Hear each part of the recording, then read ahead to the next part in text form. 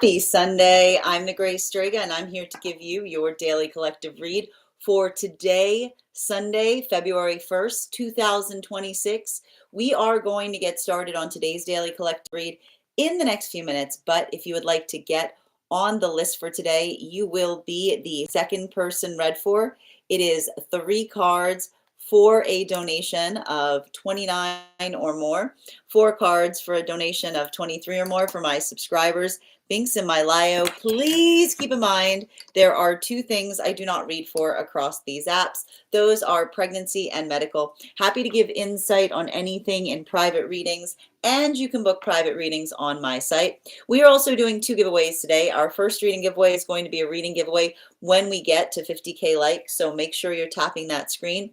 We will get to 50K in no time. The other reading giveaway we're doing today is a reading giveaway for the highest gifter between now and the conclusion of the daily collective read. So I wish you a lot of luck if you're participating in that giveaway as well. Prior to beginning today's daily collective read, I will be giving a brief recap on what we've been seeing in the cards over the last few days. If you would like to find that full reading, you can find it over on the place where we keep the videos. You can also find it over on the place where we keep the photos. You can also find it as a podcast over on my spot at Tarot Church and over on my stack. But before we get started today, most important question, scale of 1 to 10, how are you doing? There are no wrong answers. Full moon in Leo, I love it. We're going to talk about it. I mean, I got a biased opinion. I know I got a biased opinion, but I want to tell you, I've got some reasons why I like this full moon energy. Coming out of that new moon in Capricorn. Now, here's the thing about it. The new moon Capricorn that we experience, the thing about a Capricorn moon cycle is it can really help us focus, particularly and especially in relationality to what it is that we're trying to get done. However, when we are navigating the new moon like the one that we just experienced, a Capricorn new moon in Capricorn season, it can really grind your gears. Okay, it can work into the space of having to navigate situations and circumstances that can really make one feel energetically vulnerable. And I love the communication point or the trajectory that we see coming out of Capricorn new moon energy, which can often be the space by which we recognize and we feel those gears that are grinding. And Leo full moon just kind of arriving in Aquarius season that articulates that sometimes all that is needed to come out of a rut is a change of perspective. What a difference a perspective change allows. And the space by which we give each other the gift of brave points of view, right? When we are able to face adversity with a sense of resilience, with a sense of energetic determination, it allows the context of being able to articulate where our heart is energetically invested. And that work's not easy, right? It often feels selfless. It often feels like the space by which we effectively try to articulate upon the things that have meaning to us. It sometimes feels like those modalities by which we don't necessarily identify or recognize much feeling like something's happening there. But this is what we like about a full moon in Leo, because it talks about this fact that a little bit goes a long way, that effort is never energetically wasted. And often the modality by which we put our love, right, putting our love out to the universe in different ways, allows the context of it returning back to us in ways that are often in the space by which we are energetically surprised at what we find there. And it's also a conversation, and I like this as well, in terms of a Leo full moon in Aquarius season that talks to us about trusting the universe on things, right? It's a conversation that says to us that when we're working towards a manifestation goal, it's really important that we identify the important points of a manifestation. Because what happens when we get too focused on things that are not important when it comes to manifestation goals, we don't allow the energetic flourishing of how something can arrive to us. So I feel like a lot of this work that we're seeing coming through this Aquarius season, and I'm going to describe to you, this Aquarius season can feel a little bit muddled at times. There are a lot of planets. There are a lot of planets currently in the house of Aquarius as we're navigating Aquarius season. But that same energy, right?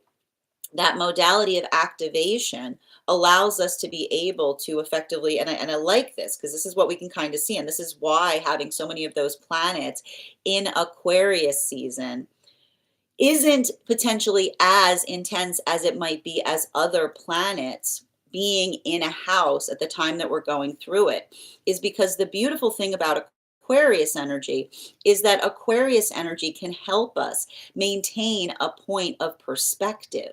And this is the gift that we recognize with Aquarian energy, when Aquarian energy is being utilized in the right fashion, right? The hard work that Aquarians often have to navigate is the inclination of disassociation, right? That's the hard part with Aquarians. Aquarians are like, at any time I could disassociate. I could just go, take me away, right? It's a lot of that type of energy. But when we don't allow ourselves to effectively disassociate, the gift that we're able to have is non-attachment, being able to view things in a larger context, right? And that modality of being able to bring perspective to things. And this is why we talk about the fact that often Leo and Aquarian energy work very well when they're working towards each other in a positive way. It's the identification point in being able to effectively bring a sense of perspective to things, but also to allow the context of identifying and articulating the force of one's love or the compassion that we bring to things. So compassion and perspective are a lot of the work that we're potentially going to see that's navigating this full moon cycle. Now, I've written a whole article about this that you can find over on the Stack to kind of guide you through this full moon energy, how to best utilize it, practices or manifestations that you can work to build into the framework of your own day-to-day activities today. But we are going to talk a little bit about how this is potentially impacting energy, depending on whether you align to masculine, feminine, or non-binary, bearing in mind that this is not based on gender, but what one feels most aligned to.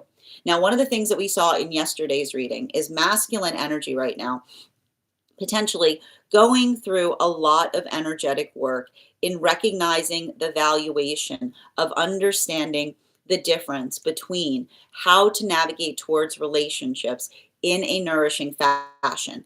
Every time I've been reading for masculine energy right now, the word nourishing comes through. And this is the disambiguation point that we have in relationality to the difference between desire, right? The desire for something versus the ability by which we give forth towards it. And this is why we often talk about the space that the difficulty with being too deep in the ego is that the ego just wants things, right? The ego is constantly in that gimme mentality, gimme, gimme, gimme, gimme, gimme, right? And when we're too much in that gimme mentality, we don't necessarily recognize how that is effectively experienced by those around us. This is often why we notice that those that are deep in their ego have love that becomes transmogrified in an unhealthy way, because it is the sense of desiring something, right, and moving towards it at all costs. And when we're effectively not being mindful of how another person feels about that, then that isn't experienced as love by the individual that effectively finds it, but rather in the context of feeling a lot of that energetic frustration in relationality to working through situations and circumstances by which another person feels either pushed out of the way or not being energetically taken into consideration. So that's why we see that for a lot of the energy doing that work, right? There's a deep understanding that the way that we heal our relationships starts by the compassion that we have for ourselves. Because when we start holding our own sense of compassion and we build into that with a sense of patience, it allows us not only to seek love, but to be present for it. Now, this brings us to the feminine energy right now. And for a lot of the feminine energy, again, bearing in mind this is not based on gender, but what one feels most aligned to. A lot of the work that we're recognizing and identifying at this time could be working through what it feels like for feminine to be loved, and also working through some of the fears that feminine sometimes holds when it comes to another person having sentiment for them. Because when we have not done, right, a continuation of what we see in the masculine space, when we have not done the work to heal the way our love is experienced, This is feminine acknowledging that a lot of the trauma that they have held has not been from someone that has hated them, but rather from individuals that claim to love them, but had not healed their love in such a way that love was not effectively navigating the space, that love is active listening, but rather the modality of the unhealed love that articulates the possessiveness of not being energetically mindful of another's wishes. And this is why we see that feminine often builds into that frustration point. We had the Empress card at the bottom of the deck in the feminine reading yesterday, and this is the energy that of the feminine that almost articulates the desire to wish that they could be more in their feminine energy, but that feminine only can be in their feminine energy when they feel that their wishes are being navigated with a state of consideration, kindness, and respect. It is again the disambiguation between love and coveting, the sense of the feminine that feels like they are housed in the framework of love when their words are being navigated, when they're being listened to and heard, rather than the modality of others trying to articulate what those energetic desires should be. So we see that there's a lot of that vibration there and a lot of potential frustration, but it's the frustration that is applied to things for the sense of healthy healing.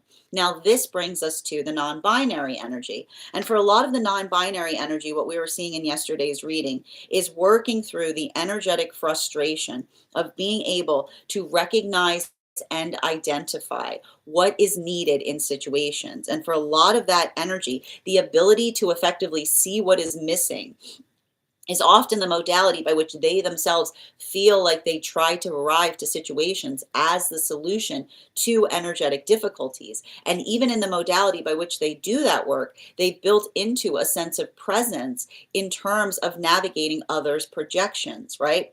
The modality of being able to energetically observe and work through the force of change, being able to apply that sense of consideration towards situations, but often feeling the trauma of being able to bring solutions to situations and it not being energetically received thusly. Often this is the energy that does that work, and it has to come into the modality of stepping forward towards things. But the modality by which they energetically step forward towards things isn't necessarily demarcated due to a desire to call attention to the self, but rather to be able to have the energetic bravery to be able to articulate what needs to be brought to a situation and circumstance. But for a lot of that energy doing that work, navigating the frustration and often being misconceived or perceived as one is trying to facilitate healing around circumstances is creating a lot of those modalities by which they're working through a lot of past trauma. But even in the context by which they're doing that, it is a continual effort that we see that they're bringing towards them in relationality to understanding that when we're in healthy spaces, that sense of effort is always energetically appreciated. So they're building into the sense of taking that compassionate approach to things as they navigate situations and building into that sense of presence in relationality to how that work is being received or healed. Now, all of this is to say that this is a continuation of what we see is going to continue through this full moon in Leo energy. Make sure if you're communicating right now, your emotions, that you're doing the important work of having the directions attached to them. One of the things that we want to understand, especially when we're navigating this much Aquarian energy, is not bringing further confusion to situations in relationality to articulating upon how one is feeling. Like, it's all about healthy direction right now is what I keep on seeing. And especially when we've got these many planets in the house of Aquarius, it can create a lot of a desire. I want to describe it as it can create a lot of a desire to like talk about things rather than talk towards like what feels like making sure that one is staying on track or on subject is what I keep on getting. Now that is where we find all of the energy prior to today's daily collective read. But if you'd like to find that full reading, you can find it over on the place where we keep the videos. You can also find it over on the place where we keep the photos. You can also find it as a podcast over on my spot at Tarot Church and over on my Stack. I would also encourage you to head over to my Stack to learn more about a very special retreat that I'll be hosting this August. I'd like to invite you to join me August 8th through 13th, as we will be heading to Italy to study the tarot in the location by which the tarot was first documented to be discovered.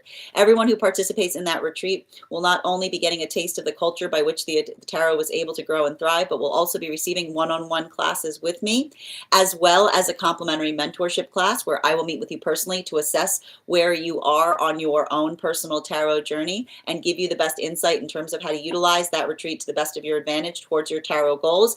And if you sign up today, this week only, I will be having a $200 discount on that retreat package. So make sure that you're grabbing that up if you'd like to participate, as well as heading over to my Stack to learn more about our next tarot class, which is going to be held on Thursday, February 19th at 6 p.m. PST, 9 p.m. Eastern. We will be continuing our studies into the tarot with a focus on the sword suite of the court cards in the sword suite. We'll be studying the history of the cards as well as the symbology found in that suite, as well as presenting a unique spread that you'll be able to take with you that will channel the messages of the sword suite into your own readings. And all you need to do if you'd like to become a part of that is head over to my Stack and become a paid subscriber. Your paid subscription to my Stack is your ticket of entry into our live classes each and every month. You will also, as a monthly subscriber, have access to over 9 hours worth of material in the Tarot Church Library class archive. Now, it's not necessary to catch up. I'll be doing my best to give you an update on everything we've studied prior to beginning the next class, but the material is there for you to receive as you're ready to receive it, as well as, and if you become a founding member, not only will you receive a discount on the whole year's worth of classes, but you'll also have access to over 20 hours worth of material in the Tarot Church Library class archive and the opportunity of receiving a mentorship class with me if you would also choose to have one. One of the things I tried to do with these classes was make them accessible to the absolute novice tarot reader as well as the seasoned reader. There's definitely something there for everyone. Don't let your lack of experience or your robust experience prevent you from joining us in these classes. And even if you don't become a paid subscriber to my Stack, I would encourage you to follow me there to stay up to date on any new offerings or services. I also post my weekly newsletter there, which will let you know about my in-person events as well as my online live schedule and my Mystic Meditation articles. As I mentioned, you can head over there today to find out more about this full moon in Leo we've got coming up. I also want to let you guys know that on top of my standard life path readings, I also offer mentorship classes. These are for any of my students seeking a more personalized educational experience with me.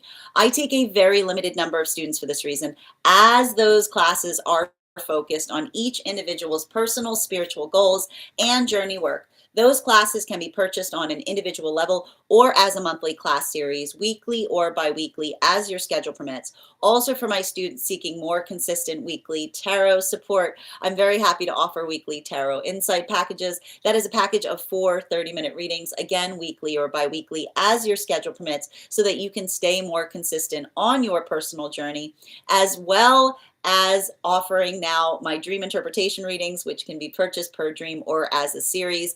If you purchase the series, I would encourage you to start to keep a dream journal, as we will meet weekly or bi-weekly with that journal and utilize the tarot to understand the key themes and messages coming towards you in the dream space. That said, we are going to get started on today's daily collective read in the next few minutes, but if you would like to get on the list for today, it's an absolute lovely time to get on the list. You will be the second person read for. 3 cards for a donation of 29 or more, 4 cards for a donation of 23 or more for my subscribers. Links in my bio. Please keep in mind there are 3 things I do not read for across these apps: pregnancy, medical or legal. And again, welcome to everybody joining us today. Salima, thank you for joining us. Angelic, welcome. How are you doing today, Tammy?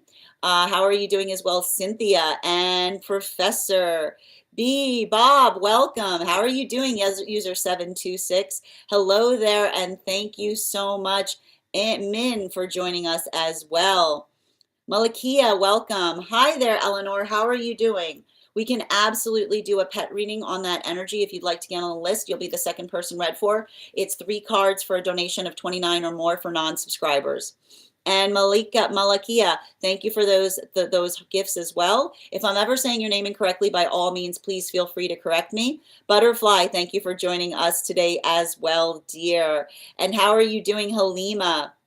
User 726, thank you for sharing the live. Always appreciate when you guys share the live.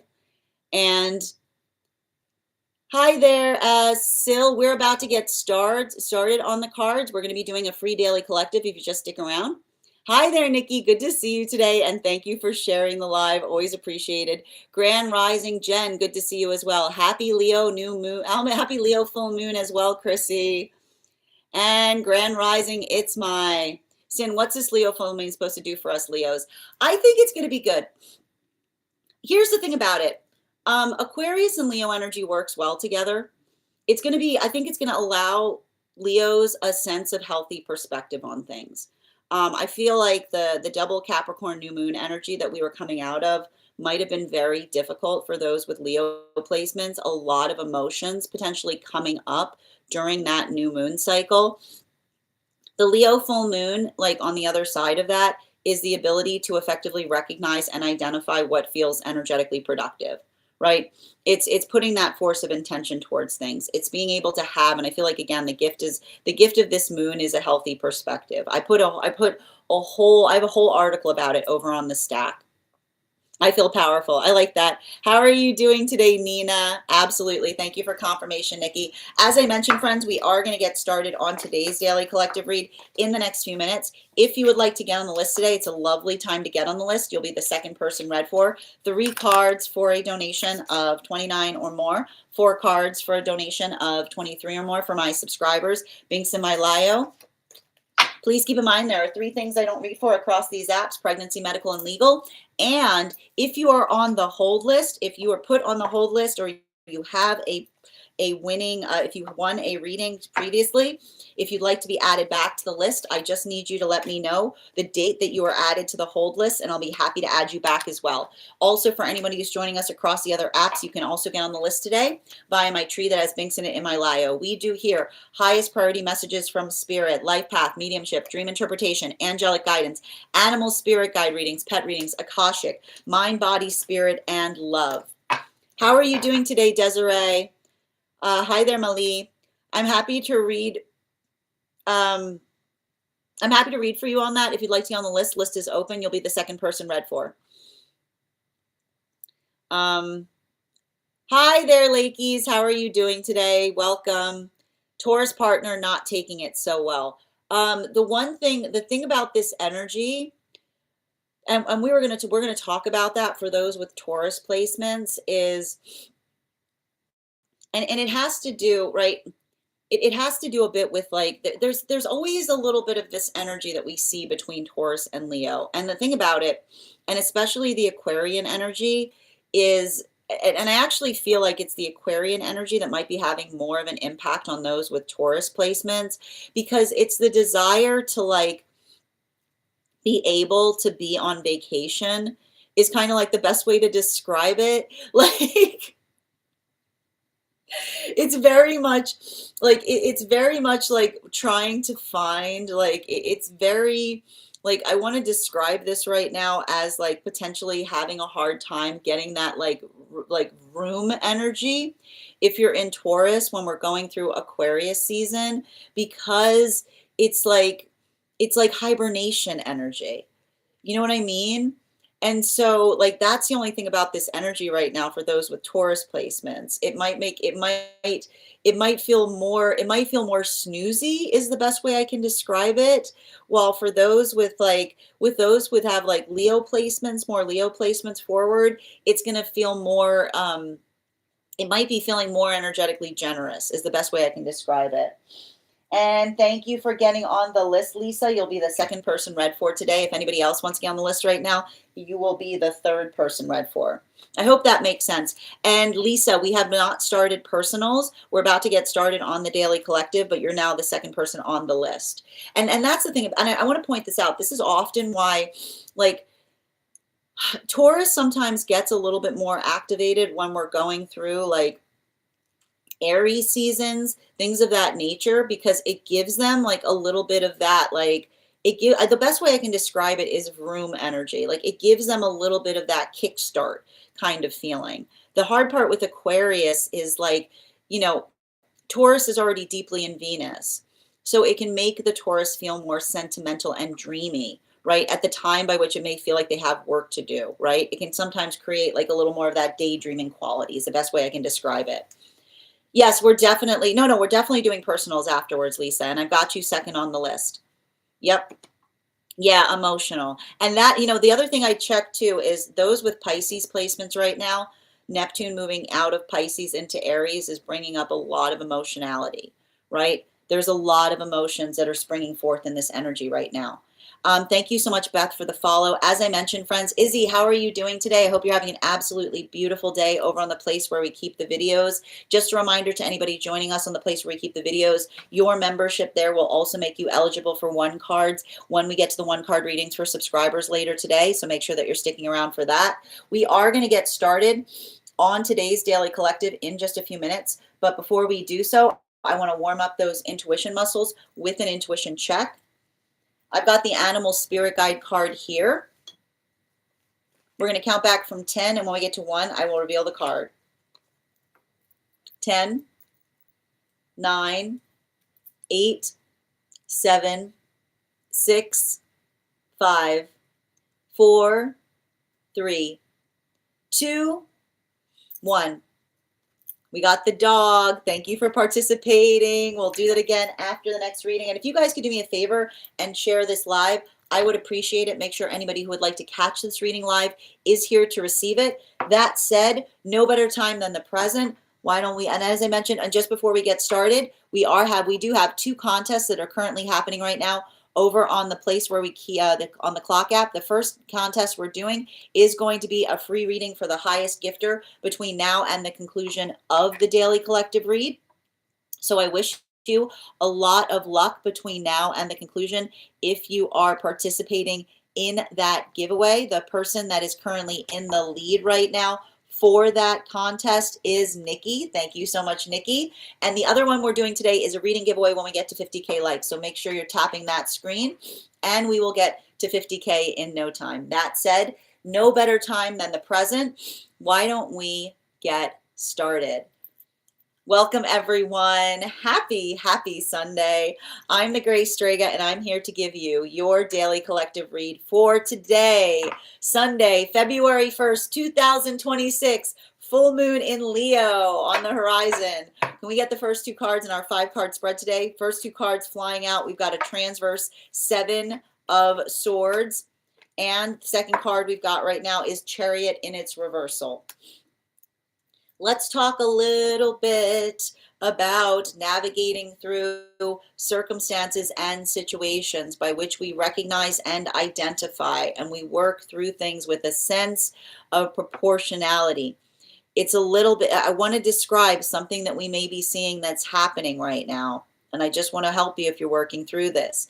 It's very easy in this energy to get ahead of the self, right? No looking before you leap type of energy is what we see is so important right now. Being able to navigate circumstances and situations with a sense of energetic pacing, right? Pacing and placing, pacing and placing. Because, and we were continuing to talk about this, and we were having this as a continuation of the reading that we were basically having yesterday.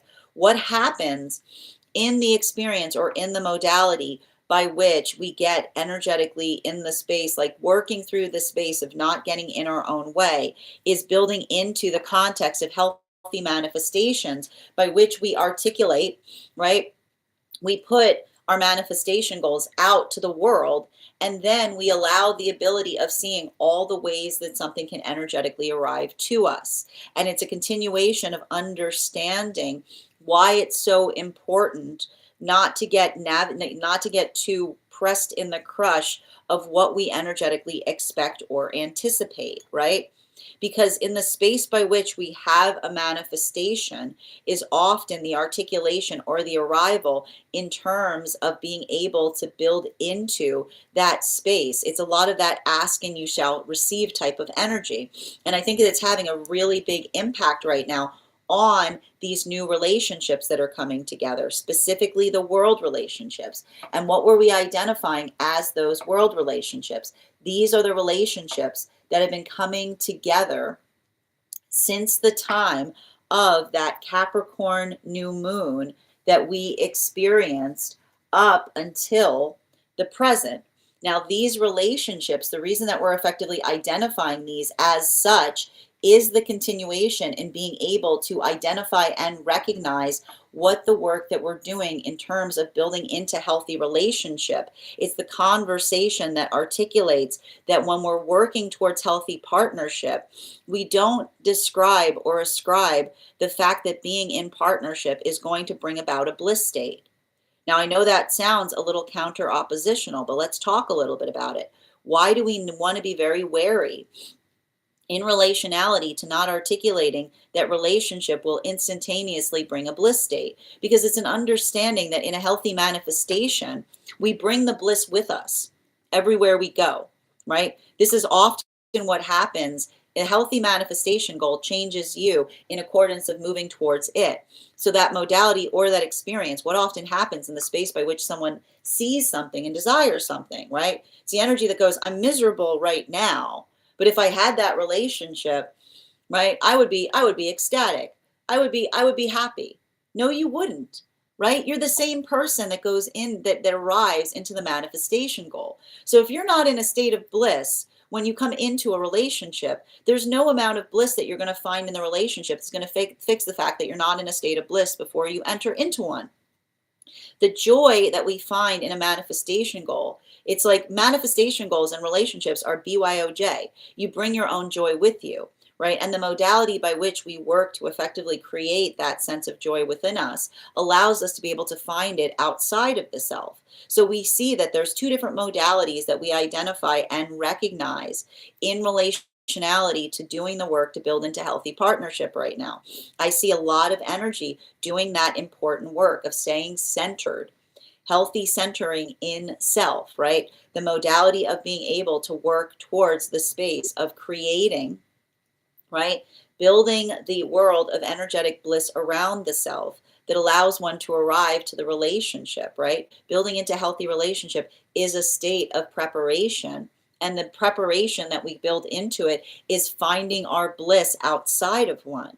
So I keep on getting that this is a lot of the energy that's building into that modality and articulating the fact. And this is why we understand that it's never selfish to do that work, because the gift that we find in finding our energetic bliss allows us to arrive into partnership by which we bring bliss to one another. While I also see that there are relationships right now that are coming together, working through, and I keep on getting this, a lot of conversation as it relates to past relationships and what one felt was energetically missing. I'm even going to describe this here. I almost see some of these relationships potentially talking about the fact that they feel like they left a partnership by which another person articulated that something was missing, failing to recognize that they always felt that way, right? Like, this is why I'm wondering, we do our own work to navigate our je ne sais quoi, because the modality by which we don't feel energetically turned around by it, right? Like, none of that, like, I keep on seeing, like, this is what we articulate in relationality to navigating through those points of being able to recognize and understand. There's a lot of that energy that it's effectively articulating upon working through, I keep wondering, working through energetic relationships by which another person articulated that they felt like something was missing, failing for that energy to fail to recognize that that person always feels that way, right? It's like that person always feels that way, right? It's like this is what happens when we don't do the work in being able to fully recognize or identify our own energetic lack space. Now, this brings us to the center card for today's spread, and this is going to bring us back towards this is going to be reading into the moon relationships. And the moon relationships were effectively coming together between the time of that Capricorn new moon energy that we just came out of. So January 18th up until this fall, which was September 6, 2026. Can I get one card to clarify, please? Or 25. Can I get one card to clarify, please? clarification coming through right now, a lot of Five of Cups energy. And I want to point this out. You know, the thing I like about this energy right now that we're seeing is it's working through, I keep on getting, it's working through the space and these moon relationships. I just want to articulate this. I feel like they're being very, very protective over the work that they've been able to do in relationality to building into healthy relationship. I keep on getting protective for a reason. And the reason I keep on seeing this is, and there's something really valuable and important that is happening with some of these moon relationships is, and I want to describe this. Remember how I said that these relationships are finally having a moment by which they feel like they can catch their breath. They're finally having some kind of modality by which they feel like something is energetically settling down enough to be able to get to know one another. This is a lot of the energy that is potentially feeling the space by which they're navigating a breakthrough.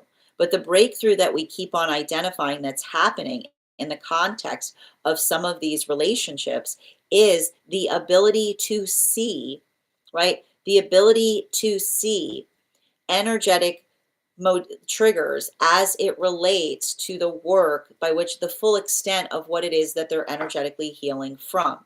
And the modality by which I keep on getting these relationships are being so protective because they've recognized and identified the mutual effort that they do in terms of creating peace for one another, right?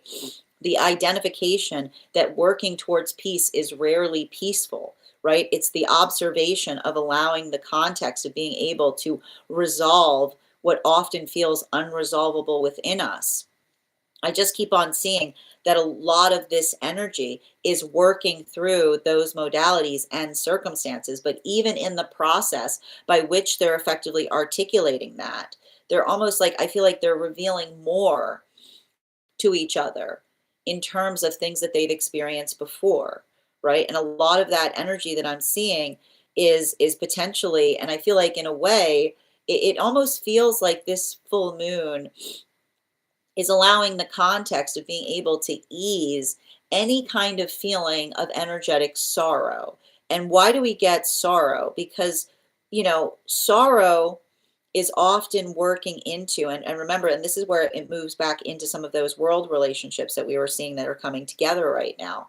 Sorrow is often working through the space of understanding and identifying that when I keep on hearing, when we bring the sorrow into a relationship, right, it's often the modality by which our counterpart feels the weight of not being able to resolve that sorrow for us, right? And that's the hard part with sorrow. Sorrow is not sorrow is not something that we can effectively heal within one another, right? It's something that we help each other with, is what I keep on getting. And so for a lot of that energy, the ability to hold space for each other is what I keep on seeing is one of the prioritization points of these energies because they've navigated, and this is the gift that happens, right? The modality by which we build into the security of the self, by which we can navigate holding sorrow for another and not feel like that sorrow is directed towards us. And I keep on getting that for some of those moon relationships, basically articulating the fact that they felt like they were they're healing from relationships by which they felt that they couldn't be their authentic self was often the modality by which I keep on seeing them often feeling like often I keep on hearing a healthy relationship can navigate the fact that we have moods, right? It doesn't require us, and this is why they're moon relationships, right? They're recognizing and identifying the space of not feeling energetically triggered by one another's phases. So a lot of the work that we're effectively identifying there is a lot of that energy that's working through the ability of being able to open up more to one another, specifically and particularly because they recognize the quality by which they're not feeling energetically triggered in terms of seeing each other in sorrowful states, right? They know the gift of holding space. Now, this brings us to those temperance relationships. And the temperance relationships were effectively coming together, and between the time of June 20th up until, so the summer of this year, during the solstice period, up until Mercury and Venus stationing direct behind Neptune, which happened March 14th, 2025. We've got, I tried to pull 2 cards coming out. We've got 3 cards. And the cards we have coming through right now are the Sun card in its upright, the Queen of Wands in its reversal. Woo, look at this. Woo, look at this. I like this. And the King of Cups in its upright. And let's talk a little bit about this energy here, because this is what we, I got to tell you guys, we're going to go through a little bit of a lesson here in relationality to what it feels like to be in the modality of working through counterpart energy. And this is what's nice about counterpart energy, right? Do you think counterpart, and this is why you got to work so hard in making sure that you're not always energetically lockstep, right? Because here's the thing about it. Counterpart, the strength in the word counterpart is the word counter, okay? Counterpart, right? It's the yin and the yang. It's the modality by which we effectively show up, and we don't need to be in the same energetic state as one another, right? This is what we talk about with complementary relationships, right? So we see that this is a lot of the temperance relationships working upon the fact of appreciating one another because they feel like they energetically complement one another, right? And look at this energetic reflection point that we see here. And in a way, right? And I like to point this out. This is the modality or the experience by which we recognize, look at masculine here, right? We've got masculine energy. This is a conversation of what it means. And I told you, these temperance relationships focus on the lessons of the temperance card, which is the observation of the sensitivity of effectively the mutual effort that pays off in big ways. But it's not just mutual effort. It's the effort of adaptability, right? Not the space by which another person inhabits, but how you effectively show up in relationality to what another person energetically lacks, right? It's like, and this is what we like, because this is how masculine and feminine in this modality, bearing in mind this is not based on gender, but what one feels most aligned to, this is how complementary counterparts arrive to each other, right? If masculine is in the modality of being energetically emotional, feminine knows how to step up and be the force of energetic strength. When feminine is feeling less than energetically supportive, masculine can effectively nourish the feminine in the modality of being able to give them that energetic encouragement point.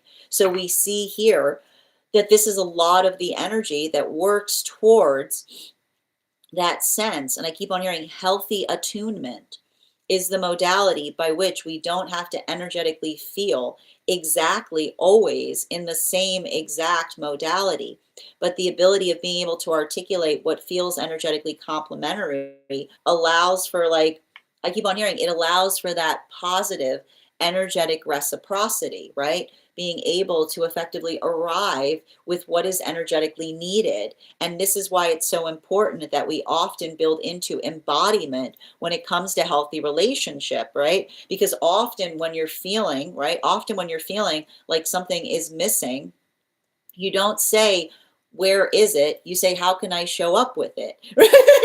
Like, I've already taken care of it. Right? And that's like, that is the energetic relief, right? That is the beautiful attention and relief that we have. And this is often why, but we only get that, right? We only get that when we allow the modality by which we surrender our egoic state, right? Because it's the modality of being able to attenuate, right? Is the space by which we can energetically predict. And we cannot be predictive for each other if we're overly energetically controlling, right? And this is why we see that often relationships by which energy hasn't healed their controlling tendencies often feel an energetic lack space, because when another person is too energetically controlling, what you're really saying to the universe is, I don't want you to energetically predict or anticipate needs, because I'm going to take it as a violation instead of an energetic gift, right? So this is the energy that gets that. And they build into the context of having the healthy egoic state that allows them to become the energetic delivery system for one another. Continuing to get clarification between the Seven of Swords in its transverse in combination with that Chariot card and its reversal. Can I get one card to clarify, please? We've got the Three of Cups in its upright. So what are we seeing there with the Three of Cups in its upright? A lot of the energy that we see, and this is moving us back into those world relationships that are happening right now. And a lot of these relationships that we're seeing are working into the context of being able to build into the commonality of shared experience is what I keep on getting. And there's something really important and vital there that we're identifying and recognizing. And it has a lot to do with the modality of being able to articulate that this was actually coming through in yesterday's reading. This was coming through in yesterday's reading, right? The gift that vulnerability is, right? The modality of understanding and recognizing how energetically precious vulnerability is. Because when we understand and recognize how precious vulnerability is, we work very fundamentally to protect it. And that starts, and this is why we have to heal our heart space, because it starts proportionately with how well we have healed our own understanding of how precious our vulnerability is, right? Often the modality, the problem with trauma is it sometimes builds false narratives within us. Trauma wants to build false stories inside of us that often create the space by which we energetically despair, right? We're energetically vulnerable in a place by which our vulnerability is not held preciously. And what is the false story that trauma tries to articulate? I should never, the mistake being the vulnerability, right? I should never be energetically vulnerable again. Or almost those modalities by which we try to be energetically honest and our honesty isn't received as the gift that it is. What is the false narrative that the trauma wants to articulate? See what you get for being honest. Bet you're not going to do that again. But the modality by which we understand that that is the sound of trauma, right? The modality by which we recognize that trauma tries to articulate that being able to be our vulnerable, authentic self is somehow an anathema or something energetically negative. This is why we talk towards the fact of understanding that when we're building into a healthy space, we hold our vulnerability energetically preciously. We recognize it for the gift that it is, because in vulnerability, we find possibility, right?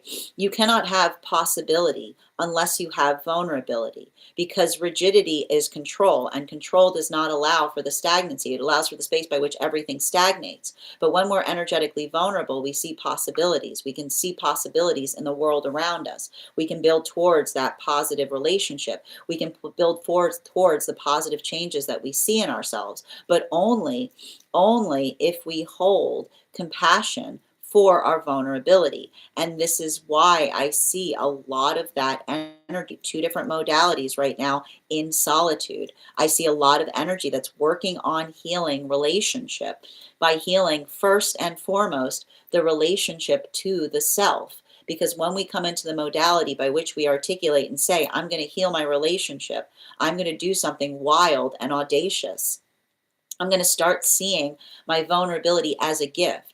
I'm going to start perceiving how others receive that vulnerability. And the perception in terms of how they receive that vulnerability tells me everything I need to know as to whether that is a safe place for me to be, whether that is a safe place whether that is a safe place to grow a relationship. Then we look at our vulnerability as a calibration point that allows us to arrive into the energetic sanctuary of healthy partnership.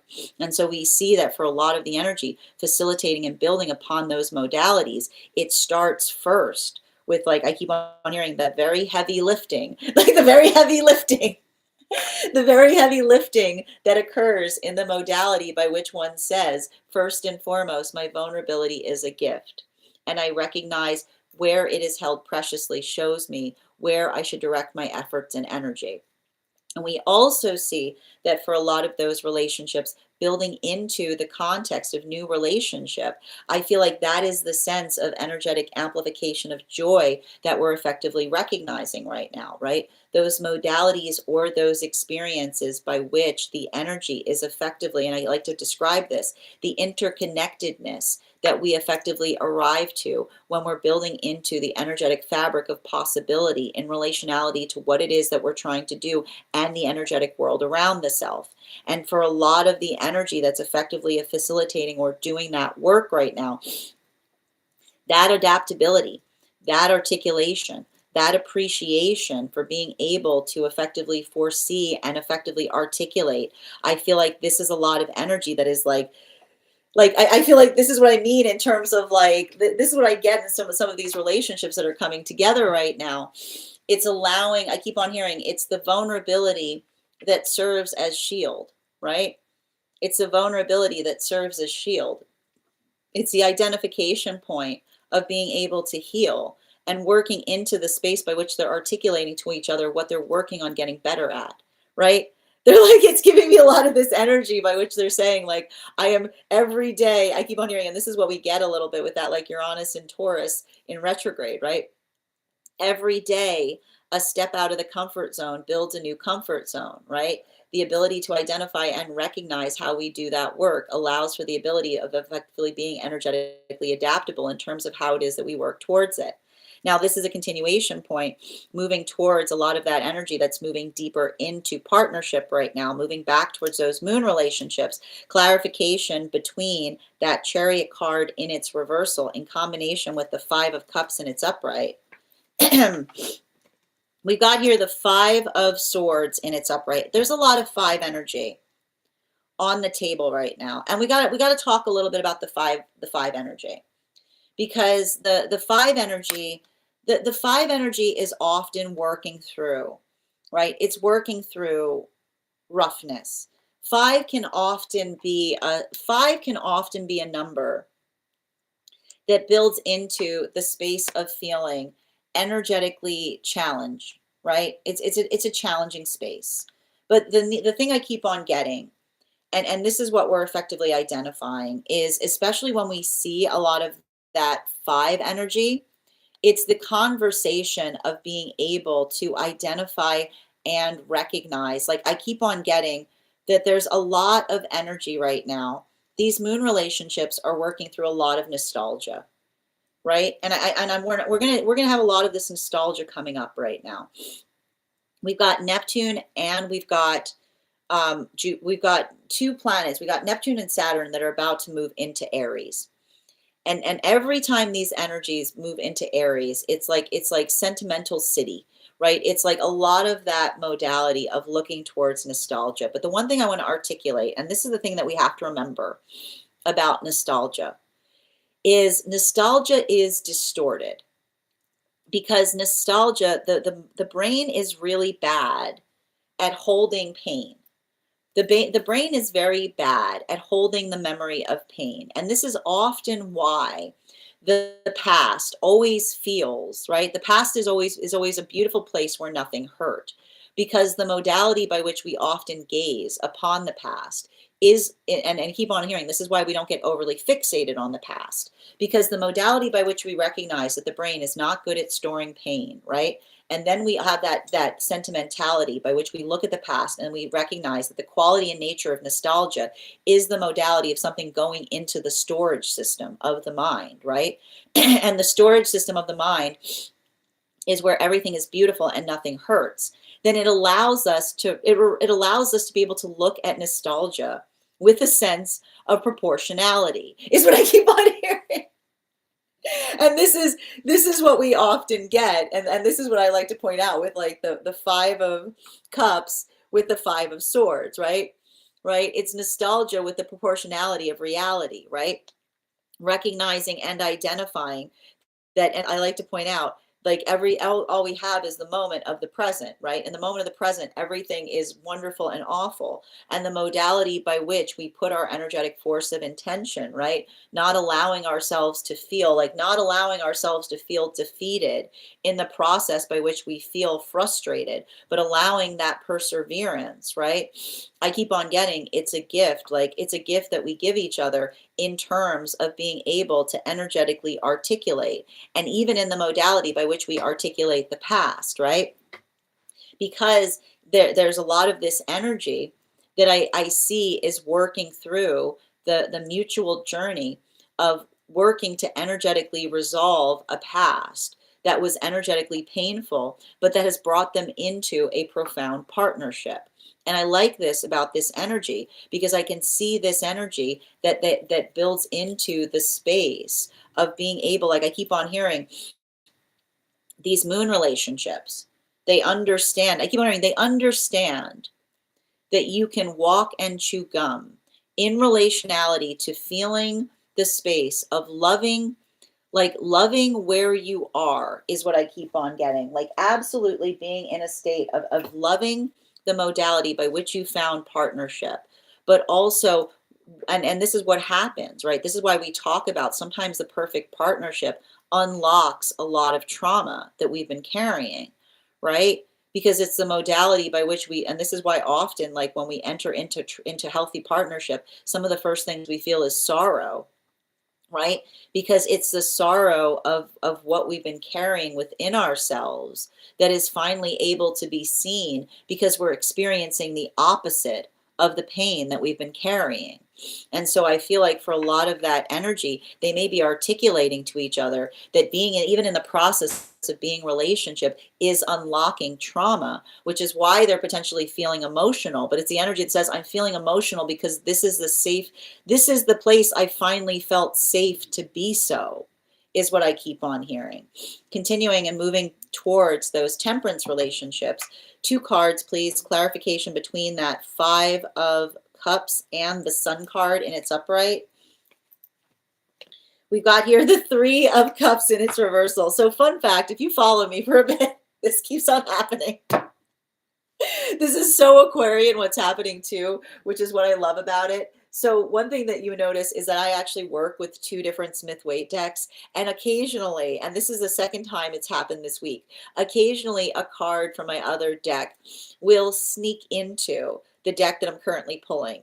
This happened 2 days ago when we were doing this, when we were doing the daily collective, and we had not 1 but 2 sword cards come out. We had 2 Page of Swords. One was upright and one was in its reversal. And so here is the uncanny correlation of that same reading, because we have the same thing happening right now, almost in the exact same position that we found those sword cards in, but we have it here reflective in the upright 3 of Cups in its reversal and the reverse 3 of Cups in its reversal. If you are a tarot nerd and would like to see today's spread, I would encourage you to make sure to head over to the stack where I'll be posting a photo of it. And the thing we identify and recognize in relationality to working through circumstances or situations by which we effectively identify and articulate what it is that we're working on. I keep on seeing the 3 of Cups in its upright and the 3 of Cups in its reversal is the ability to identify and I want to describe, there's something about this energy right now that can feel somewhat polarizing. Okay? We see that even now with the reflection point of the King of Cups and the Queen of Wands in its reversal. But when we identify and recognize that when we are energetically working through things, the modality by which we give things time to energetically change is, and this is why we articulate or we speak upon things, right? When we identify, when we give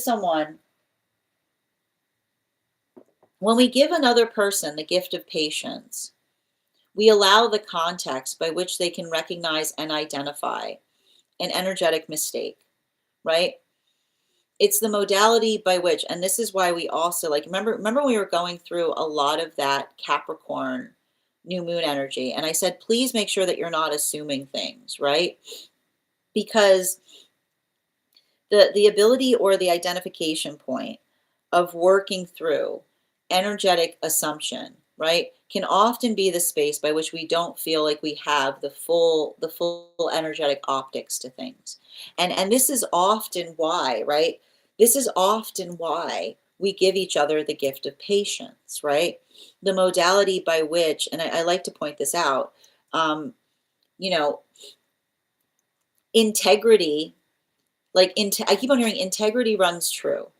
And why do we identify that integrity runs true? Because it's the modality and the experience by which we understand and recognize what feels energetically integrated is often navigating through circumstances or situations by which we apply our energetic force of effort towards things, right? And the modality by which we effectively work through that is the ability of giving each other opportunities to energetically mature. And I think that this is important right now as it relates to temperance relationships, because we're getting back into the temperance relationships. And I see that for a lot of the energy working through those modalities and experiences, it's a continuation of having conversations in relationality to working through maturation. And the ability by which we recognize and identify what feels energetically maturating is often the identification point of being able to effectively recognize or identify a blind spot in the self, right? And one of the things that we see here, and I want to keep on pointing this out because this was coming through over the last few days. I feel like there's something heavy that's happening right now for some of these temperance relationships in noticing they're noticing walls that they had to energetically erect in past relationship cycles wherein it was not safe to be their authentic self. And a lot of that work is so difficult because I keep on getting that for a lot of those relationships, being able to effectively identify and articulate to another the shape of that work, right? Having to energetically heal, right? I almost see like this energy that feels like they're almost apologizing to one another, like for the fact that they have these walls that they had to energetically erect in themselves at a time by which it was not safe for them to be their authentic self. And so for a lot of that energy, they're building into they're building into dissolving those energetic walls, or they're building into the space by which they're finding more confidence in terms of feeling energetically like authentic and open. But I keep on getting a lot of that. I keep on getting a lot of that openness is like it's working through the conversation on the trauma by which they had to navigate something. So I get like there's a lot of that emotionality here. And I almost see that this energy kind of working through it in a way by which they're able to effectively have perspective in relationality to where they feel triggered. And it's not even this fact that they're like trying to remove the trigger entirely, but the modality by which they're making each other aware that it's there is what I keep on hearing. Continuing to get clarification between our Sun card in its upright, the King of Cups in its upright, and the Queen of Wands in its reversal. And this is getting us back towards those world relationships. One card to clarify. The King of Pentacles in its reversal. There's a lot of king cards here. So let's talk a little bit about what we're seeing. The King of Pentacles. The King of Pentacles in its reversal, in combination with those court cards that we see, is often working into, and I feel like this is what's difficult for some of these relationships that are coming into partnership right now. There's a lot of this energy that is healing from another person's shadow work. And why do we see that the energy is healing from another person's shadow work, right? It's the definition. I keep on hearing this is energy that's healing from somebody being able to articulate that something is energetically, I keep on hearing the ineffable thing that is energetically missing, that often talks about another person not being in a satisfactory place, is what I keep on hearing. Let's talk about the lack space, right? We've all got a lack space within us, right? We always have. There's something that we energetically carry that is often the space by which we feel, right? We feel like the energetic yearn for something, and it's hard to be able to articulate what that is. You have to understand that that is the core wound that we arrive here with, okay? That is what effectively makes sure that we energetically survive. We spend our whole life trying to get rid of that, right? Because there is a trigger in us that is the earliest trigger that says I need to scream really loudly and demand something in order to persist, right? And the sooner you recognize that that is the original core birth wound, right? Like that is the wound that we arrive here with, then when you recognize it within the self, you effectively address it as such, right? It is the energetic, like again, what because you have to imagine, right? When you first arrive here, and you don't have any idea of anything, right? You literally have to have something within you that yearns for something ineffable, right? Because you don't have any thoughts. You're brand new. Okay, you're brand new. You need yearning for the ineffable is what keeps you in a survival state when you're energetically new, and it's a space by which it is loud, it screams forth in order to be energetically addressed, right? And when we recognize that for the birth wound, right, when we recognize that for something that is energetically integrated in the context of being alive, then we often recognize it as such and we don't apply it to our relationship, right? And I literally see some energy right now that is either healing, right? They're either actively healing in us trying to find their energetic bliss, having to heal from a modality by which another person tried to move away from them, articulating that they just, I don't know, it felt like something's missing. But they always feel that way because they've never healed their birth wound, is what I keep on hearing. they've never they've never healed they've never healed the FOMO birth wound that articulates the fact of feeling, oh, it's just like I feel like there's something more, being like, no, that's your, like that is the original core wound that you're allowing to hold dominance and sway over your whole energetic existence. And so effectively, I feel like a lot of the energy working through that is coming into the observation. And that's what's difficult about that, because you can usually tell energy in that modality because it's very fickle, right? It always wants what it doesn't energetically have. And it's like the fickle pickle, which is the modality by which another person doesn't recognize the energetic birth wound that always makes them effectively yearn for something that's energetically missing. And then they see things outside of the self and they go, oh, that'll fix it. But it never does, because they haven't done the work to address the fact that they've got a lack space within them. And so that's a lot of the energy that's effectively either healing from situations and circumstances. And what's hard about that is when we hurt each other with that core wound, we make each other feel like we are not sufficient, right? How can you usually tell that you're healing from a relationship like that?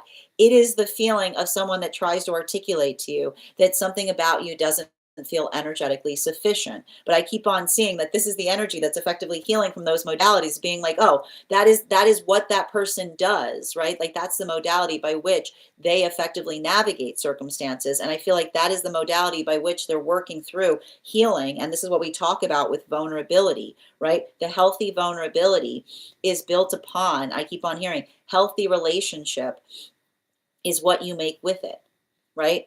It's the ability to feel that energetic sense of lack and being able to fill it internally. And the more that we're able to fill our own cups is often how beautiful our relationships become, because it's the modality by which we don't look to each other to be our source of energetic bliss.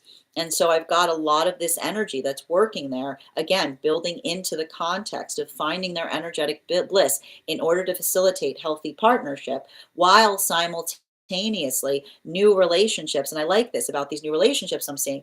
They're not necessarily looking to each other to fulfill an energetic void, but rather the ability of identifying someone that is just as invested in, I keep on hearing, the integration of something in a way of being able to see how beautiful something can become, right?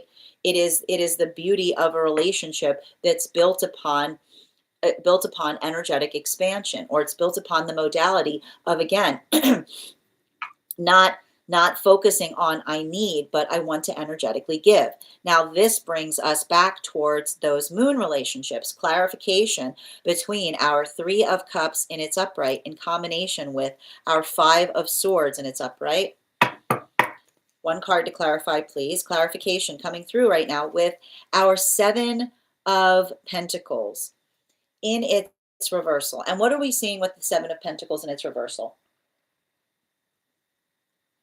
A lot of the energy that we're seeing right now with the Seven of Pentacles in its reversal is the conversation or articulation of working through, I keep on hearing working through what feels energetically sustainable. And the thing about these moon relationships that I want to articulate that we're seeing here is a lot of these relationships have often had to work through situations and circumstances by which I keep on hearing, by which another person would often, I keep on getting this, like the modality by which, like I keep on hearing the space by which we take the space by which we take positive energetic direction is the modality by which we're perpetually working to energetically smooth things out, is what I keep on getting. And this is what I love about these moon relationships is, and I keep on getting, it's very much the space by which they themselves have made things easy, right? But this is what we talk about with the gift of ease, right? Because the gift of ease is, and this is always like the disambiguation point, right? Like the modality by which we see ease. Do you know how hard it is to make something look easy? Like, do you know how hard it is to, you know how hard it is to make something look easy? And there are those that see someone working very hard to make something be easy, and then in their ignorance will articulate that it's energetic luck, right? And there's no, I keep wondering, there's no luck. It's always about the application of energetic effort that we bring to things, right? The modality by which we energetically arrive and allow for that modality of seeing how energetically smooth something can be, or the way by which we effectively facilitate upon that. And I feel like this is what these energies appreciate with one another, right? Even when it's energetically difficult, they focus upon what feels like it can refine the situation or circumstance, right? They're always working to mutually smooth things out. And even in the modality of doing so, I see that is a lot of, like, I keep on hearing, like, that's a lot of like it's giving me a lot of that like cool energy. But the reason I keep on hearing it's cool is because, right, they work really hard not to allow circumstances or situations to get the better of them, right? It's the modality, it's a continuation of understanding and recognizing that smoothness or that easement that we bring to each other is a gift, right? Because when we look at it like that, right, then we feel like we become the source of each other's peace, right? So I feel like there's a lot of that energy that's working in that capacity. And even in the conversation of doing so, I feel like they're finally reaching a point by which they can start to enjoy some of that peace that they've been working towards with each other for so long. Now, this brings us to the temperance relationships. Clarification between that Five of Swords energy and the Three of Cups in its reversal. Can I get one card to clarify, please? We've got here the King of Wands in its upright. And I just need to point out again, if you are a tarot nerd, make sure that you look at today's spread. We've got 3 of the 4 king cards out on the table right now, okay? And we're going to talk a little bit about this right now, okay? Because we're going to talk a little bit about this energy. And I want to describe what we're seeing here. And this is moving us back into those temperance relationships, because it is the observation of understanding what feels like is energetically sustainable when we hold, I keep wondering, when we are effectively identifying and recognizing and energetically appreciating the work that we give to each other, but not just the work that we give to each other, the work that is energetically facilitated in relationality to the connections that are around us, right? And I feel like there's something really important. I feel like there's something really important about those temperance relationships, because those temperance relationships effectively identify, and I told you, remember, it's very much pillar energy, mutual effort that allows anything to be possible so long as the work is mutual.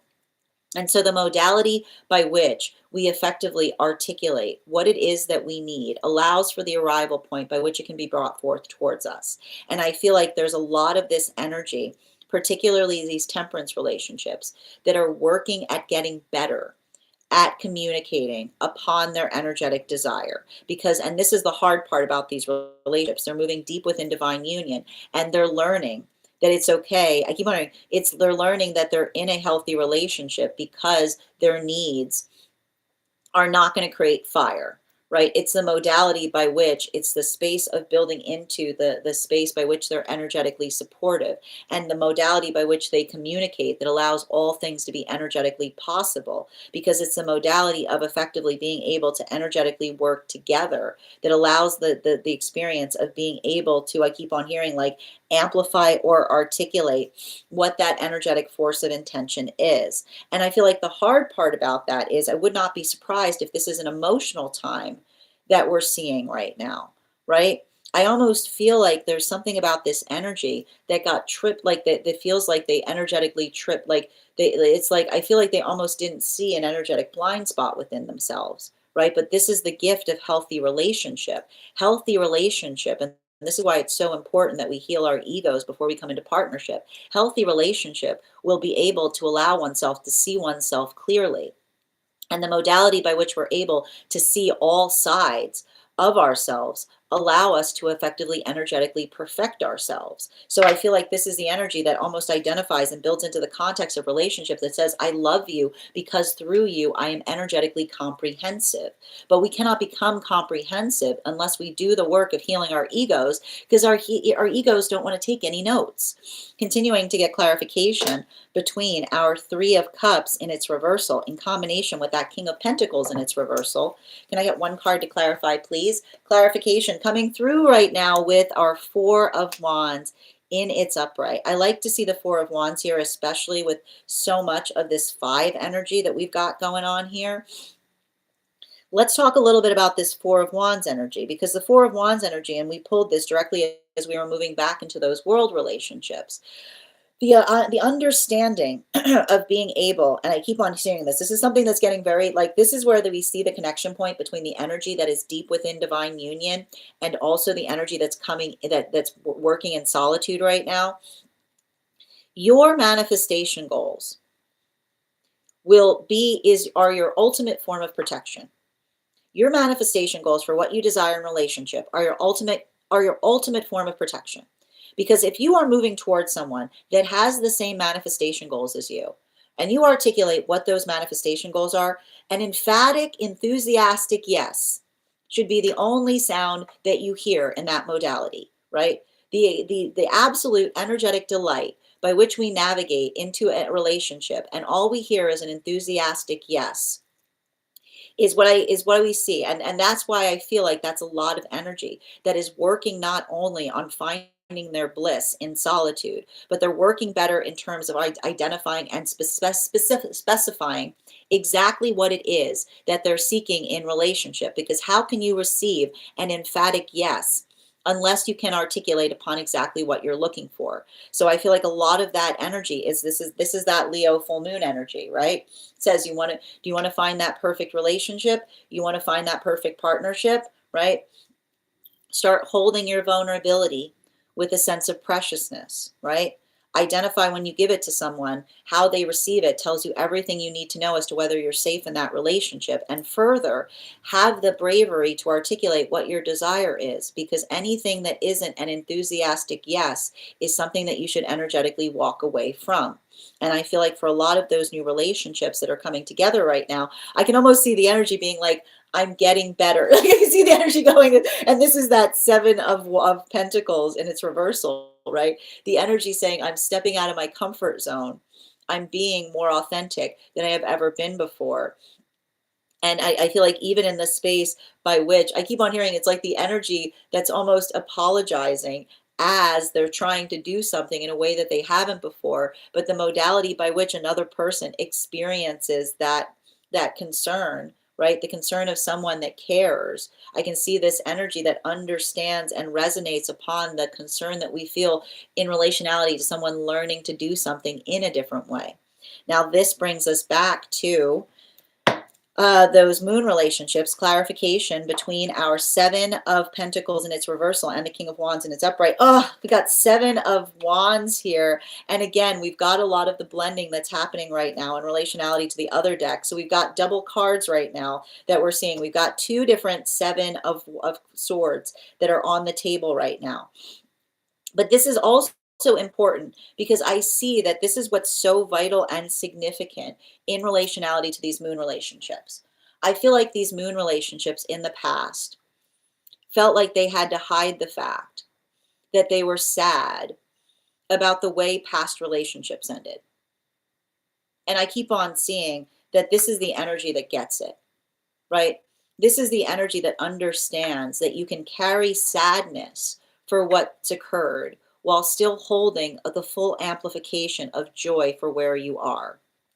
This is the energy that simply understands the nature of sorrow. Does not, I keep on hearing, they understand that the joy of today does not erase the sorrow of the past, but rather it builds into the modality of the gravity of understanding and recognizing the value and importance of what it is that we've energetically found. And so I feel like that's beautiful because I keep on seeing that this is the energy that feels that energetic connection, not just in the joy that they're able to express to one another, but in the ability to articulate upon a past that hurt them and not feeling energetically triggered by someone talking about in the modality of trying to heal by expressing and articulating upon something that energetically hurt them, right? This is very, very compassionate energy. It's the space by which they can hold space for both, which identifies the stability that we feel in relationality to our own security, right? This is why we talk about the gift of being centered in self, is that when another person expresses sorrow, we don't get twisted up and experience that as a rejection point. We understand that that is effectively them expressing the fact that they've been carrying pain upon something for a long time. Now, this brings us to those temperance relationships, clarification between that King of Wands energy and the Four of Wands in its upright. One card to clarify, please. Clarification coming through right now with our Eight of Pentacles. There's a lot of pentacle energy on the table today. I like it. I like to see the Seven of Swords with the Eight of Pentacles because it is a conversation in what feels energetically productive. And then this is what I keep on seeing, and this was coming through again in yesterday's reading, which is the amplification of basically saying that when you are in a space of energetic revelry, or when you're in a space by which you're working towards the identification point of doing something important, right? You have to be able to carry a proportionality of rage and joy in both hands, right? Because, and this is what we identified. Rage, right? Rage often creates the space by which we feel energetically burnt out. But when we're able to transmit our rage into joy, it's the modality by which we articulate that our joy cannot energetically be taken from us. And the modality by which we articulate the space by which I keep on hearing the energy that articulates that in temperance modality, this is how strong that energy is, which is they're working into the modality of holding energetic frustration upon things, even in the context by which they're trying to create joy for one another. And I feel like that is the modality by which they articulate upon the fact that joy is a gift, and that we protect it, and that we work to facilitate it, even as we are articulating our own energetic frustration in relationality to energetic situations or circumstances that are occurring around the self. And I keep on getting that for a lot of the energy doing that work right now, I almost see the energy that is working through the fact that they articulate that there's something about the experience that they're feeling that makes it hard to be joyful. And what is counterpart articulating to them, saying we have to be joyful, right? The modality by which we articulate and navigate and state that joy that we carry is not something that another can take from us, is the amplification of hope that we put forth towards a better tomorrow. So I feel like there's a lot of that energy that works through those modalities. And the hard part about it is like going through, and I like to describe this, like going through a full moon in Leo can often feel like a heart opening because it's a modality by which we work through the energetic frustration but then we allow it to build us into further the importance of energetic celebration.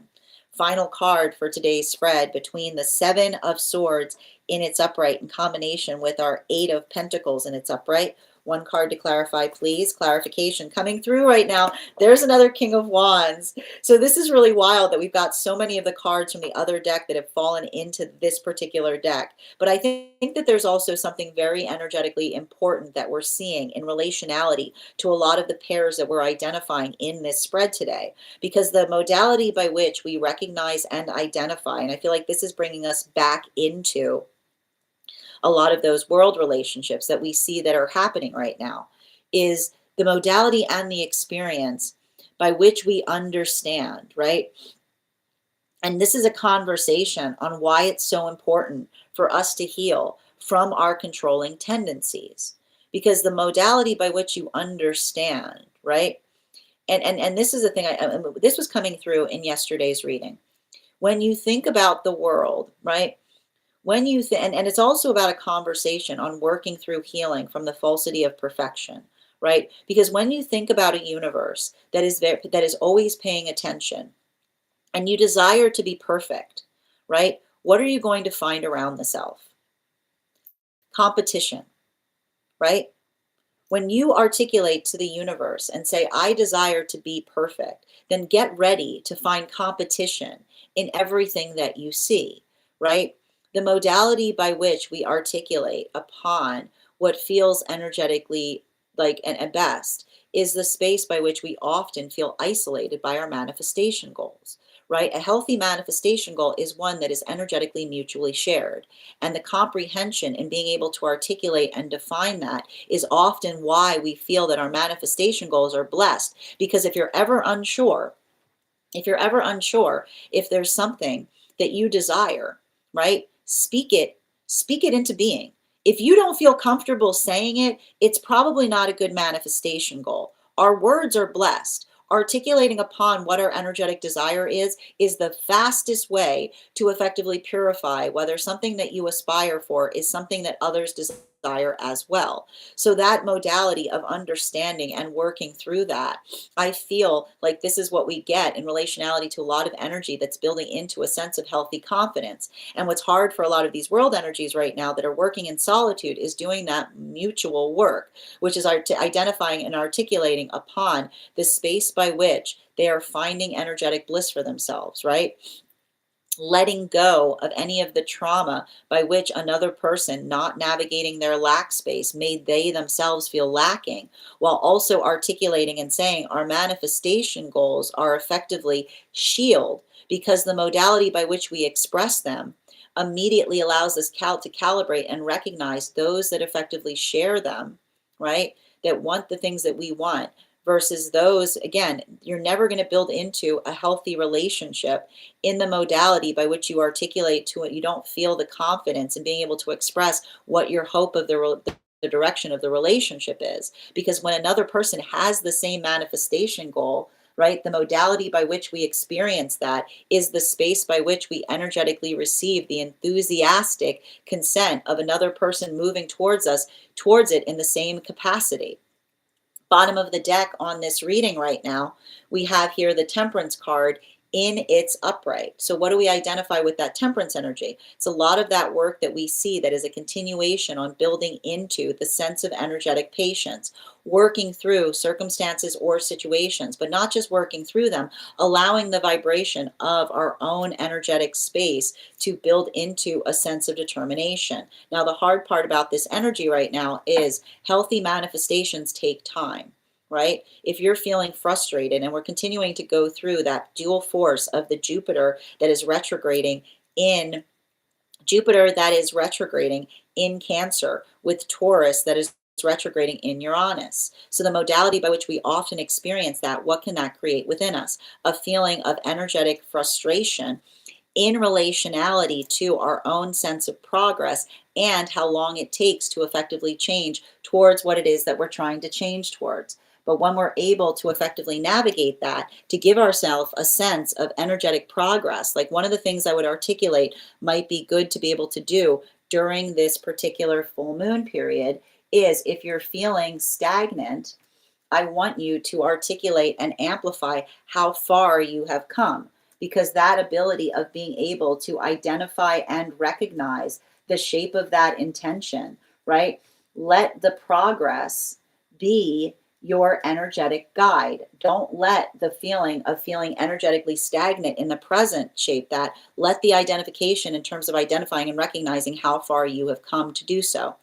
That is our daily collective read for today. I want to thank you so much for being here and receiving it. Just a reminder, if you would like to book a private reading with me, it is a two-step process. You have to book the reading and you have to pay for the reading. Please make sure you do both if you would like to have that reading. Also, please remember that I will never, ever, ever, ever, ever, ever, ever, ever, ever, ever, ever reach out to you for a private reading. I will never DM you. I will never PM you. I will never slide into your inbox and tell you that I have a very important message that only I can deliver. The only way you can book a reading with me is if you book one on my site. So I would encourage you to do it there. Also, a couple of updates before we move into personal readings today. First and foremost, I would like to thank everyone who participated in our recent class on the world card. Our next class will be held on Thursday, February 19th at 6 p.m. PST, 9 p.m. Eastern. We will be continuing our studies into the tarot with a focus on the swords, the court cards of the sword suite. If you would like to become a part of that tarot class program, all you need to do is head on over to my stack and become a paid subscriber. Your paid subscription to my stack is your ticket of entry into our live classes each and every month. As a paid subscriber, you will also have access to over 9 hours worth of material in the Tarot Church Library Class Archive. Now, it's not necessary to catch up. I'll be doing my best to give you an update on everything we've experienced prior to continuing into that classwork, but the material is there for you to receive as you're ready to receive it. You'll also have access to a one-on-one chat with me and the other students to ask any questions that you may have in relation to anything we've learned and studied thus far. And if you become a founding member to my stack, not only will you receive a discount on the full year's worth of classes, you will also have access to over 20 hours worth of material in the Tarot Church Library class system. One of the things I tried to do in these classes was make them accessible to the absolute novice tarot reader as well as the seasoned reader. There's definitely something there for everyone. Don't let your lack of experience or your robust experience prevent you from joining us in these classes. And even if you don't become a paid subscriber to my stack, I would encourage you to follow me there to stay up to date on any new offerings or services. I also post my weekly newsletters there, which will let you know about my in-person events as well as my online live schedule, as well as my mystic meditation articles. I just wrote one recently on navigating this full moon in Leo that we have occurring today. And you can learn more about a very special retreat that I'll be hosting this August. I'd like to invite you to join me August 8th through 13th, as we will be traveling to Italy to study the tarot in the location by which the tarot was first documented to be discovered, sharpening our tarot skills and learning more about the culture by which the tarot was able to grow and thrive. Everyone who becomes a part of that retreat will not only be receiving one-on-one classwork with me, but will also have the opportunity of receiving a complimentary mentorship class with me, where I will meet with you to assess where you are on your own tarot journey and give you the best insights in terms of how to utilize that retreat to the best of your advantage, moving towards your tarot goals. And I want to let you guys know that on top of my standard life path reading, and you can find all of that over on the stack and over on the tree that has Binks in it in my bio. I also want to let you guys know that on top of my standard life path readings, I also offer mentorship classes. These are for any of my students seeking a more personalized educational experience with me. I take a very limited number of students for this reason, as those classes are focused on each individual's personal spiritual goals and journey work. Those classes can be purchased on an individual level or as a monthly class series, weekly or biweekly, as your schedule permits. Also, for my students that are seeking more consistent weekly tarot support, I'm very happy to offer weekly tarot insight packages. That is a package of 4 30-minute readings, again, weekly or biweekly, as your schedule permits, so that you can stay more consistent on your personal journey, as well as dream interpretation readings, which can be purchased per dream or as a series.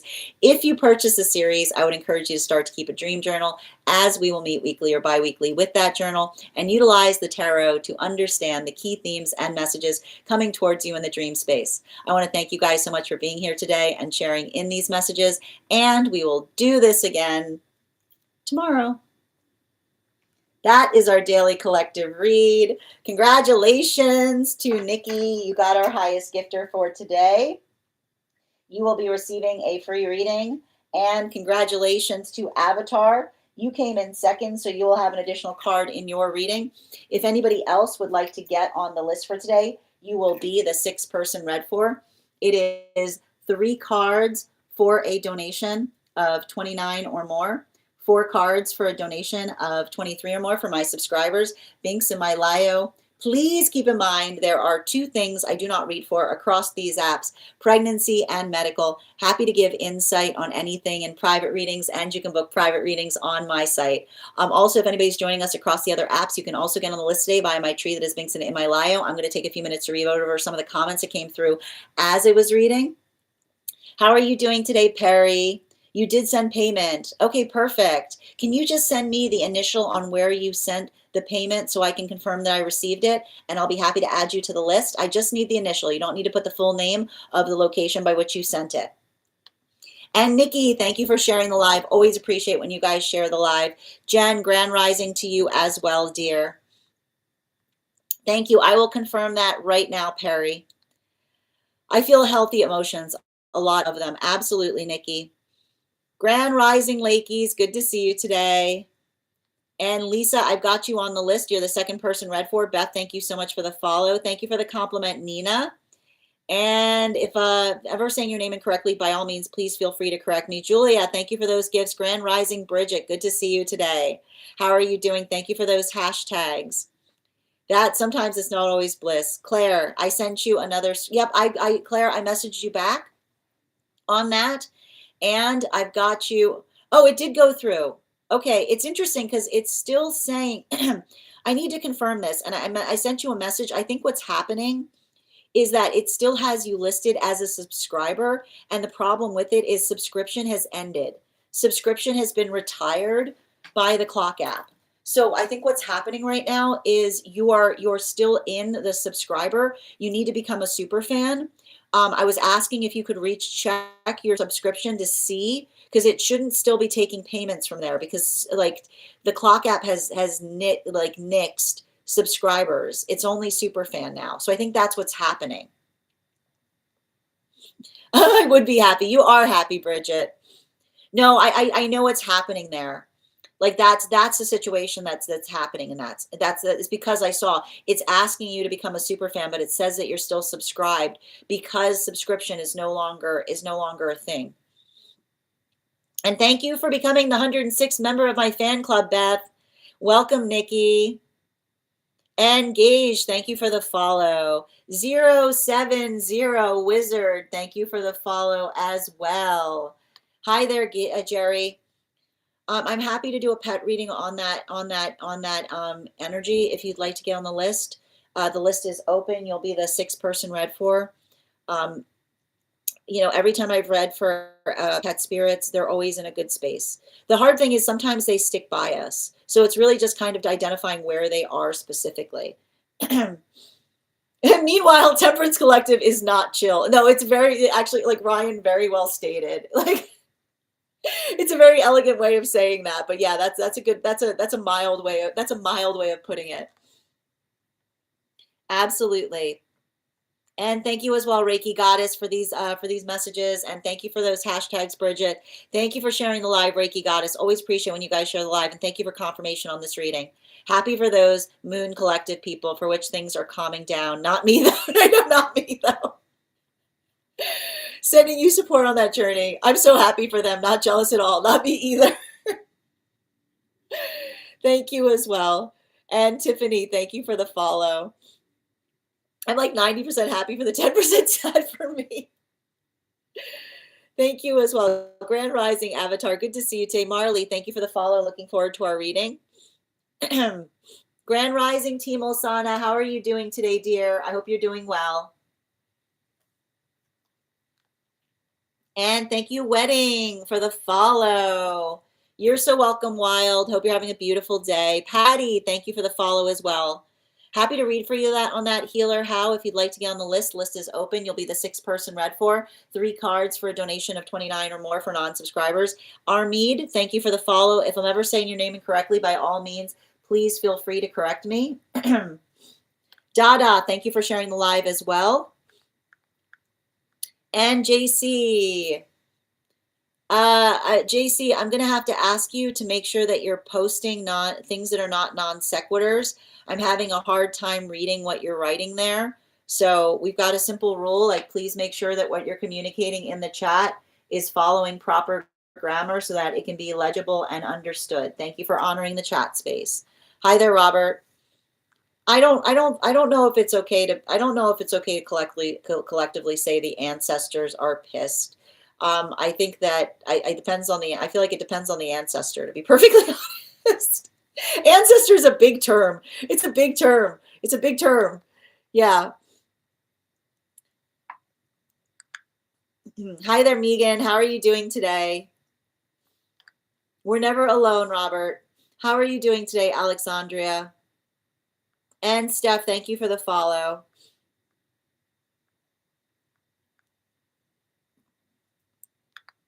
And again, I just want to ask, so Robert, make sure that you're communicating like we asked, that we don't just communicate non sequitur words. Make sure that you're communicating in full statements. Thank you for honoring the chat space. And Carolee, thank you for the follow. Cynthia, Icefire, oh, thank you. I hope so. Thank you. I appreciate that. Excellent. Grand Rising, Viva. Good to see you today. And I got you on the list, Marley. I'm going to read the list, guys. Make sure when you're putting in the place by which you sent the payment, don't put the whole name, okay? The apps are very jealous. They don't like to hear they don't like to hear the other apps' names. So if you're gonna post where you sent the donation, the initial is absolutely all you need to post. Hold on a moment. Excellent. And Dada, thank you for sharing the live. Always appreciate when you guys share the live. All right, we are going to get started on personal readings. I am going to confirm the list right now. If you would like to get on the list right now, you will be the 6th person read for. 3 cards for a donation of 29 or more. 4 cards for a donation of 23 or more for my subscribers. Binks in my Lio. Please keep in mind, there are 2 things I do not read for across these apps, pregnancy and medical. Happy to give insight on anything in private readings, and you can book private readings on my site.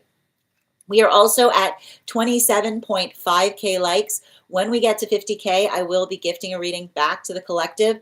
So make sure you're tapping that screen. We'll get to 50K in no time. Perry, can you confirm the date that you sent that donation? I would appreciate it. Perfect. If you send it today, that's fine. I just want to make sure I have the date correct. And before we continue right now, we are going to warm up those intuition muscles with an intuition check. I've got the animal spirit guide cards here. We're going to count back from 10, and when we get to 1, I will reveal the card. 10, 9, 8, 7, 6, 5, 4, 3, 2, 1. We got the salmon. Thank you for participating. We'll do that again after the next reading. And the first person that we're going to be reading for today is Claire. Claire, if you're here, can you respond in all caps? Let me know if you would like a general reading or if you have a specific question that you would like me to answer. And if anybody else would care to get on the list for today, you will be the 6th person read for. 3 cards for a donation of 29 or more. 4 cards for a donation of 23 or more for my subscribers. Binks in my Lio. Please keep in mind there are 2 things I do not read for across these apps, pregnancy and medical. Happy to give insight on anything in a private reading, and you can book a private reading on my site. Perry, could you confirm the name that the donation might be sent in? Are you sure that it's under the same name that I see you posting under? I just want to confirm. I think I see it, but I want to just confirm the name right now. Thank you for that. Okay. All right, so we are going to get started. The first person we're reading for is Claire. Claire, if you're here, can you respond in all caps? Let me know if you would like a general reading or if you have a specific question you'd like me to answer. If Claire is not here, we are going to continue to now in the list. The next person we are reading for today is going to be Lisa. Lisa, if you're here, can you respond in all caps? Let me know if you would like a general reading or if you have a specific question you'd like me to answer. Thank you. That's what I needed. Okay, I got you on the list. So I'm going to read the list right now for anybody who's on the list. If I have not listed your name, please give me the initial where you sent the donation, not the full name of the app. The apps are very jealous. They don't want to hear the other apps' names on their chat spaces. Just give me the initial is all I need.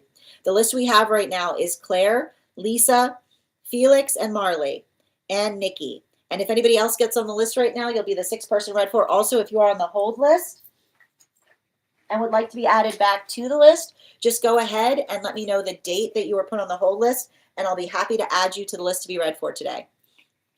Okay, Lisa's typing. So if you need more time, Lisa, I can move on.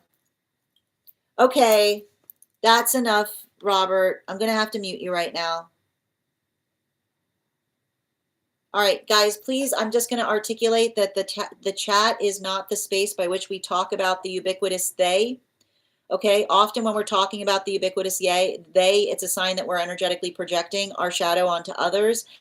And simultaneously, I'm not going to tolerate the unaliving word in the chat space as well. Thank you for respecting the chat. Thank you guys again. Appreciate it. And I apologize for anyone that might have made feel uncomfortable. All right. And we're proceeding back right now. I'm just going to pull up just a reminder to anybody who'd like to get on the list. We do here highest priority messages from spirit, life path, mediumship, dream interpretation, angelic guidance, animal spirit guide readings, akashic, mind, body, spirit, and love readings. If you have information that you feel is relevant for the purposes of our reading, you can post it in the notes when you send the donation. You can also post it in our subscriber only disco channel in the appropriate channels. And if you are joining us across the other apps, you can also get on the list via my tree that has links in it in my bio. I am going to head over to our disco channel to pull up Lisa's question. Just a reminder too, we also offer free one-card readings for subscribers over on the place where we keep the clock app and over on the place where we keep the videos. So if you are a subscriber or a paid member there, you will be read for later today. So make sure that you're recharging your subscription. And if you are a subscriber who would like access to our subscriber only disco channel, just go ahead and message me directly with a disco gift and I will send you that invitation. And if you would like, once you're in the disco channel, you will find in the perk section a special coupon code to our tarot class subscription program. Our next class is going to be held on Friday, February 19th. And if you are not a subscriber but would still like a class coupon, I offer a very special coupon that you can only receive in this live. Just message me the word class. And if you would like to learn more about the trip, message me the word trip. Yes, one more, I'm typing. All right, my friends. So Lisa, if you're going to need another minute to type up, I'm happy to move on to the next person. If you think you need another minute, just let me know. And if Lisa needs another moment, the next person we're reading for today is going to be Felix. So Felix, could you let me know if we're doing a general reading or if you have a specific question you'd like me to answer? And if anybody else would like to get on the list right now, it's a wonderful time to get on the list. You will be the fourth person read for. So I am looking right now for Lisa or Felix. Lisa or Felix, if you posted your question, just let me know. Got it. I know it's cool. I know it is. I love it. All right. So Lisa, if you still need a minute, we've got Felix's question. So we're going to do Felix and then we'll move on to your reading. Felix, we've got a general reading and a message from loved ones. Got you. Can I get 4 cards, please? Thank you. 3 cards, please. And I'm feeling, yeah. And 2 more, please.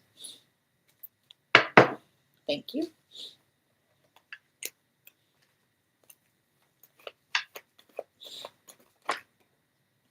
They came out quick.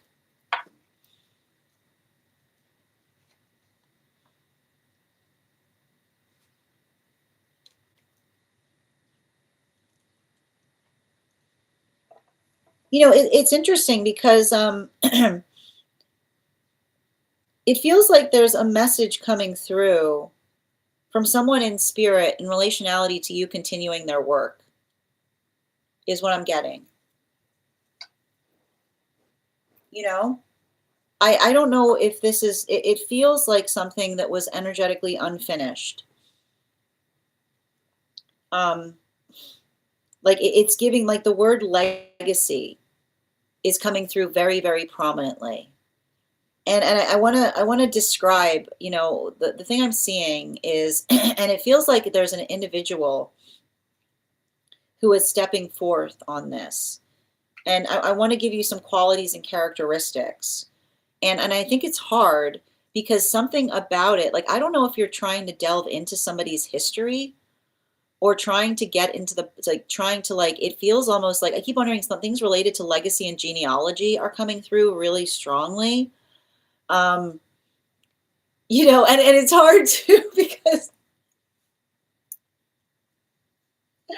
I don't know what I'm energetically seeing here, but like I feel like there's something I'm seeing in relationality to like there's a lot of traveling on something that I'm picking up here. And I keep on hearing it's like the person I see that's stepping forth in spirit is having a conversation about the identification point of something that they were doing. Settling down was a luxury, like afforded to the few, is all I keep on hearing. Like settling down was a luxury afforded to the few. And I keep on hearing like the space by which another person was always working. I feel like they never, even if this person settled down at some point, they didn't really. Like when I see an energy like this, like it's giving me somebody very light on their feet, which is the modality of someone who's ready to energetically split at a moment's notice, right? Like it's giving me a lot of that energy of someone who um, often had a hard time imagining that a good thing would stay good because I keep on hearing they'd seen um, like I don't know why, but this is somebody who like often feels like they would like this is a type of energy of someone who would often just move straight into the place like when other people were moving away from a place, they would effectively march right into it, is what I keep on getting, you know? And it does feel very masculine. And I think that there's something important about that too.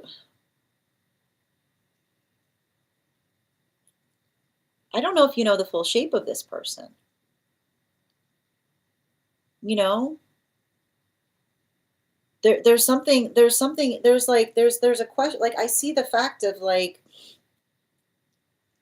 and I want to describe this. Um,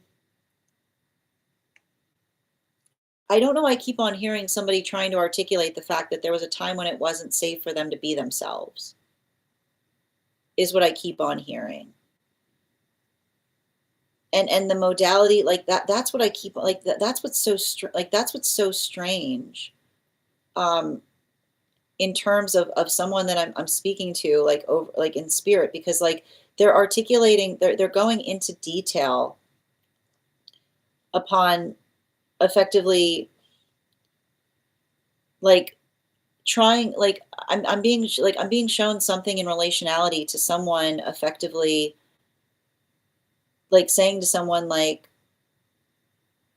where are you from again, like it's that kind of conversation, you know what I mean, like somebody who like and I think that this is what I mean in terms of you kind of like unpacking something or getting to the bottom of it. And I keep on hearing like in relationality to whatever this work is, because I keep on seeing you kind of trying to dive into something and get to the bottom of it. Um, I keep on hearing them say, remember what everything you're seeing is what looked good on paper, is what I keep on getting. Like they keep on articulating, saying everything you're finding, remember that that's just, I keep on hearing that's just the paper trail. That's not the tail, is what they're actually saying. They're saying that's just the paper trail. That's not the tail. which is the modality of effectively, like, I keep on, like, I don't know why, but I feel like I see you trying to do something and building into some kind of incongruity in relationality of trying to put the pieces together on something and looking at something and being like, this doesn't make any sense. And it's interesting too, because like the person I'm talking to has got like a bit of a grin on their face and being like, it doesn't make sense. What would be the logical I keep hearing them going, they're going, it doesn't make sense. What would be the logical reason? And they keep on seeing something about articulating and saying, think about the history.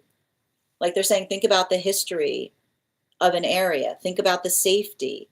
They're saying, think about the safety of the environment by which something you're looking at was energetically created. I'm not sure what this is about, but I feel like it's trying to articulate upon some kind of, like, I keep on hearing like something in relationality to like I keep on hearing like something genealogical is what they're articulating. So just be effectively mindful of that. You and this person are very alike, is what I keep on getting. And it's interesting too, because like as soon as I did that, the place where we keep the video like froze. And so I'm not sure if that happened on your end, but we're gonna take that as a point of confirmation, right? Because I feel like it's often the modality by which, like, you know, think, I feel like they keep on saying like, think about what you would do in that position, is what I keep on getting. And there's something about, like, there's something about not just reading into something, but embodying the work in relationality to identifying or recognizing how one might feel that will give you some kind of context. And I think it's hard because it almost feels like you're going to have to theorize about something, right? There's going to be something about this work that I see you doing that's going to require a theory. And I keep on hearing the nice thing about a theory is, like, the nice thing about a theory is that, you know, it's not something that you can effectively prove, but a lot of indications point to it. Is what I keep on hearing. You might not be able to prove it exactly, but like if all signs and indicators give reflection point on something about that, is going to feel like it's amplifying, because I do feel like this is one of your, like, this does feel like it's one of your energetic guardians. But I keep on hearing like the modality, like, you know, it's interesting too, because like it feels like a connection even closer than an energy effectively, like like it's not watching you. It feels like a guide. And I like to describe, and that's why I don't like the articulation of watching, because when I read for individuals, I often will read for individuals that have guardian spirits. And the thing with guardian spirits is guardian spirits often don't, they don't intervene, right? They take a very hands-off approach. Guides are much more hands-on. Guides are trying to help us. And guys often have more, like, I feel like there's something about this energy, and they keep on articulating not guardian but guide, which is the modality by which I feel like they're trying to help you do something or understand something in a better way. So I feel like they're very close to you, but I also feel like they're helping to guide you in the direction of something that you're working to pursue, or some kind of breakthrough that you're hoping to achieve. I want to give you some bottom of the deck energy, something to keep in mind going forward on this.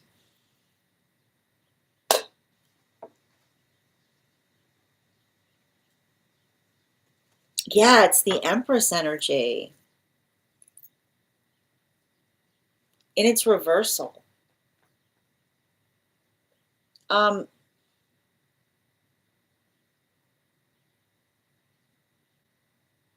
I keep on hearing, and it's interesting too, because it almost feels like, I don't know if this is someone that you've talked to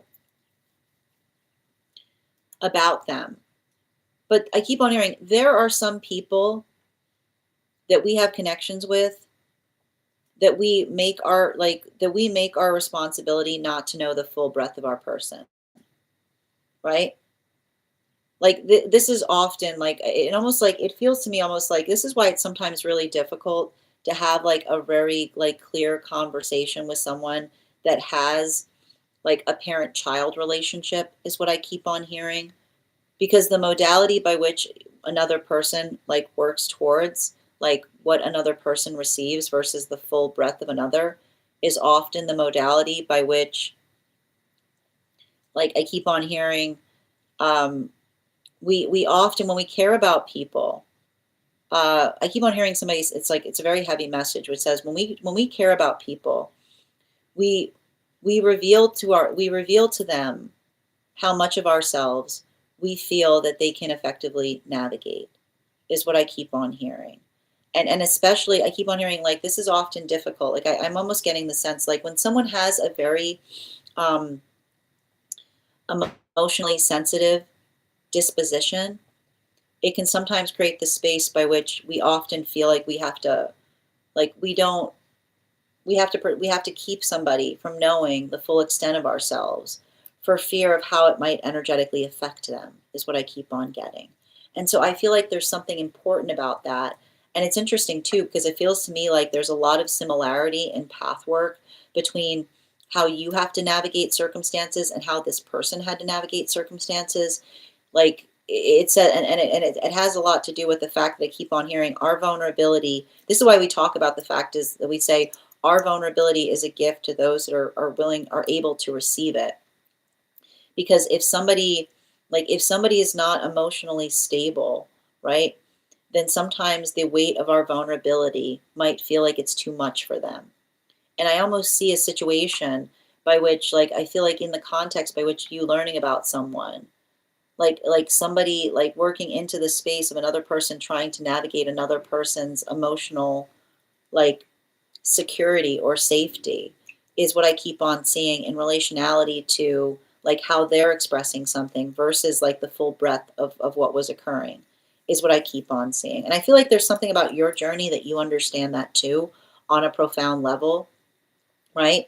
The identification point of desiring to be the authentic self, but also trying to navigate those who we recognize that we often feel, say, I wish I could be authentic with that person, but I don't know if they can navigate or experience it in a way that by which it would feel, by which it would create something that feels like it's stabilizing so much as it would destabilize them.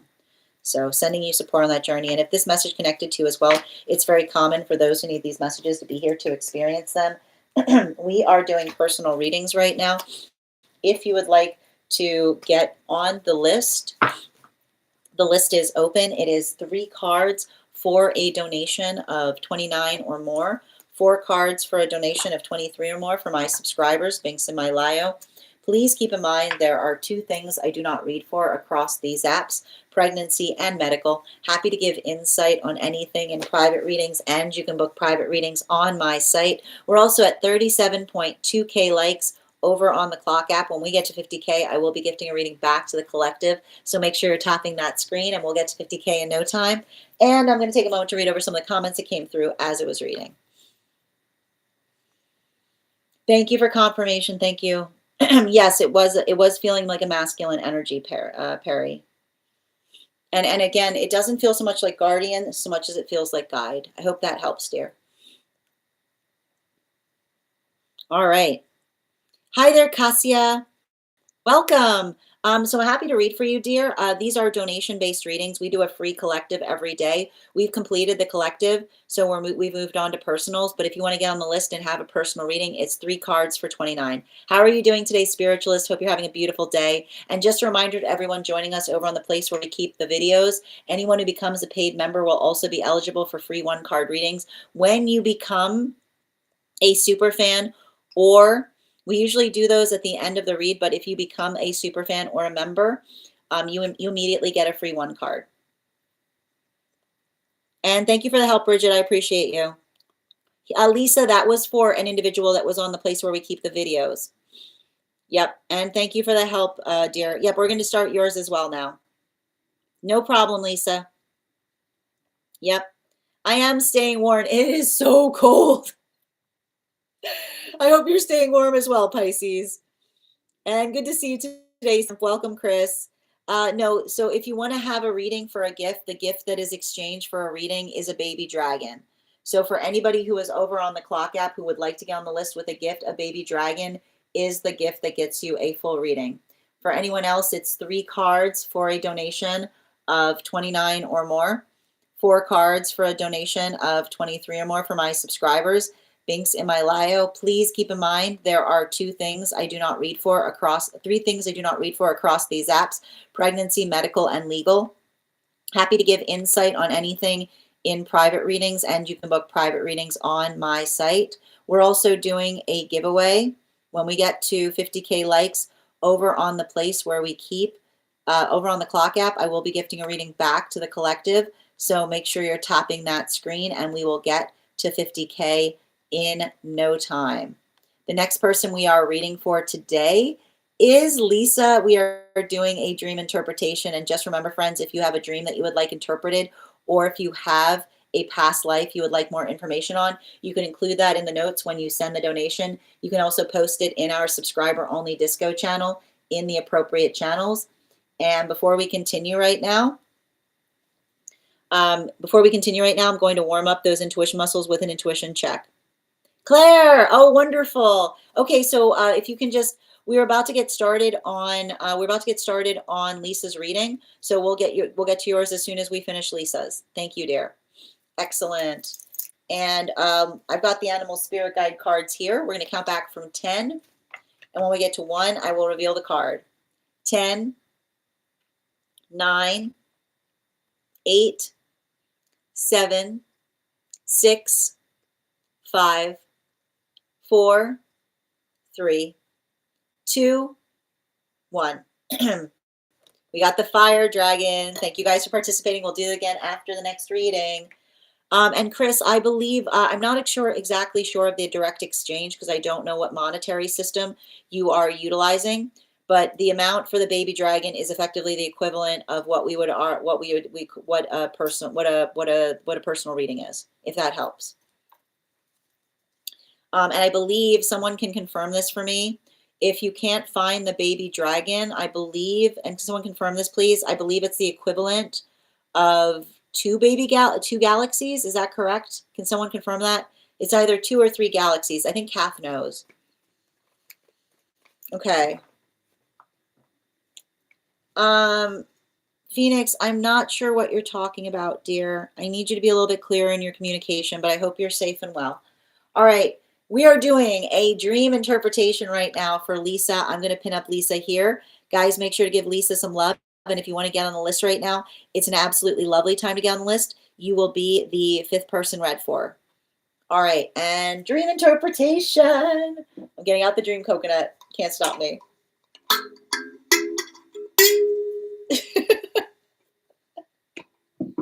All right. We're doing it. All right, guys. We got outside tea here on a dream. My boyfriend's dream about us. I was contacted by people extorting him, saying that he owed them things, and convinced me that he was doing bad things behind my back, like hiding money and sleeping around and gambling. They sent evidence, and I went to my family with it, and they told me to cut contact with my boyfriend, and I listened. He said in the dream it felt like it was too late to change my mind and no way to reach me. 4 cards, please.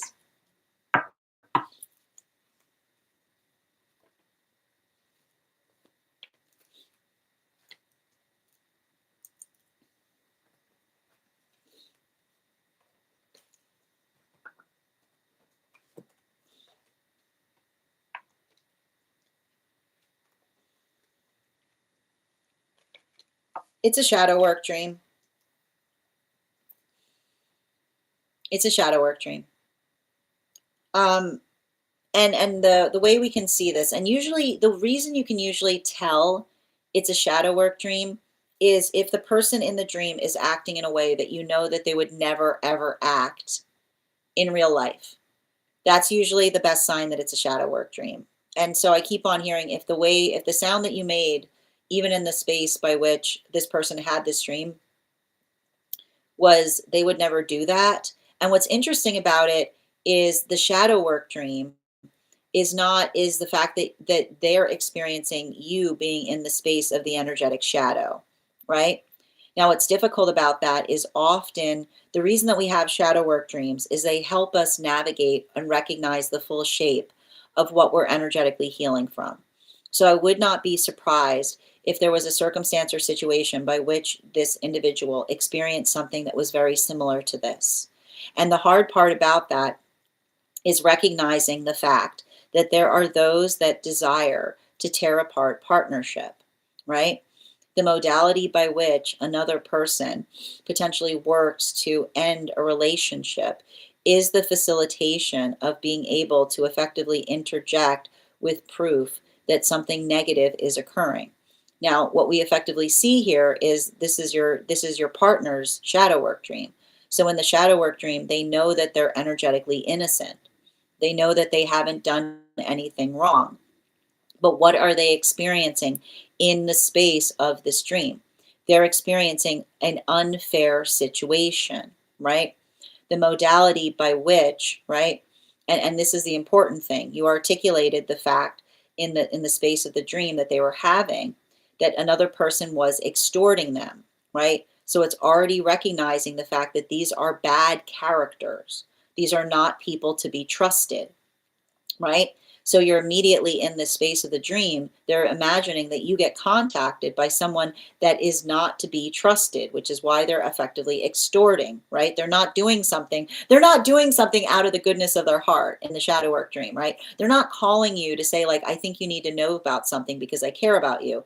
They're allowing the context by which they're articulating that they're extorting them. So you already know that they're bad acting characters. They've got nefarious purposes. And what do they say?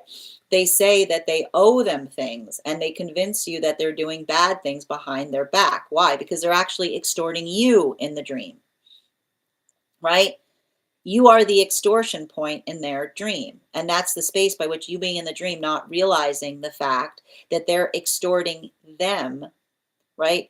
They're extorting him by contacting you and trying to destroy the relationship, right? So it's the interesting thing because in the space of the dream, the fact that they articulated that they said that they owed them things and they were convincing you that they were doing bad things behind your back, that was the extortion, right? That was the extortion point. They were contorting things and extorting in the space by which they reached out to you. You then said, and then in the dream, we see that you articulate to them, to your partner, that they sent evidence, right? And again, you can't trust evidence that's sent by bad characters. You can't trust evidence by somebody that is saying that they're literally contacting you because they have a negative agenda. So it's the modality of their affective trauma coming through because it's the modality by which their deepest fear would be potentially the modality by which somebody with malintent reaches out to you with false information, something that is not true. But then what do we see that happens? You said that in the dream space, you went to your family with it, and then they told you to cut off contact with your boyfriend and you listened. So this is the energy of the individual experiencing the full breadth of a shadow work, which is again, someone with bad intention reaching out to someone they care about to destroy a relationship with false information and then not having the opportunity in any way, shape, or form to defend themselves, but the energy that claimed to care about them, believing the bad character, right? Believing the person that was trying, that literally called, they made the phone call. The first thing they stated was an intention of purpose, right? They called and they said, I'm here to destroy someone's life, right? And then they gave you information and then there it is. They're destroying their life. And the energy that recognizes the brain bending power of somebody believing the false information, not realizing that they themselves are the extortion point, right? And then you articulated that you said in the dream, it felt like it was too late to change your mind and no way to reach you because it was the identification point that the space by which, right? And this is what their deepest fear was. The space by which you took the word of the bad character, right? You took the word of the bad character in the dream as gospel without giving them a chance to explain or to clarify as to what was truly going on. This is why they were going through that period of mourning in the dream, because when they said it felt like it was too late to change your mind and no way to reach you, it's because it was, because the modality or the moment by which they turned on you, right? The modality by which you put your trust in the energy that called and literally said that they were trying to destroy them, then that was the modality by which they lost the trust for you in the dream space. Now, what's painful about this is, again, the thing that we recognize with the dream space is there's nothing in the dream space that we can experience that we have not in some way, shape, or form experienced. I would not be surprised if this person came out of that dream and breathed a sigh of relief, knowing that you would never do that. This is often why we can recognize shadow work dreams, because the way that we heal the shadow is by the trauma appearing in a place that it should not be, that shows us the full extent of how much we are still hurting from something. So I would not be surprised if there was an incident in a past relationship by which your affective counterpart was traumatized by something that was similar to an experience like this. Somebody with malintent whose only purpose was to hurt them, potentially going towards someone who should have trusted them and giving them false information. And rather than the individual putting their trust in the relationship, falling for the false information, hook, line, and sinker, and then in the modality by which another person tried to come back to them, they said it was too late, because the shape of it being too late wasn't the space of another person recognizing the error of their ways, but the modality by which the damage was done in the moment by which they leapt to the side of the person with the malintention instead of trusting the energetic counterpart. Bottom of the deck on this reading, yeah, the Ace of Pentacles, right? Situations, when someone has negative intention, they can twist situations to serve their purposes, right? Like and this is why we have to trust, like, the difference, like the energetic difference, right, between someone potentially reaching out to someone and saying, I want you to know about something, there's something important I think you should know, versus someone who so which would be like somebody well intentioned and confused, right? The modality of someone who potentially got the wrong idea, but the reason that this is a wound is somebody who literally, right, somebody who literally stated their intention at the moment that the phone call began, right? The moment that they got in contact with them, they literally said, we are not good people. We are not good people. But the modality of another person being so energetically blind to that, right? The modality of another person that literally was told in the context of receiving something, I'm giving this to you for the worst reasons, right? The reason that they were working through, like, that is a lot of the energetic trauma that they're potentially holding, because it's a modality by which another person was not turned around by somebody well-meaning and misintentioned, but somebody who literally stated the fact that that was what they were trying to do, right? It's the energy that couldn't have been clearer in relationality, or potentially a situation by which another person articulated to another, like potentially a situation where someone literally articulated that there was someone in their life that was bent on destroying any joy that they found, right? And the modality by which another, like, that same energy arrives, and what do they have? Like, you know what I mean? Like, it's the energy of another person coming forward in that way. But even in the modality by which they come forward in that way, it's the fact by which they didn't energetically build into the assurance towards what it is that should have been important, right? That's why in the end of the dream, they said it felt like it was too late, because it was the broken trust that they experienced in the moment by which, right, they were just all in terms of the energy that clearly said that they were trying to ruin or break something. Thank you so much for having that reading with me. And if this message connected to you as well, it's very common for those who need these messages to be here to experience them. We are doing personal readings right now. If you would like to get on the list is open. It is 3 cards for a donation of $29 or more. 4 cards for a donation of $23 or more for my subscribers. Binks in my Lio. Please keep in mind there are 2 things I do not read for across these apps: pregnancy and medical. Happy to give insight on anything in private readings, and you can book private readings on my site. We're also at 49.2K likes on the place where we keep on the clock app. When we get to 50K, I will be gifting a reading back to the collective. So make sure you're tapping that screen. We'll get to 50K in no time. And the next person on the list for today is going to be Claire. And for anybody who's interested in getting on the list, we do here highest priority messages from spirit, life path, mediumship, dream interpretation, angelic guidance, animal spirit guide readings, pet readings, akashic, mind, body, spirit. If you have information you feel is relevant for the purposes of our reading, include in the notes when you send the donation, or you can post it in our subscriber only disco channel in the appropriate channel. So Chris, yes, the equivalent of the baby dragon is 2 baby galaxies. I mean, two galaxies, not baby galaxies, galaxies. Absolutely. Thank you.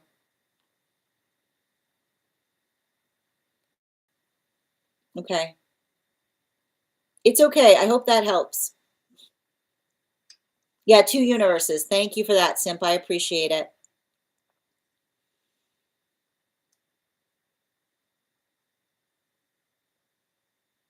Crown was 100. Can I Galaxy 1,000? Train 899, and that will be.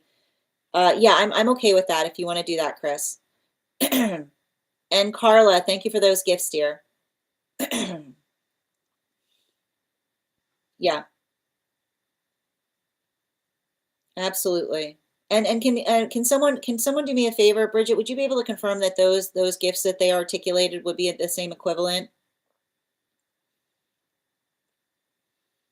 Yeah, that makes a ton of sense. You're so welcome, Lisa, and thank you for having that reading with me. Excellent. All right, thank you, Carla. All right, the next person we're reading for today is, one moment, please. Okay. The next person we're reading for today is going to be Claire. And before we begin, Claire, I see your dream there. Thank you. Before we do so, let's warm up those intuition muscles with an intuition check. I've got the animal spirit guide cards here. We're going to count back from 10, and when we get to 1, I will reveal the card. 10, 9, 8, 7, 6, 5, 4, 3, 2, 1. We got the hair. Thank you for participating, guys. We'll do that again after the next reading. We've got another dream coming in. A lot of dream readings today. Love it. Gonna have a dream coconut.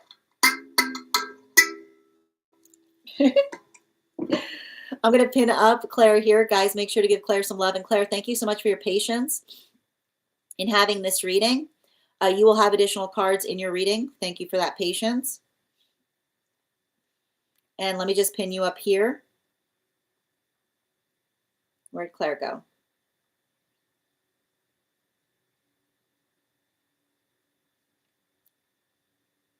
And just a reminder to anybody joining us across the other apps, you can also get on the list today via my tree that has Binks in it in my Lio. There we go. There's Claire. Okay. Outside tea. I had a dream night before last that I was in an airplane that was coming apart, and everyone was falling out into this very calm but vast and deep water with land on both sides, like the water from the scene of the last Harry Potter movie when they all jumped off the dragon after breaking into the bank. After I fell out, everyone was floating in the water, but moments later, everyone was back in the plane, falling out again. I remember being aware we had just reset and were falling out again, except this time when we fall into the water, we were drifted back with the current and found the wreckage of other planes that had apparently gone down. I remember just swimming, head above water, in the deep dark water, looking at the wreckage and the land on the sides of me. And all of a sudden, I was in a bed in a hotel room. There was a small aquarium in the corner with 2 fish in it, and then I looked to my left, and there's a large fish that looks like the shape of Dory, but it was made of stone. It was swimming towards me through the air, which I remember thinking was a little weird, and then laid down on its side on the bed. I picked it up, so worried that it needed water, and immediately put it in the aquarium, even though I knew the fish would be too big. When I placed the fish in the aquarium, the fish was basically the size of the aquarium itself. So I took it back out And then I became worried over what kind of water it actually needed, salt water or fresh water. I called my brother and asked him if he thought this fish would be fresh water or salt water, and he said salt water. And then my mom chimed in and said that it also needed to be in calm waters. So I took the fish out to the sound to let it be free in the calm salt water. And then my perspective shifted as though I was hovering high above the water, watching it swim away. And it was the same body of water than I had fallen into before the plane. 5 cards, please.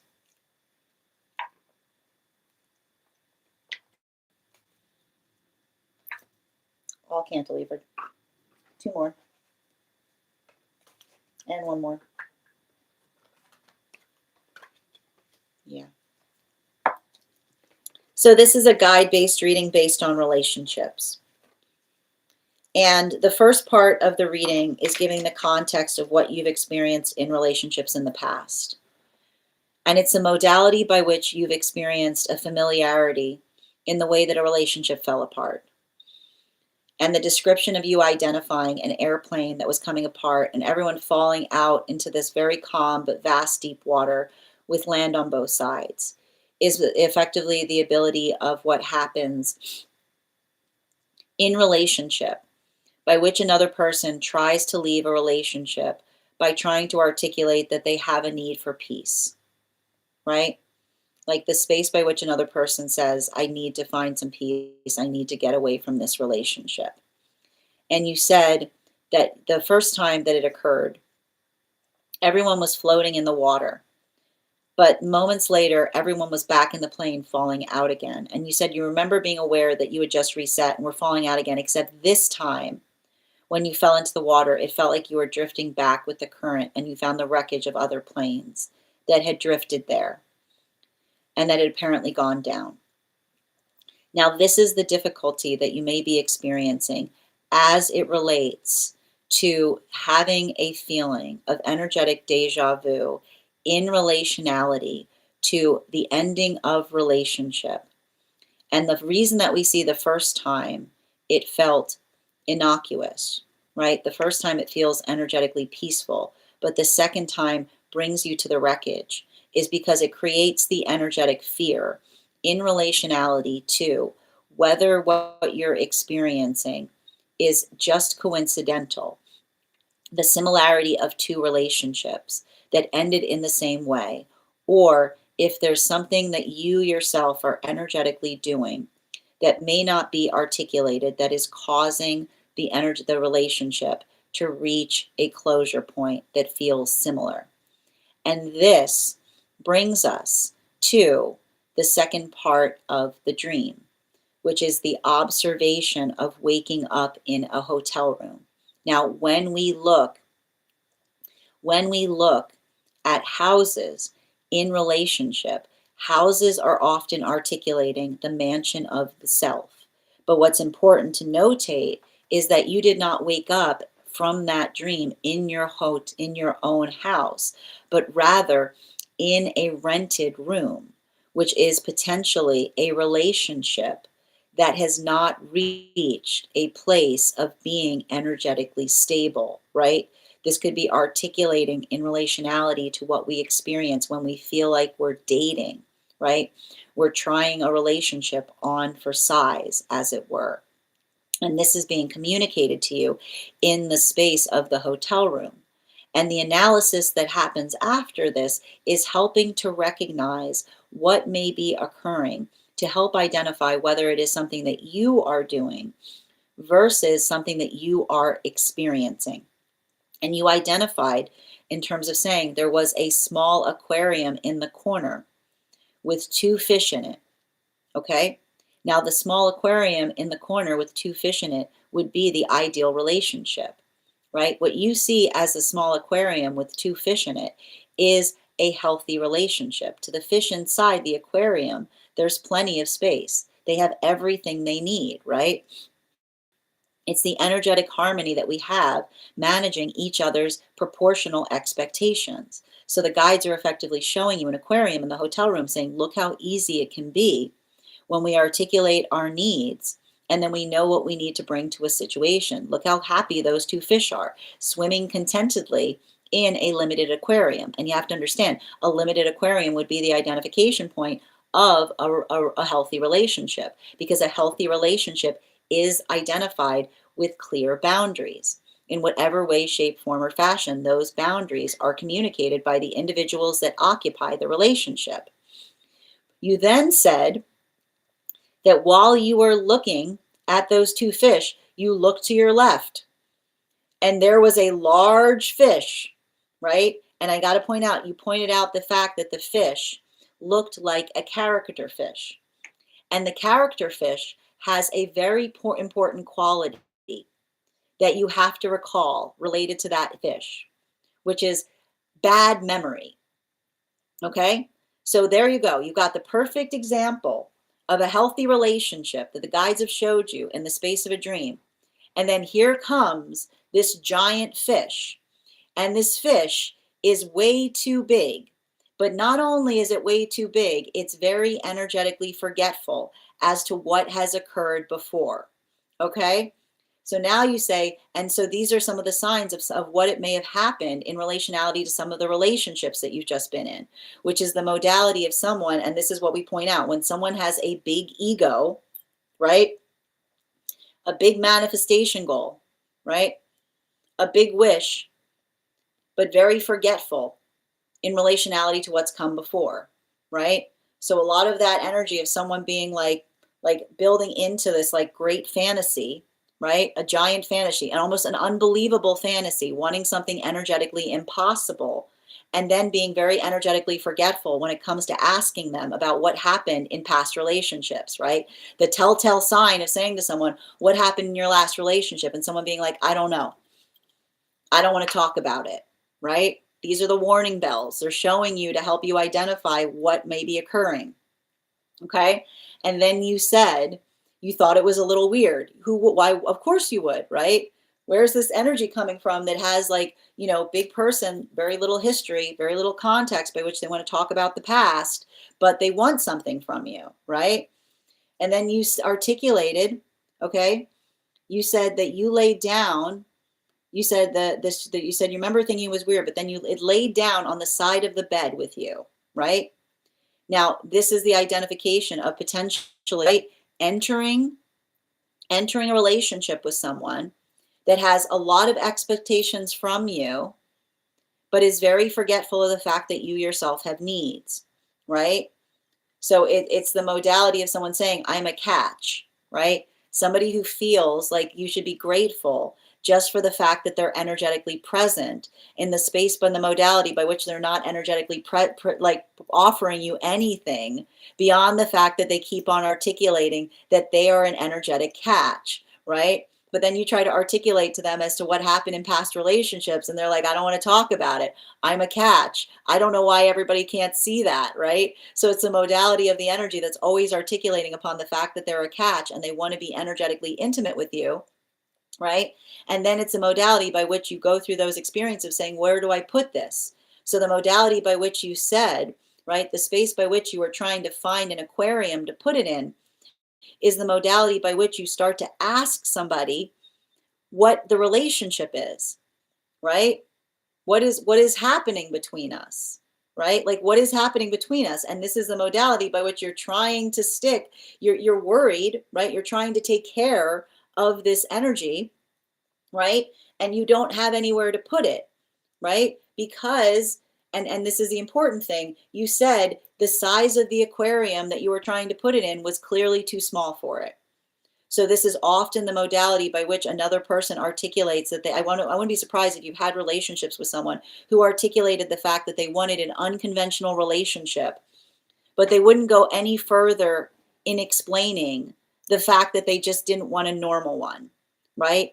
That's not healthy, because even if something is unconventional, we're very specific in relationality to how it's unconventional. But when somebody wants everything without any obligation, they'll just articulate upon the fact that they're unconventional, but fail to give any explanation on what they actually desire. That gives the space of them not needing to remember anything, right? So it's working through. I wouldn't be surprised if you had relationships with someone that tried to couch the fact that they didn't actually want a commitment by trying to articulate the fact that they were like, they're unconventional. Like they don't subscribe to normal relationship dynamics. But the thing is, a relationship that does not subscribe to normal relationship dynamics has more rules, not less rules. They've got more rules, not less rules, right? So what do we see that you do? You're going through that panic state. You call your friends, you call your families, go, what do I do with this fish? I'm worried about it, right? Here we see that the energy of you doing everything you can to try to energetically take care of this relationship. And what are and we see even the context by which your family is trying to help you. They're trying to help you define it, right? In the space, and you articulated, you said one of them said that they needed calm waters, right? And this is the energy that's trying to help you, but they're not helping you in the right ways, right? Because one energy is saying, oh, well, make sure that you don't get upset, right? Like the modality of someone saying, like, don't get upset, that doesn't help the fish. Like the calm waters is the modality by which, and if again, it's the identification point of someone giving you energetic advice. So getting closer to what you need, but not exactly there. It's like requiring you to be able to get the advice, right? And so we've got you kind of reaching out to others, potentially talking to them about the relationship. And it's the understanding. And this is what happens with those that care about us, right? When somebody really cares about us, they won't tell us that we have to throw the relationship back, right? They'll try to give us the things that we need to recognize what we need to do, right? So the energy of someone saying they need to be in calm waters, and another person that cares about you saying they need to be in water with salt, which is the modality of someone trying to break it gently to you about the fact that the energy does not aspire to be in a healthy relationship with you, right? And so even in the modality by which we see that you're making those calls, the energy cares about you because they're trying to help you, but they're not telling you what to do with the fish, right? And so you saw, and this is the culmination of showing, the guide showing you that this was not your fault in relationality to those last two relationships not coming together. Because you know why? You let them go. You made the determination and you looked at that individual and you said, I know what's best for you.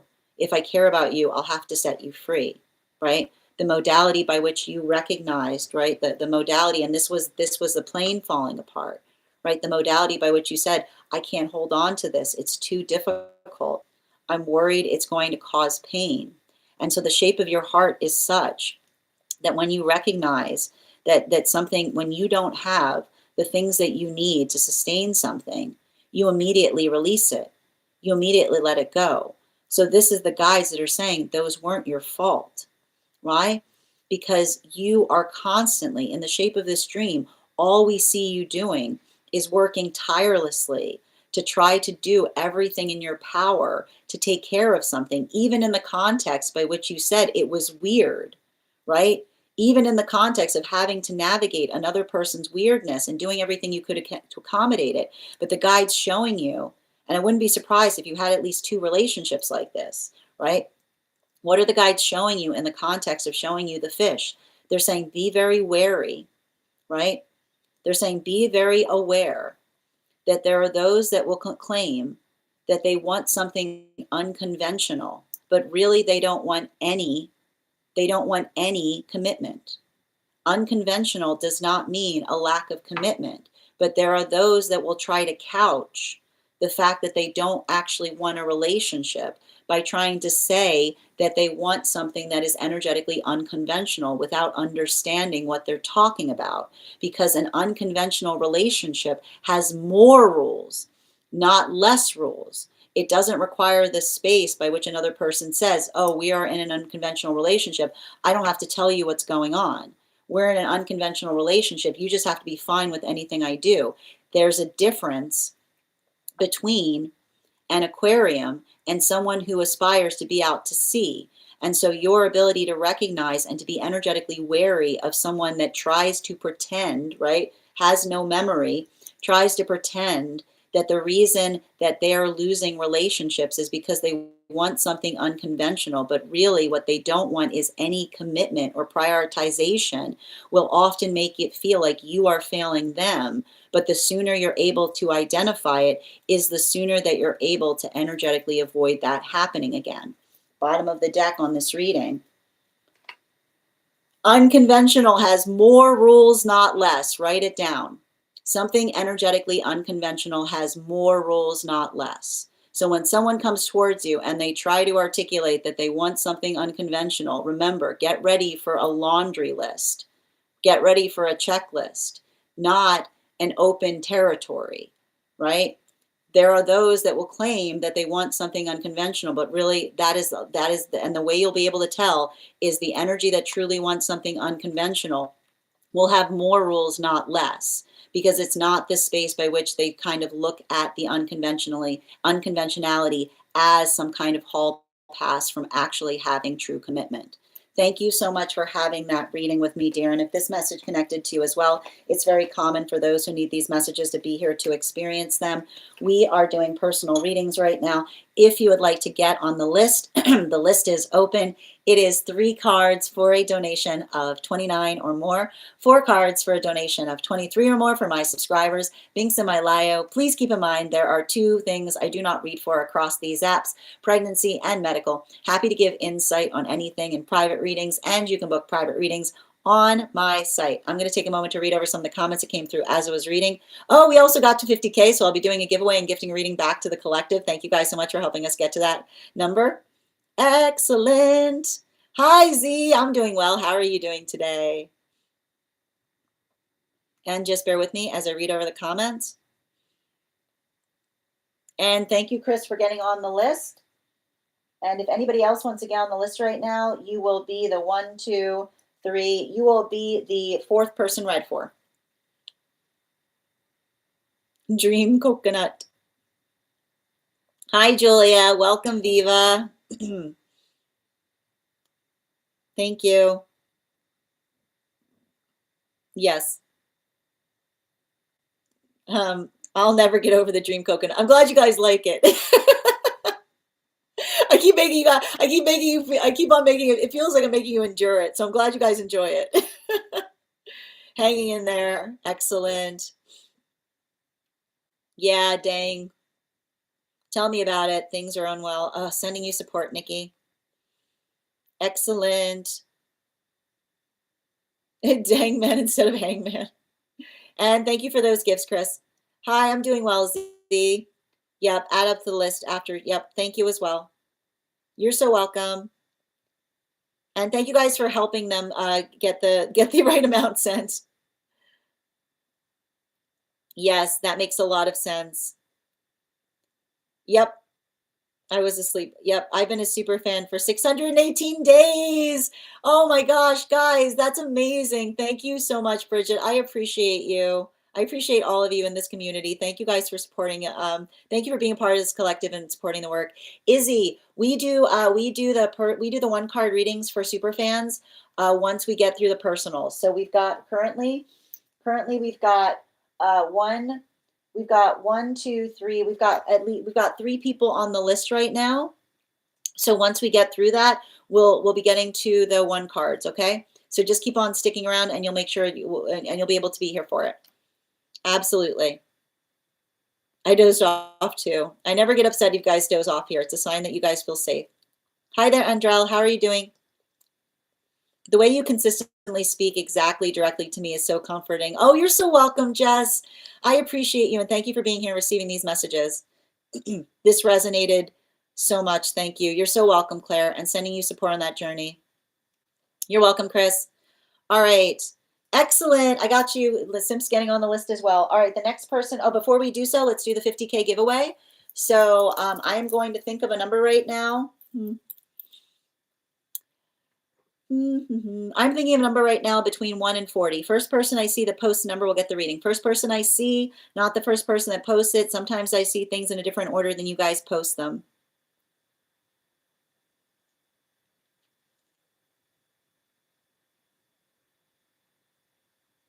Oh, I saw it.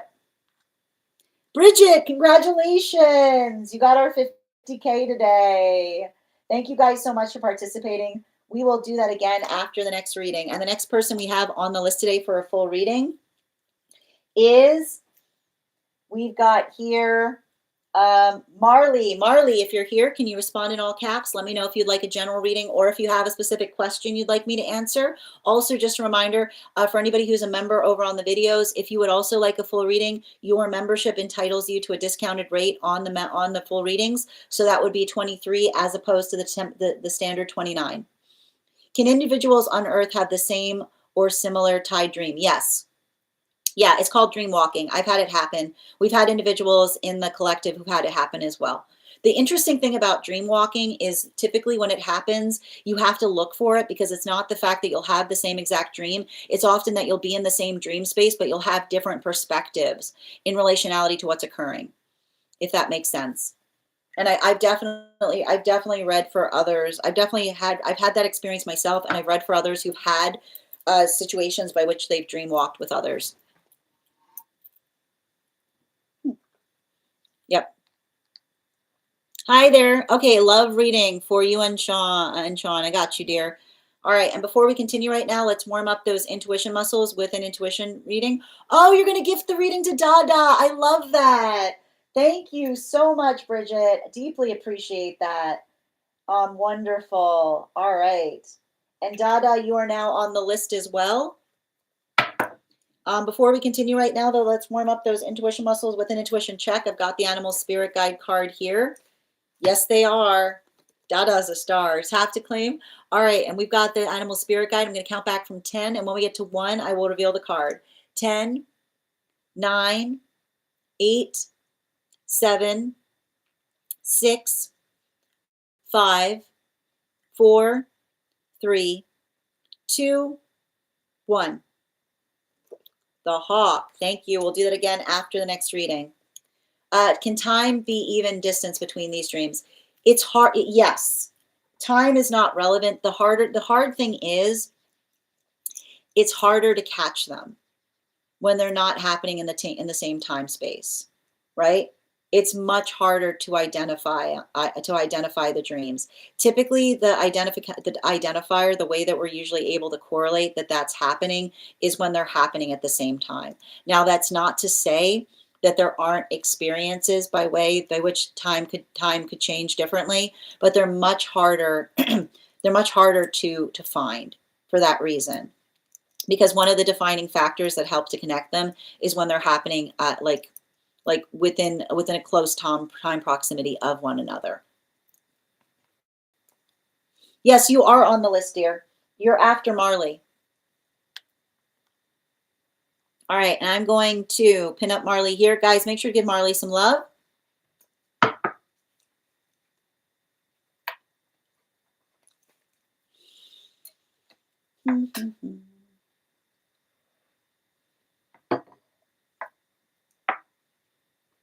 Oh, Lord.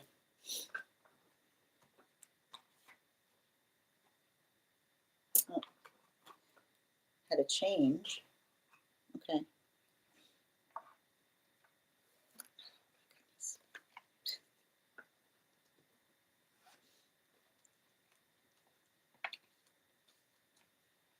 Oh, my goodness.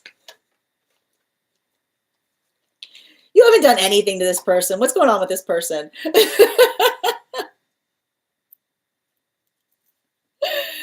I mean, like, what do we say? You know, they've got a very mythic mind, is what I keep on seeing. They like to mythologize things, you know? Everything is like, I want to just like, I feel like, you know, like somebody's read, like, I feel like somebody read a lot of myths as a kid, is what I'm seeing. I mean, it's not negative, but the thing about it is, and I need to stress this, you know, I feel like there's a really important, like, somebody needs to recognize that they're not Hercules, right? Like, you don't need to accomplish tasks in order to come into a relationship, you know? Like it's saying like I don't know why, but like I feel like there's something important that I see here. And I keep on getting like the issue, the circumstance or situation I see around something like this is a relationship has never stood, like a relationship has never stood in the way of anyone's success. A relationship has never stood in the way of anyone's success. And often, and I got to describe this, like the modality by which I feel like somebody's starting to get to recognize, like I keep on, I feel like I see somebody going through like a maturation process. And the thing about the maturation process that I'm seeing is, I don't know if this is someone who like works with a lot of their idols, is what I keep on getting. Like, I don't know why I keep on seeing somebody who has some kind of tendency of rubbing shoulders with idols. But the thing is, I keep on hearing idols are lonely, right? Idols are lonely, is what I keep on getting. I don't know why, but I feel like this person understands this, right? Like the modality of keep on hearing, like I don't know why I keep on hearing somebody saying like having a conversation with someone in terms of somebody says like it's not all it's like I feel like it's somebody saying like it's not all it's cracked up to be. Or somebody like it almost feels like somebody who's like had a like a heart to heart with someone, you know? Like this feels like somebody being like, I don't know why. This feels like somebody saying to somebody like, don't make the same mistake I made, you know? Like I don't know what this is that I'm picking up on. Like I hear somebody having a conversation with someone being like, do you really want to like do you want to really want to end up like I don't know who this is, but I hear somebody saying like, do you really want to end up like me? Like do you really want to end up like that? And I feel like I see somebody like that's what I mean in terms of like somebody being like yes and another person being like no, right? Like I keep on hearing somebody say no, I do this for show. I don't know why they're saying this. Like this is a type of conversation I see somebody having. And I feel like it's interesting because it feels like a conversation centered on you. Like, I feel like it's a conversation. Like, I feel like the conversation was centered on you, you know? Like it almost feels like somebody trying to talk to someone on your behalf or saying to them, like having like I feel like it's like one of those like come to like come to your senses kind of energy and being like, I keep on hearing somebody say like, this is a sound of you losing the best thing that's ever happened to you. Um, like there's something really energetically important there. Uh, I don't know if this has already happened, but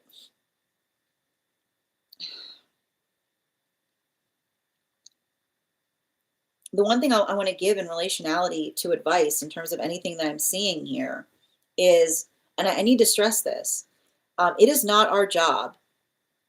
It is not our job to convince someone of the pros and cons of a healthy partnership. It is not our job. I know how difficult it can be, right? I know how difficult it can be when you literally see a situation by which you say to somebody, you know, like if somebody cannot recognize that they can have everything through you, it's not your responsibility to walk them through a PowerPoint presentation in relationality to the fact that they could. And I think that that's really energetically important because, and I feel like I see somebody here that's like, I don't know why, but it feels like somebody having had a reality check, and I want to stress this because everything I keep on seeing, like it's saying to me like somebody on a borderline, which is working through, like I don't know why I'm picking up upon someone that is trying, like, and I want to describe this, and the reason I'm gonna describe this is because it does feel like somebody who wants to talk to you about something. And the way you're gonna know, right? Like the way you're gonna know whether this person is ready to like invest in a relationship is the space by which they articulate and say, like, this is what I can do. This is what I can't, right? Because the hard part about this is I'm not sure why. It feels very much like I keep on hearing, I keep on, and I keep on getting this. Like, I don't know why I'm getting some kind of like Prince of Tides energy around somebody, which is the modality by which another person says, like, I am at the behest of my schedule. And it's not even their schedule, is what I keep on seeing. It's not even their schedule. It feels like somebody else's schedule, right? It feels like they, like, I don't know why they're like, I go where the wind takes me, but it's not the wind. Like it's saying to me, it's saying to me, like there's some kind of, I don't know, I feel like I keep on picking up a fan base around something. But like that's what when I like often when I hear I go where the wind takes me, there's fans around it. Is what I keep on getting. You know, like there's fans is what I keep on getting because it's a wind energy. But I see somebody in a point of deep contemplation. And I keep on hearing deep contemplation and energetic isolation. And something about the way that you and another person left it. I don't know what you said to them, but it had an impact. I'll tell you right now, whatever it was like a stone, right? It's saying to me, like, there's something there, you know, like it's heavy. Because I mean, I want to point this out. I feel like you said something to someone, like, and I want to describe this. Like, I don't know why I keep on hearing you read them to filth, but like the reason I keep on hearing, like, when we care about each other, you know, I need to describe this. When we care about each other, we tell each other the hard truth, you know?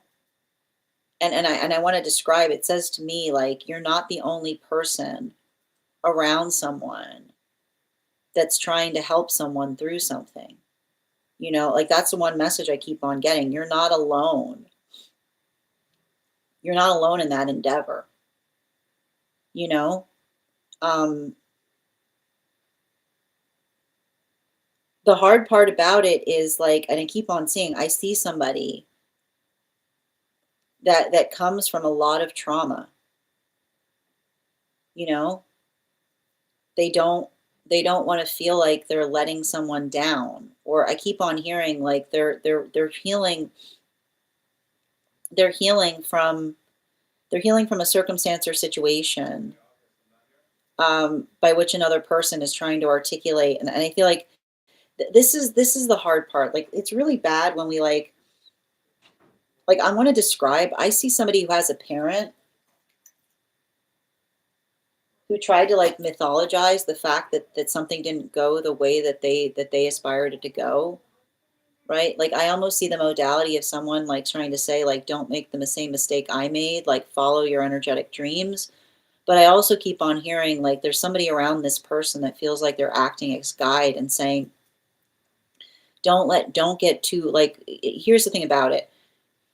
We follow our dreams, but we hold hands with those who we want to follow come into our dreams with us, is what I keep on hearing, right? And I keep on hearing a healthy dream allows us to hold hands, which is the modality by which we don't feel like we need to hide a part of our life in order to move towards our dream, right? It's the energy I keep on hearing.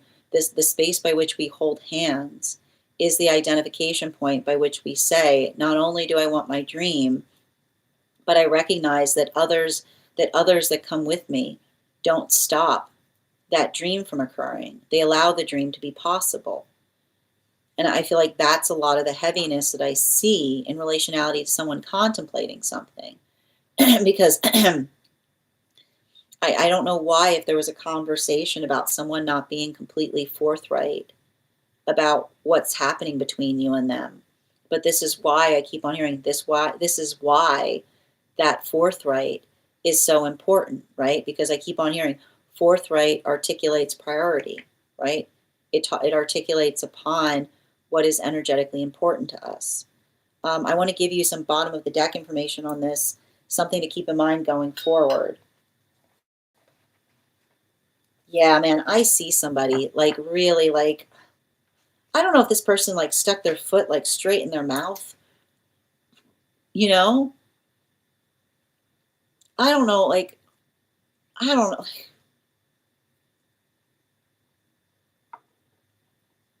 Like, I don't know. It's like, I feel like something was happening. I keep on hearing like, and this is what's hard about it. Like, it almost feels like somebody that was having like some kind of like big event around them. I keep wondering, there's something to be said in terms of being lost in the moment, right? And I don't mean that. And I want to describe what I mean by that, right?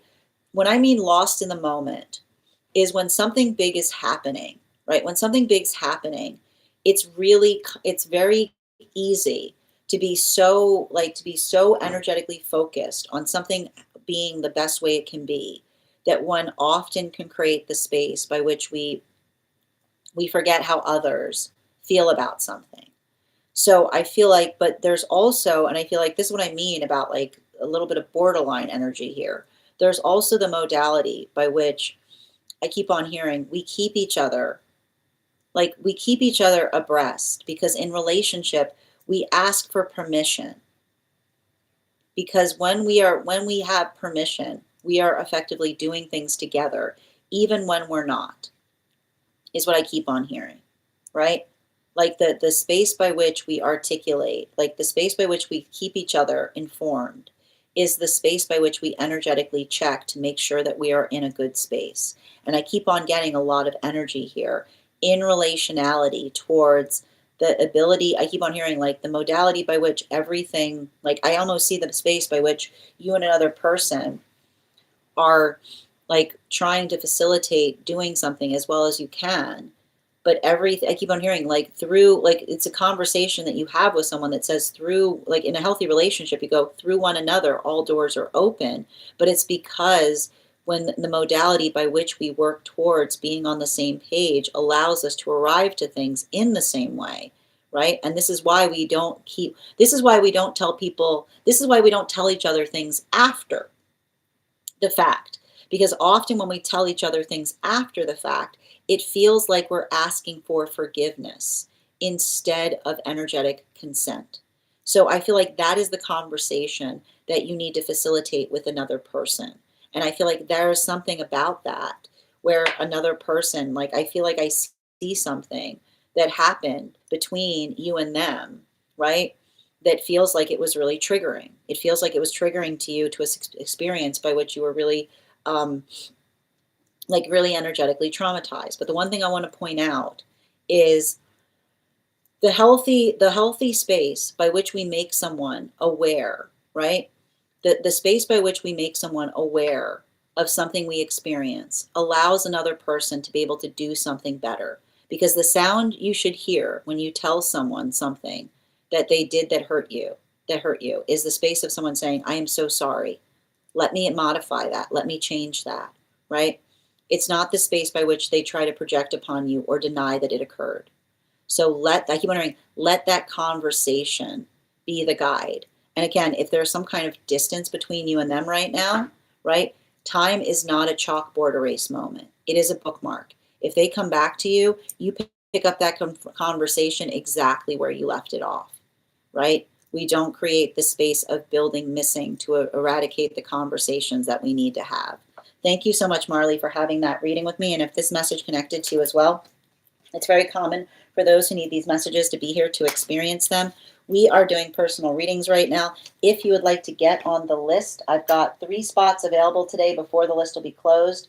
3 cards for a donation of $29 or more. 4 cards for a donation of $23 or more for my subscribers. Binks in my Lio, please keep in mind there are 2 things I do not read for across these apps, pregnancy and medical. Happy to give insight on anything in private readings, and you can book private readings on my site. We're also at 82.4K likes. When we get to 100K, I'll be gifting a reading back to the collective, so make sure you're tapping that screen. We'll get to 100K in no time. You're so welcome, spiritualist. And just bear with me. Hi there, Logan. Blessings to you as well, dear. One moment. Hi, Adam. Good to see you today, dear. Hope you're doing well. And thank you as well. Ella, good to see you. I know we already passed 50K. What? What about a tooth, Adam? I don't understand what you're talking about. How are you doing today, dear? Hi there, Mill. How are you doing? Sending you support on that journey. Oh, don't say you're a home wrecker, spiritualist. Why are you saying that? All right. How are you doing today, Ella? Hi there, good vibes. Good to see you. Welcome, Joseph. I'm doing well. How are you doing today? 606, tap to claim. Chris, thank you for those heart me's. Guys, please remember to recharge your heart me's if you'd like an animal spirit guide card on top of your one card. Oh my God, I even did that. And the 28-page PowerPoint. Adina, good to see you guys. Make sure to give Adina some love. Had an absolutely beautiful podcast with her a little over about a year or so ago. You can find it over on her site or over on my stack. Yeah, I really want to show you. Oh my God, I want to see you actually have a PowerPoint. Oh my God, I want to see it. Make a TikTok. Yes, Marley, they've been so quiet. I don't know if there's space for that convo at this moment. I hope like I literally like I feel like there's somebody I don't know why I keep on hearing there's somebody who's like rooting for you in some way. Like I feel like it's somebody being like trying to like talk to them and be like, what are you doing? You know what I mean? In a positive way.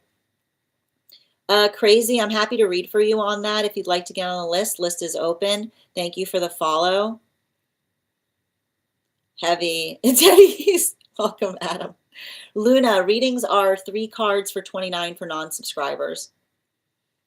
We already finished the collective read today, Luna. We've moved on to one. We're doing personals right now, and I've got 3 spots left before the list is closed. Vols and vowels in the energetic field. Okay, you know what? Here's the thing about it. I know what you're talking about. Especially in the general. I mean, it's interesting though, because like, I mean, there's a lot of different ways you can mean that, you know? Hi there, and Carol, thank you for those roses. Yep. Oh, okay, hold on a minute. Oh, thank you, Danielle. That's kind of you to say. Hi there, good to see you, dear. Can I get on? You just got on the list. I got you, dear. Yep, I've got you on the list. And Alexandria, thank you for those heart me's as well. And thank you for reposting, Danielle. Okay, a reading on partnership. I got you, dear. Got it. I sent it to direct. Okay, so wait. Oh, so here's the thing, Chris. I need you to move. I can't read it from the direct message if I'm on the live. Hold on a minute. Maybe I can. I would usually, hold on, let me see if I can pull it up. I would usually encourage you to post it, to send it to me in an email, but let me see if I can get it here. Okay, so I've got it here, but I don't see your question having come through. Are you saying, wait, I got it here. Okay, I see it. All right, I've got the question. We're good. Never mind. All right, we're fine. Okay. Yep. I'm going to read the list for anybody on the list right now to make sure that we're having clarity. So the list I have right now is, we've got Nikki, Chris, Dada, and Angelique. And if anybody else wants to get on the list right now, you'll be the 1, 2, 3, 4. You'll be the 5th person read for. And I've got we got 3 spots available today before the list will be closed. All right. Excellent. Hi, Miranda. How are you doing today? And just a reminder to anyone joining us across the other apps, you can get on via my tree that has links in it in my bio. I mean, we can read on it, spiritualist. I mean, the way you're saying it, I don't know if you're saying it in a positive way or a negative way. All right, I'm going to pin up Nikki here, but before we continue, let's warm up those intuition muscles with an intuition check. And for anybody who's sticking around, if you are a member on the place where we keep the videos, or a subscriber on the Clock app, we will be doing free 1 cards for everyone, anyone who's a subscriber or paid member. Once we get through the personals, I might be. No, I'll keep the list open for now. I can still take a couple more people before I have to close the list. We've got the Animal Spirit Guide card here. We're going to count back from 10, and when we get to 1, I'll reveal the card. 10, 9, 8, 7, 6, 5, 4, 3, 2, 1. Air Dragon, thank you for participating. We'll do that again after the next reading. And guys, make sure to give Nikki some love. 4 cards, please, on partnership.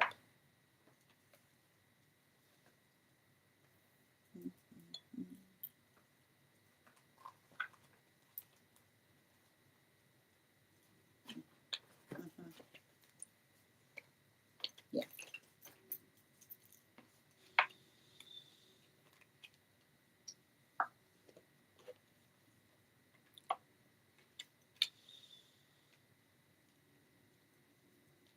Yeah, I get it. You know,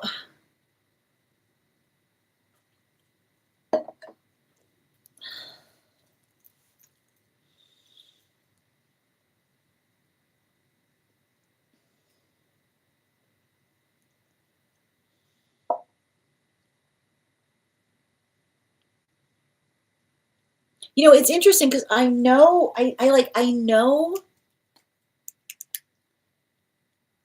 that you want this to be a partnership reading, but you've both got two energies in the ancestral that are in cahoots with each other. And every time I try to read you guys on partnership, they both step forward. Right? It's ridiculous.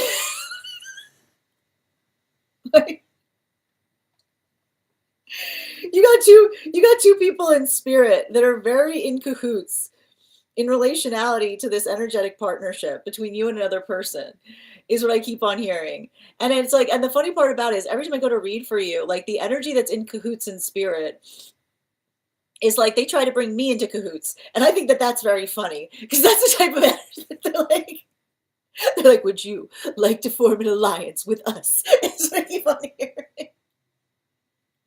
But the thing about it is, and here's the thing about this is you and another person, and I want to and this is what we sometimes talk about when we say when spirit tries to bring things together, don't be the person to tear it asunder.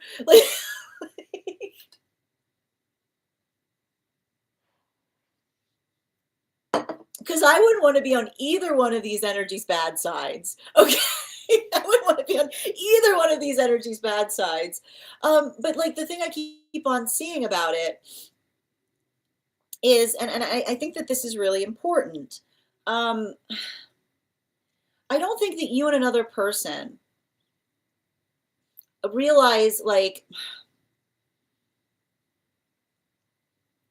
don't know if you and another person realize the full extent of the energetic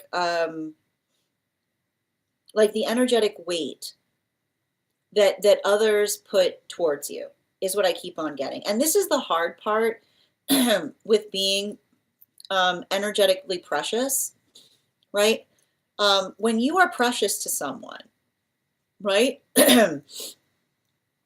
When you are precious to someone, the sound you will hear around you is perpetually bringing other people towards those that care about you, right? And what is the song?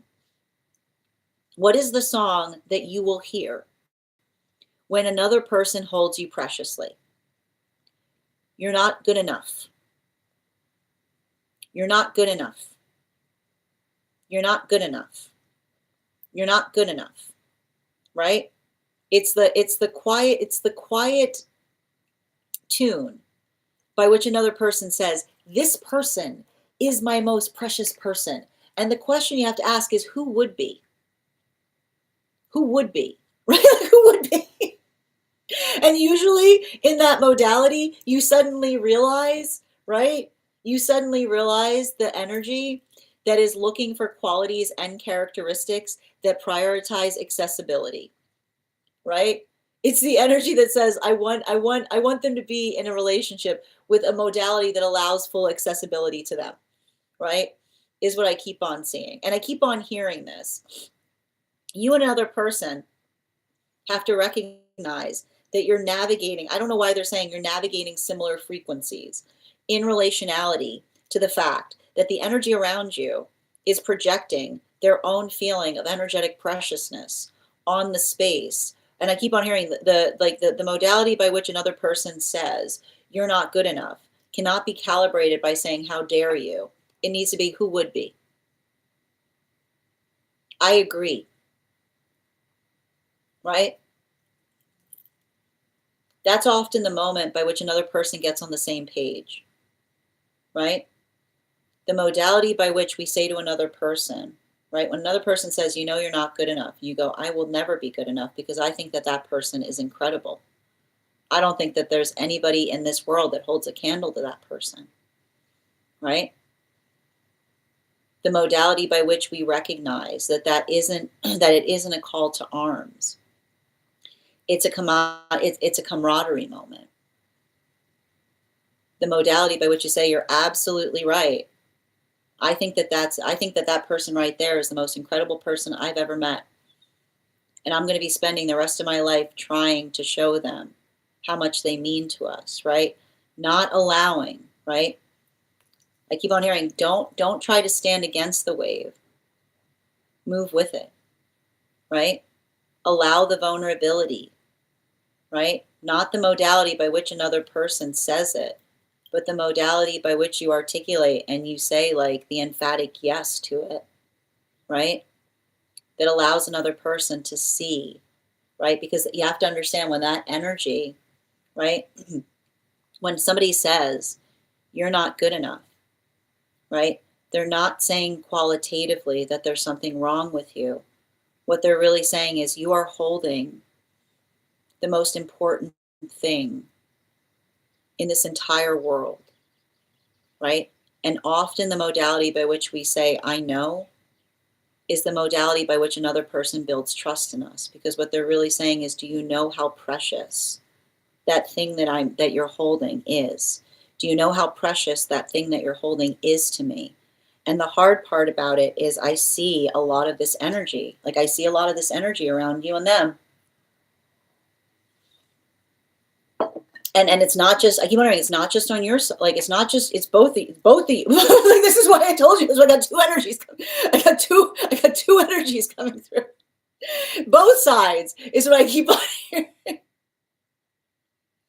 Um, and that's the hard part, right? Like I see that you and another person, the similarity, right? The similarity of what you're working through is what's so difficult because I keep on hearing the similarity desires one to feel energetically polarized, right? The similarity creates the space by which I keep on hearing like it's like Clash of the Titans energy, right? Like there's a lot of that. There's a lot of that. But you know, and I keep on getting the funny too because the energy that I see in spirits, like if they could only see the two of us together, like they would understand. Like those, like they got two buddies. Like there's two buddies in spirit right now around this. You got and your partner had a dream about it. That gave you had a dream about it. That gave strong indications, right? And the dream was the dream by which remember. I keep wondering. Remember when your person in spirit said, I went to go visit a friend of mine, right? I went to go visit a friend of mine because that modality or that experience by which they're articulating, right? They're literally articulating upon working through the modality and experience of trying to both help you through it. And the hard part about it that I keep on seeing is that the shape or the modality by which they're helping, right, is articulated by which they can't even be over to help you because they're too busy helping them, is what I keep on hearing. So the modality by which you understand, and I just keep on hearing the same message come through, right? When you hear somebody say, I don't know why they keep on saying the words, when you hear somebody in some way, shape, or form broadcast to you, right? Don't take it as a slap. when somebody says to you, I don't know if it's already happened or if it's going to happen, I don't think you're good enough. Say, I don't think there's anybody in this world that is. I don't think that there's anybody who holds a candle to that person, right? Because the modality by which we say, I know, is the space by which we say, I recognize the honor I have in holding this. I understand it too. I feel ill-equipped to carry this. And often, in the moment by which we say, I feel ill-equipped to carry this, another person feels reassured because it's the observation that we're not taking it lightly, that we're not taking advantage, that we're not in the experience of navigating something in a way by which we feel worthy of it. But it's often the space by which we feel energetically in the space by which we hold something that we identify how important it is to us. And I feel like for you, I feel like a lot of that for you is being in the space of educating, right? Educating, like when somebody articulates their distaste, tell them a story. Show them what it feels to be energetically loved. And for them, it's the modality of when another person, like not taking, I keep wondering, not taking the insult of another person. Don't see the insult. When another person says you're not good enough, say, I know. Nobody is. I care about that person so much. I don't think there's anybody in this world that would be enough for them, right? Because that is the space by which we identify what is an honor that we're energetically carrying. Bottom of the deck on this reading, there's that Emperor energy. The thing that I keep on seeing, and this is what I keep on getting, I've got two masculine energies. You and another person got two masculine energies that are in spirit. And they keep on articulating the same thing to me, which is them saying, if I was there, this wouldn't even be an issue. And that's why I feel like this energy is so frustrating. That's why I keep on seeing this energy that's so frustrating, because they're both very similar. They're very similar. They're like, if I was there, there would be full stop. There wouldn't be an issue, right? and that's why they're breaking their necks over in spirit, trying to come to people in every way, shape, or form to give their energetic consent to something, right? And that's what I mean. Like when I say, when spirit brings things together, don't tear it asunder, because I don't want to be on the bad side. I wouldn't want to be on the bad side of either of these energies. I would not want to see them on a cranky day, is what I keep on getting. And I feel like a lot of that message, and I just keep on seeing this coming through on this, is saying embody that energy. Embody them, right? Because if they would put a stop to it, that is exactly the energy that you need to embody in relationality, saying you're being absolutely ridiculous right now. You're being absolutely ridiculous. Because they were both there's something about this energy of just when they reach their limit, you're going to stop right now. Proceed with caution. It's I keep on hearing. Right, that's enough. Right, I keep on hearing, it's funny, with both of these energies, I keep on getting the sound that there was a tell, which is the beeping of a car, that beeping of a car, which is the beeping of a car that says you're getting a little too far, going a little too far, don't want to push it. Is what I keep on getting. So I feel like it's interesting, because I feel like this energy is trying to articulate that is the modality by which you have to kind of navigate, which is saying being accommodating, but to a point, right? Being accommodating, but that's enough of that, is what I keep on seeing. Thank you so much for and I feel like even in that, the one thing I'm identifying is and I keep on hearing it's saying to me, it's and I feel again, I pay a lot of attention to your dream space right now, because I feel like a lot of the space by which they're articulating in the dream space is I feel like in one place it's giving someone energetically confidence, right? I see one person that's being given confidence, saying this is how it goes, is what I keep on hearing, right? It's funny is this is how it goes. There's actually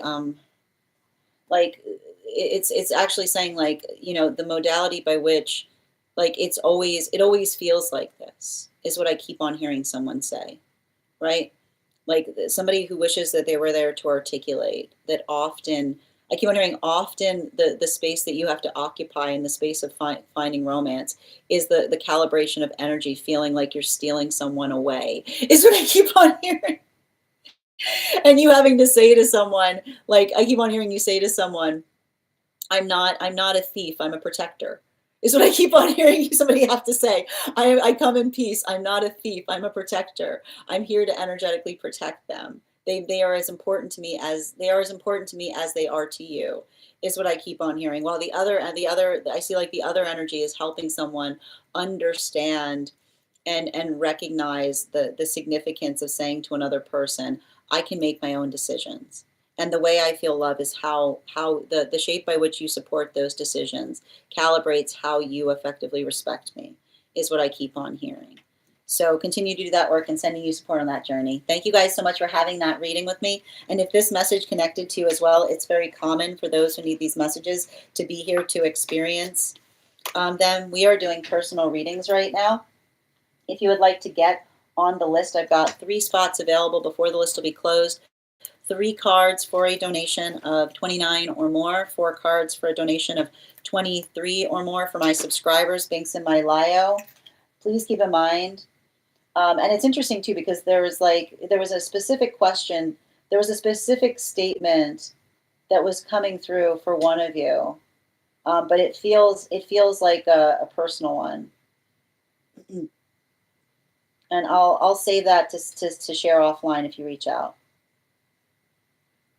Okay, got it. All right, thank you. I'm going to take a moment to read over the comments that came through as I was reading.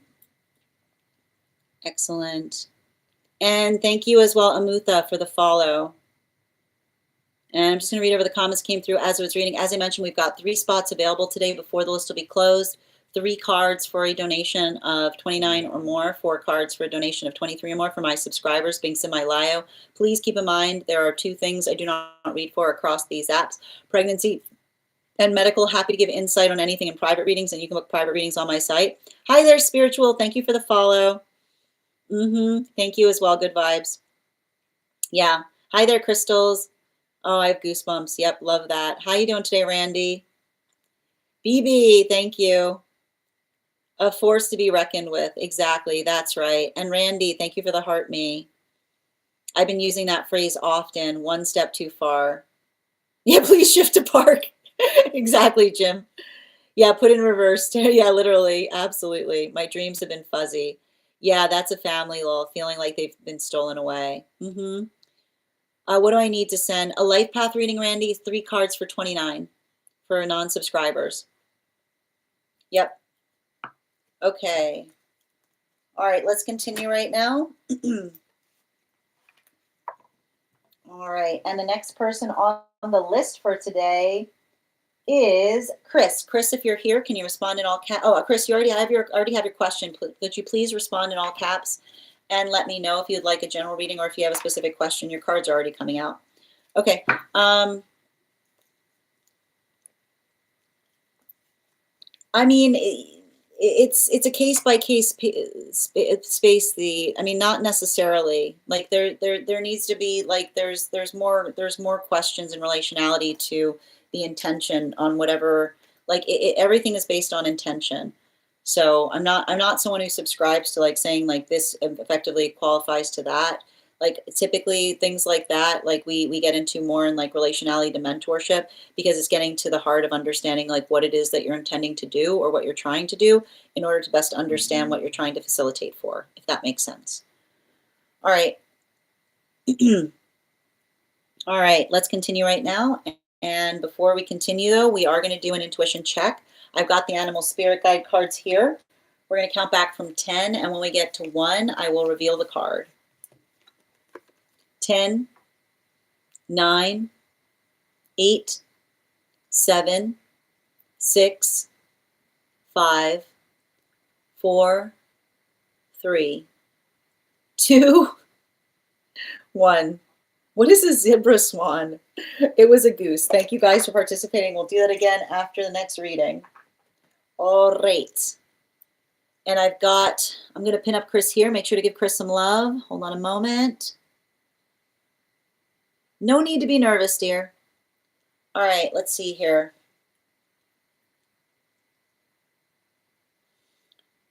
All right, so let's get to the bottom of what's going on energetically between you and this individual. Can I get 3 cards, please?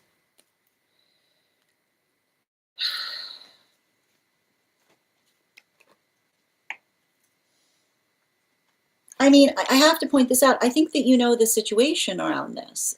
Like I see a situation, somebody being like the door's open. It's not a question about whether you can go back to that anytime you want, is what I keep on seeing. The question is whether it's the shape that you want it to be in. Because I see somebody here, they're for everybody right now. You know? They're for everybody. You know? This is giving me some kind of energy here of somebody who's just like I want to describe this. Like just somebody who's really, really not focused on like on an invested relationship. I see somebody that's like entirely immersed right now professionally, right? Like they are professionally invested. They are operating, they're firing on all cylinders. And I want to stress this, that's no excuse in relationality to what occurred, because I keep on hearing you can have a professional life and still navigate a relationship. But I see somebody right now, like I see somebody who's like, like especially if the conversation that you had with them had to do with understanding the nature of what was happening between you. And I need to stress this, healthy relationship is definable. Healthy relationship does not defy definition. Healthy relationship does not require you to be in a state by which you have to recognize and just let something energetically happen. And that's the hard part with energy like this. They're definitely going to come back. They're definitely going to come back, but they're waiting. Like they're energetic. If this is what effectively broke the relationship, you asking for a definition on it, be ready for them to wait a period of time until you miss them. And then they're going to reach out to see if you've let that conversation go. Remember, the time that passes is not a chalkboard erase moment. It's a bookmark. The question as to whether this person's available to you right now, like if you were to call them right now, you could be over there in 5 minutes. And they would feel like they would feel like you are consenting to being in a relationship by which there's no relationship. Right? Like that, like that's what I'm effectively seeing. So I want you to be really, really conscientious about that, particularly as it relates to you not being the one to energetically reach out, especially, and your confirmation is, especially if you guys split simply because you asked them like you told them that you needed some clarity as to what was going on between you and them. That's not too, that is the sound of the bar being on the floor. That is the sound of the bar being on the floor, right? And that is the sound of them effectively identifying the fact that, again, I see a lot of relationships around them. You hit the needle on that. You hit it. If they're quiet, whatever you said to them, you hit it right on the nose, right? And especially as it relates to some of the energy around them. Who is that? What is their energetic connection to you? Is there anybody else? The question you need to say to somebody when they come back to you is there anybody else right now who believes that they are in a relationship with you? Write it down. Is there anybody else right now at this moment that would articulate that they are in a relationship with you? And I guarantee you that those energies around them also, and especially, I want to describe this, your confirmation is that this energy would often tell you that there's energy, oh, that person, they're obsessed with me. They're obsessed with me. Obsessed or confused. Obsessed or confused. Because here's the funny thing. Confused energy can often look obsessed when they're trying to get clarity. Write it down. Obsessed energy. Confused energy will look obsessed when they're trying to just get clarity. Confused energy will look obsessed when they're just trying to get clarity. Healthy relationship does not require you to try to investigate, to figure out what's happening between you and another person. It's the space by which another person tells you. And the hard part about what I'm seeing between you and another person is whether they're coming back is not a question. I see somebody who is effectively, wherever you left it, they're waiting to build a sense of desperation in you. They're going to they're going to reach out and they're going to act like nothing energetically happened. And in that modality, when they come back in that moment, you bring up exactly where you left that conversation, or they're going to try to have a fresh start. And there's no restarts in partnership. No energetic restarts. You pick up exactly where you left off, or you don't pick up at all. No new relationship energy reinvigorated back into an energetic experience, especially if the space by which you stopped talking to this individual was you trying to get energetic clarity, right? I keep on seeing someone being like, oh, this is too much stress. I don't like stress. I don't need this. Yes, that's what relationships are. We stress each other in the best way possible, because when we identify and articulate what we mean to each other, we build into the sense of prioritized partnership. So recognize and identify this, because I keep on seeing someone that is convinced that they're giving you some kind of cooling off period. There's no breaks. There's no energetic breaks in relationality to effectively what's occurring here. And the modality by which, and I can see somebody being like, I don't know why they're saying like, I am irresistible, right? The fact that they feel an irresistible connection to you, don't let that irresistible connection change like the ability, like that does not change the ability to articulate what's happening, right? Like none of this, you know what I mean to me. No, I don't. Nobody knows what anybody means to each other. We articulate it because that is how we make something real. So don't let somebody create, I keep on hearing, none of this will-o'-the-wisp relationship. Not that irresistible connection that another person tries to make romantic by articulating the fact that they desire you and want you, but refuse to tell you what you mean to them. When we care about each other and we want to make it real, we put it into words. Bottom of the deck in this reading. Whoop, exactly. Perfect timing. Hold on a minute. And, oh no. Yeah, I'm going to bring this up too. I already know what's coming here. Bottom of the deck. Especially, do not let them circumvent the conversation you are having by trying to articulate that they're going through a personal tragedy. Especially, do not let them circumvent the conversation you are having when you stop talking to them by trying to articulate the fact that they're going through a personal tragedy. I need to stress this, and this is really important for this energetic connection, okay? The modality by which, when something bad happens, our connection point is not to reach out to the person that we're not talking to. And when somebody does that, they're hoping to utilize a tragedy to circumvent a conversation. Recognize it and identify it for what it is. And in the modality, because what they will potentially, don't let them come into the space by reaching out to you and a moment of personal tragedy, and then you saying, what's happening between us? And then they say, how could you?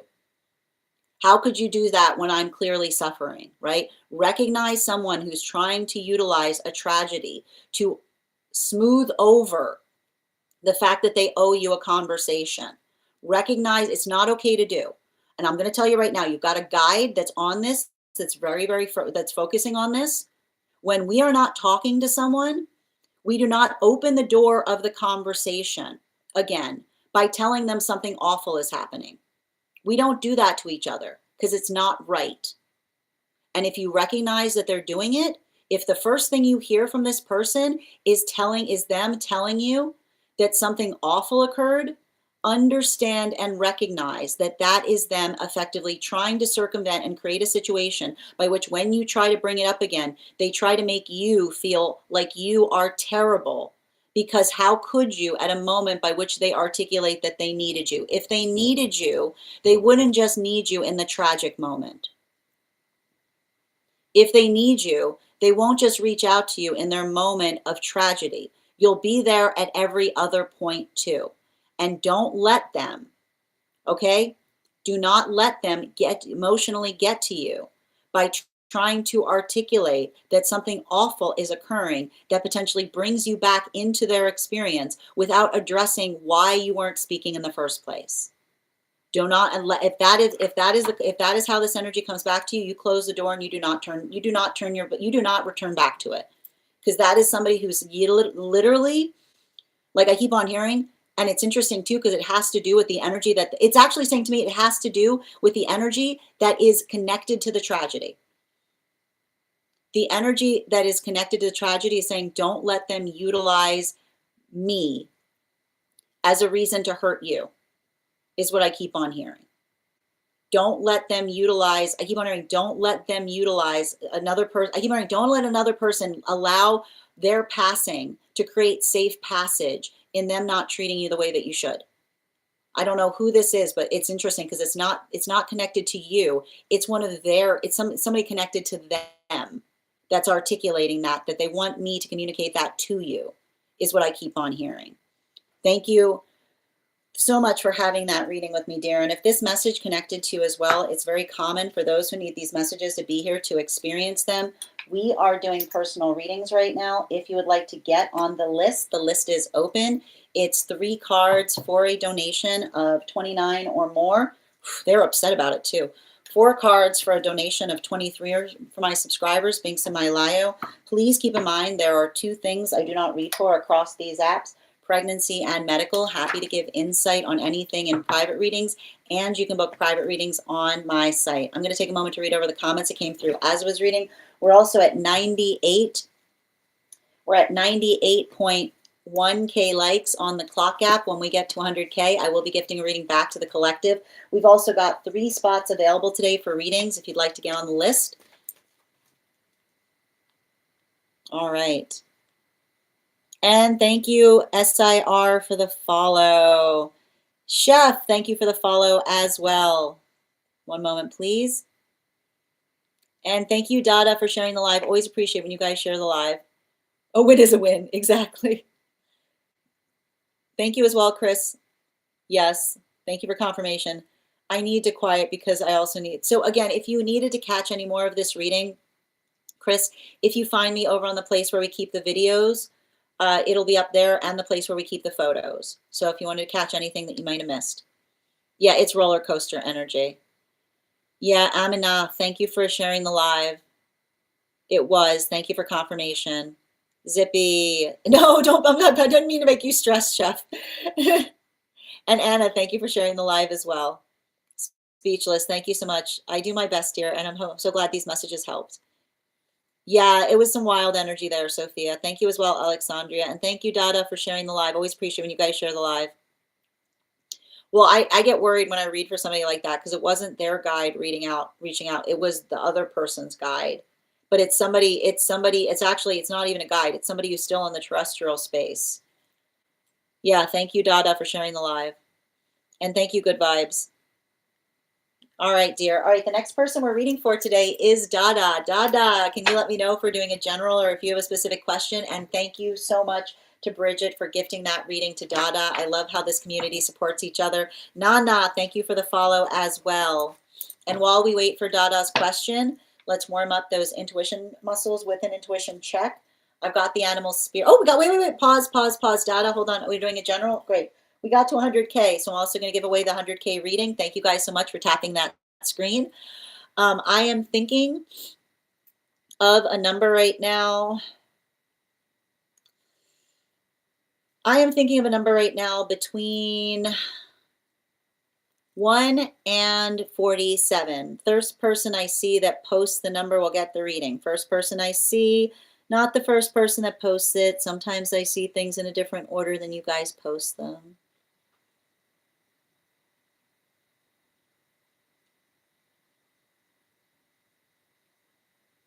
Oh, Wushu, congratulations. You got it.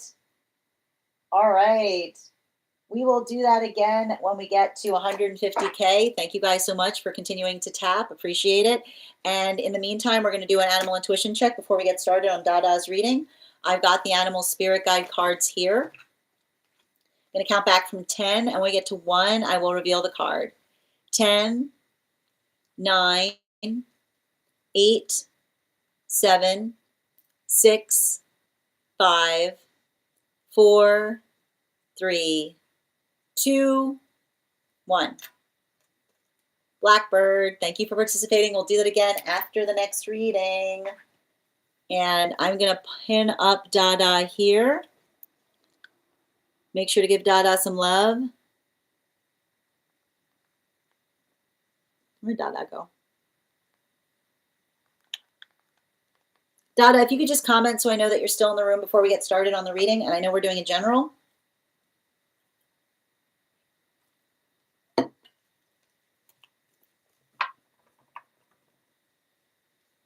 Oh my God, somebody just, I know, right? It's always wild to me when I see you guys posting the same number at the same time. It's really wild. It's a collective for a reason. I got you.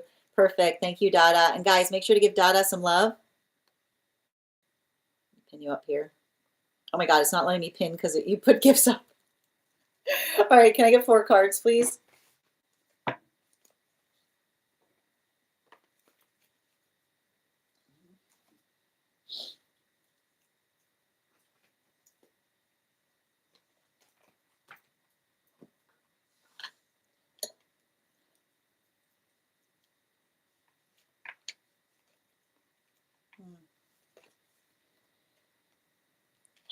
You know, I feel like you're going through a renaissance.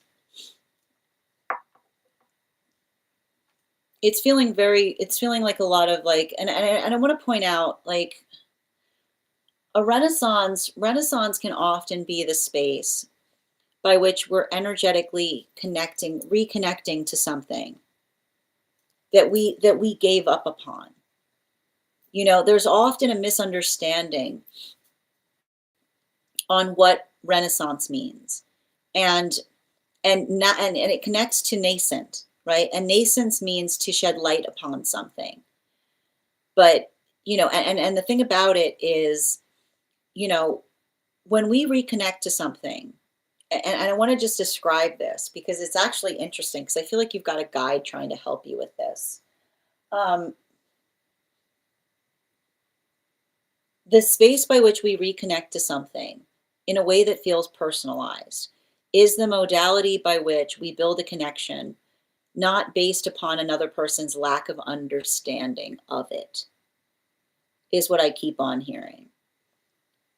And I think that it's interesting because I see you reconnecting to something. And in the context of reconnecting to it, you're letting go of some fear in the process, you know?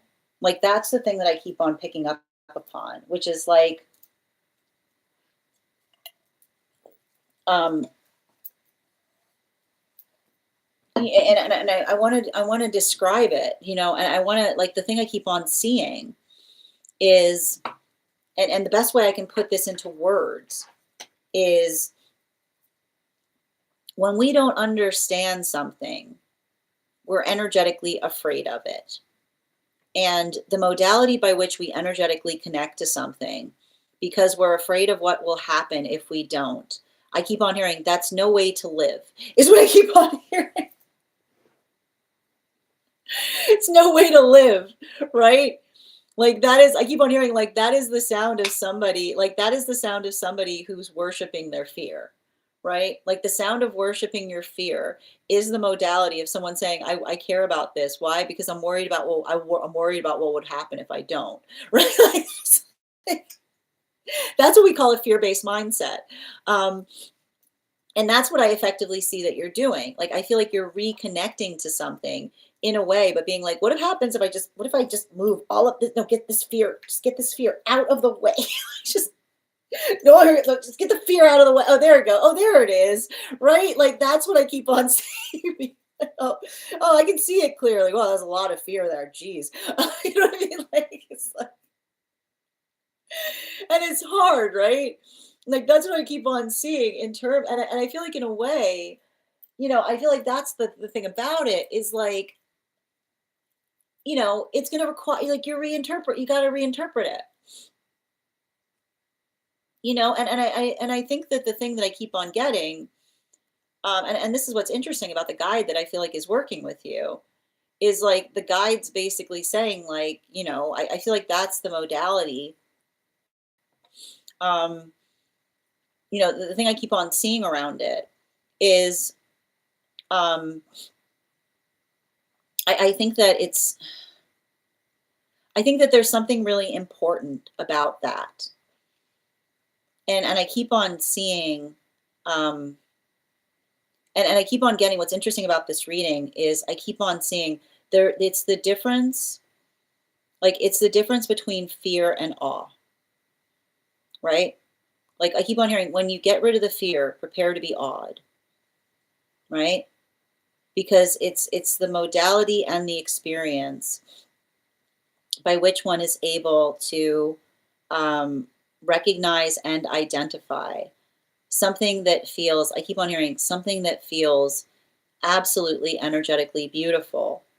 But I keep on getting that it requires one to be able to navigate things um, like with a sense of vulnerability, is what I keep on seeing. And I think that like, and I don't know why, like it's saying to me that there's something about that work that you're doing. And I feel like what's interesting is because it does feel very much like a message from the guide that you're connecting to. And the guide is effectively articulating that says, remember, a healthy guide shows you things, not to show you like what you're doing wrong, right? But they show you things so that you can do them even better, is what I keep on seeing. Because I feel like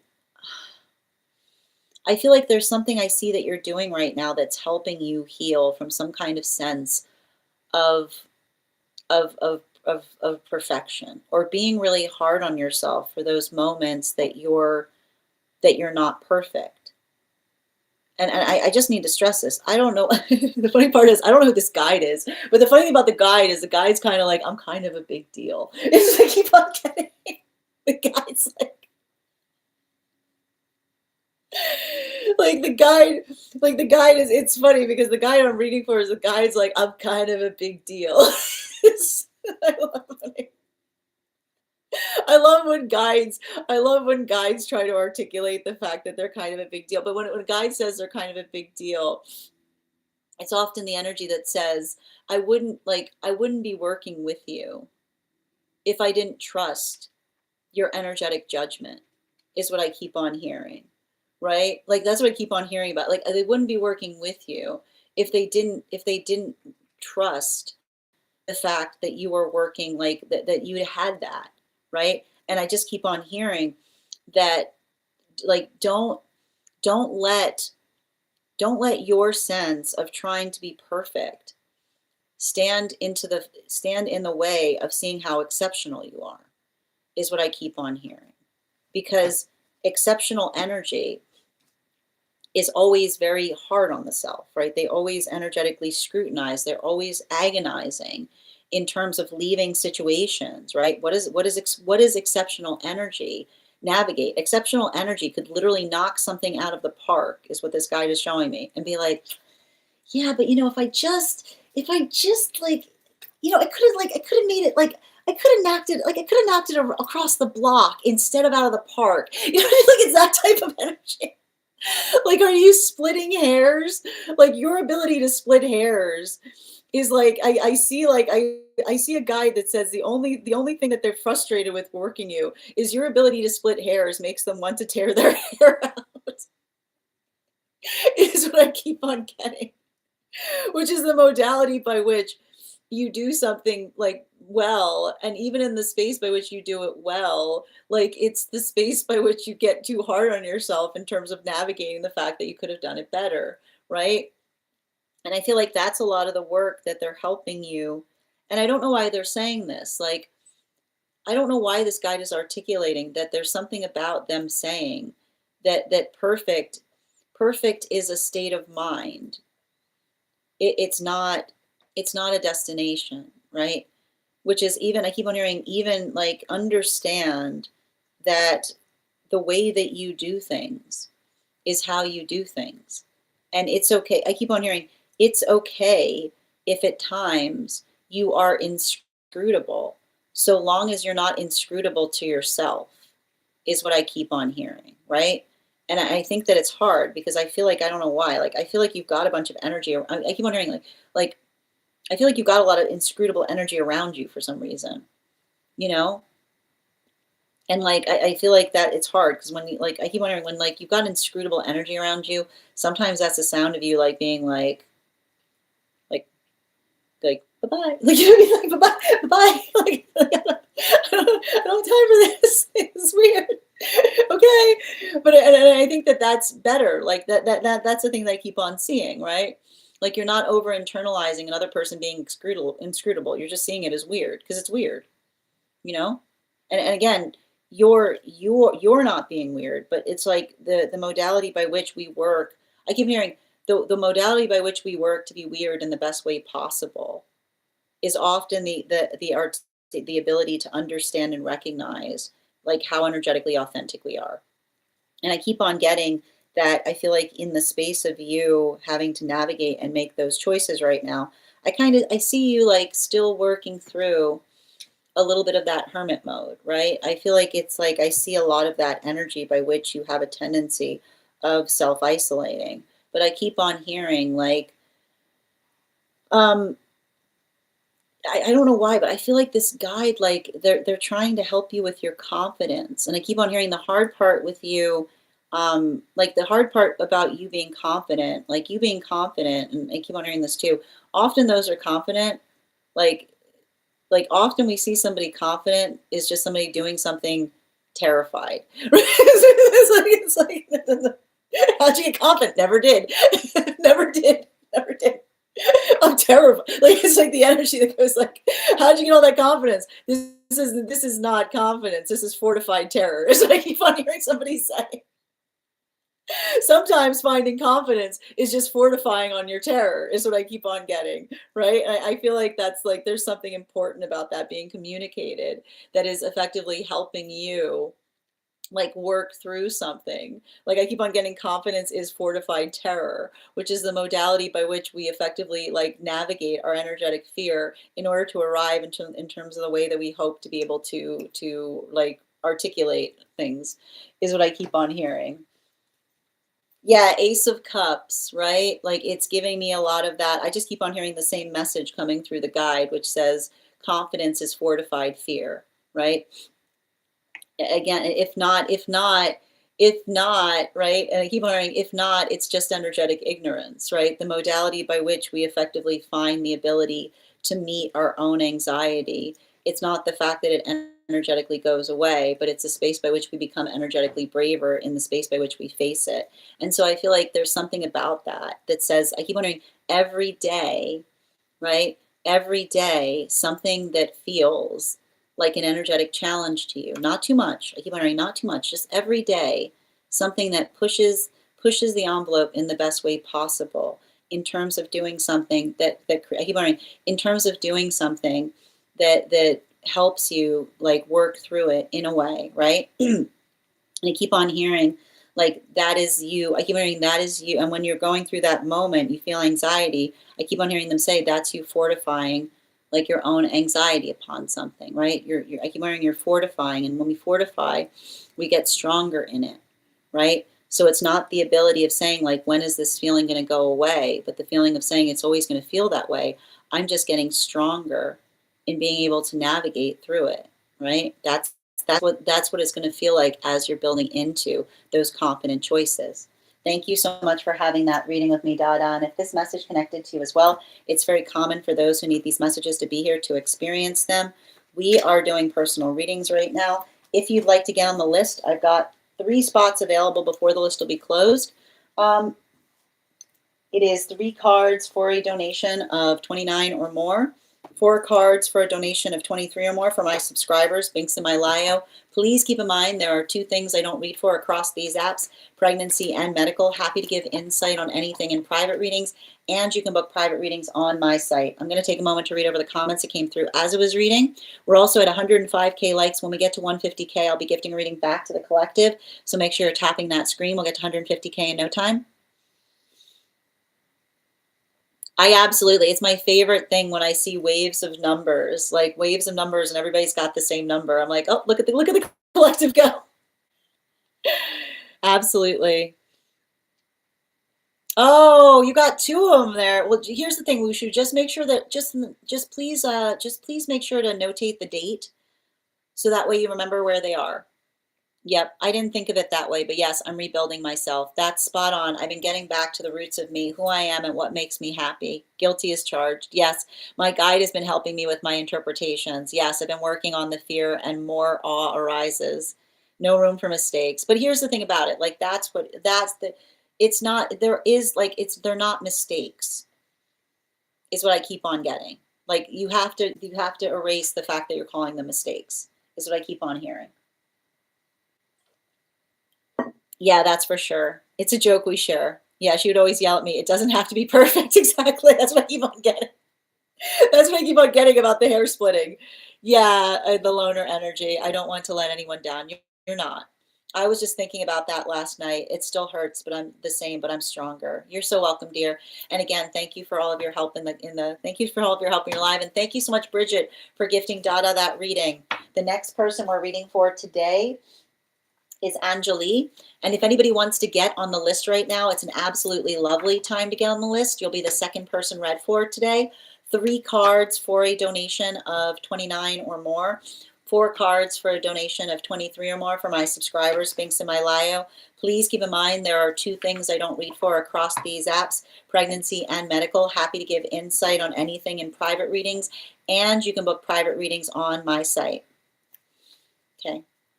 Did you want to utilize one of those held readings for a reading today, Wushu? You're also welcome to. You sent it thank you for letting me know where you sent the reading.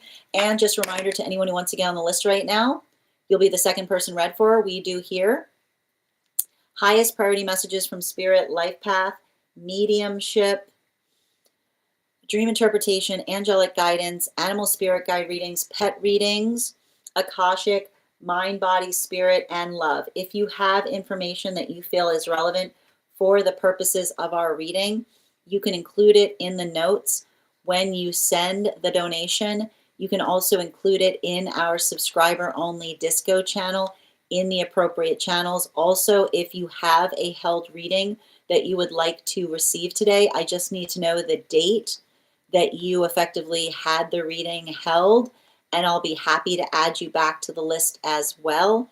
And we will be starting shortly. For anyone who's sticking around, we will be starting shortly on 1 card readings for subscribers. So if you are a subscriber who would like to, if you would like a free 1 card, make sure that you are becoming a superfan. Your superfan status will make you eligible for a 1 card reading. And if you are joining us over on the place where we keep the videos, your paid membership will also grant you the same 1 card reading each day. Excellent. All right, and let me just pull up. No problem, dear. Take your time. And I'm going to get to your reading in a moment. Before we do so, let's warm up those intuition muscles with an intuition check. I've got the animal spirit guide cards here. We're going to count back from 10, and when we get to 1, I will reveal the card. 10, 9, 8, 7, 6, 5, 4, 3, 2, 1. We got the ram. Thank you for participating. We'll do that again after the next reading. All right, and let me just pull up. If you have information that you feel is relevant for our readings, for instance, if you have a dream that you would like interpreted, or, hold on a moment. If you have a dream that you would like interpreted, or if you have a past life you would like more information on, you can include those in the notes when you send the donation. You can also post it in our subscriber only Disco channel in the appropriate channels.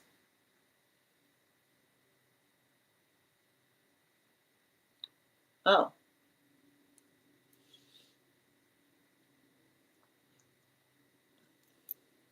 Ooh.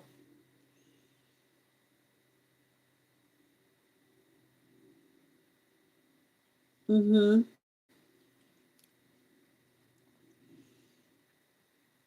Okay. Is this inside tea or outside tea? Sim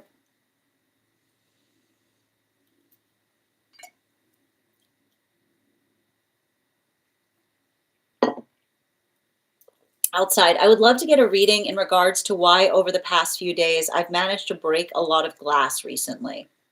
Yesterday, I managed to drop and break an old wine glass. And then earlier in the night, I made tea with my very old glass teapot, which was in my storage box that I haven't used in 2 years. And as I went to bring it into my room, it fell and smashed. I also managed to cut my finger the same day I broke the wine glass on a blade while I was organizing the rest of my things in my space, which included an apple peeler. I went to grab it and then slipped, oof, and cut my finger upon it. I've also managed to pick up, oh, okay. I haven't had I've been smoking in over 2.5 years, which I don't feel great about and I don't like doing. So I guess I'm wondering, has someone sent something negative my way, which has sent me all of out of whack? And what can I do to help to stop smoking for good, or why I picked it up again? I've had at least 3 instances over the past 2 weeks, including tonight, where I almost got into an accident. Ooh, whether a car running into another bike or just missed it by swerving out of the way to avoid collision. Well, again, I need to stress that I cannot make this a medical reading in any way, shape, form, or fashion, but I'm happy to give advice in relationality to helping to navigate what's going on with some of the energy around you right now. Can I get 4 cards, please, for Angelique?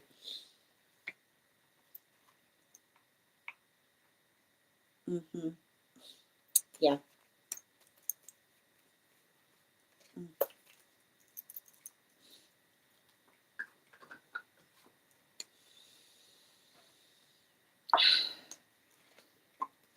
Yeah.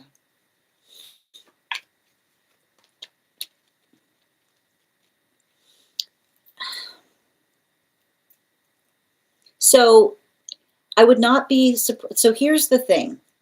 And it has something to do. It has something to do with this full moon energy. And the thing I like to articulate with this full moon energy is, and the best way I kind of can describe this is, if you do not, if you, it sometimes happens with like a Taurus full moon and a Leo full moon, which is the modality by which, and especially if you don't have a lot of Leo sign work in your chart, with this type of energy, it can calibrate for the space by which you don't recognize the force of your own weight. And I want to describe this. This is often something, and Aries sometimes have to go through this too. It's often something that is navigated. And the work that happens, and I want to describe with like the amplification point of the Leo energy, and especially when we're navigating it with Aquarius season, is it can kind of amplify the force of intention that we put to things, right? It's the ability of like identifying and recognizing a gentle touch, right?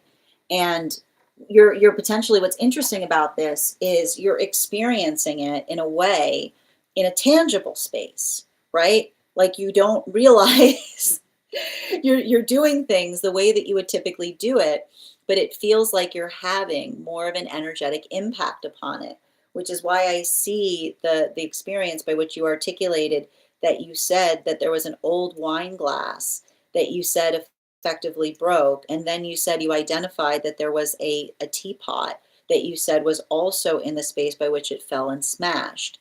Now, the thing about this is, and I want to describe this because it also has to do a little bit with that Aquarian energy that we're dealing with. Remember when I said, make sure that you're doing things in a way by which you're not trying to rush through things?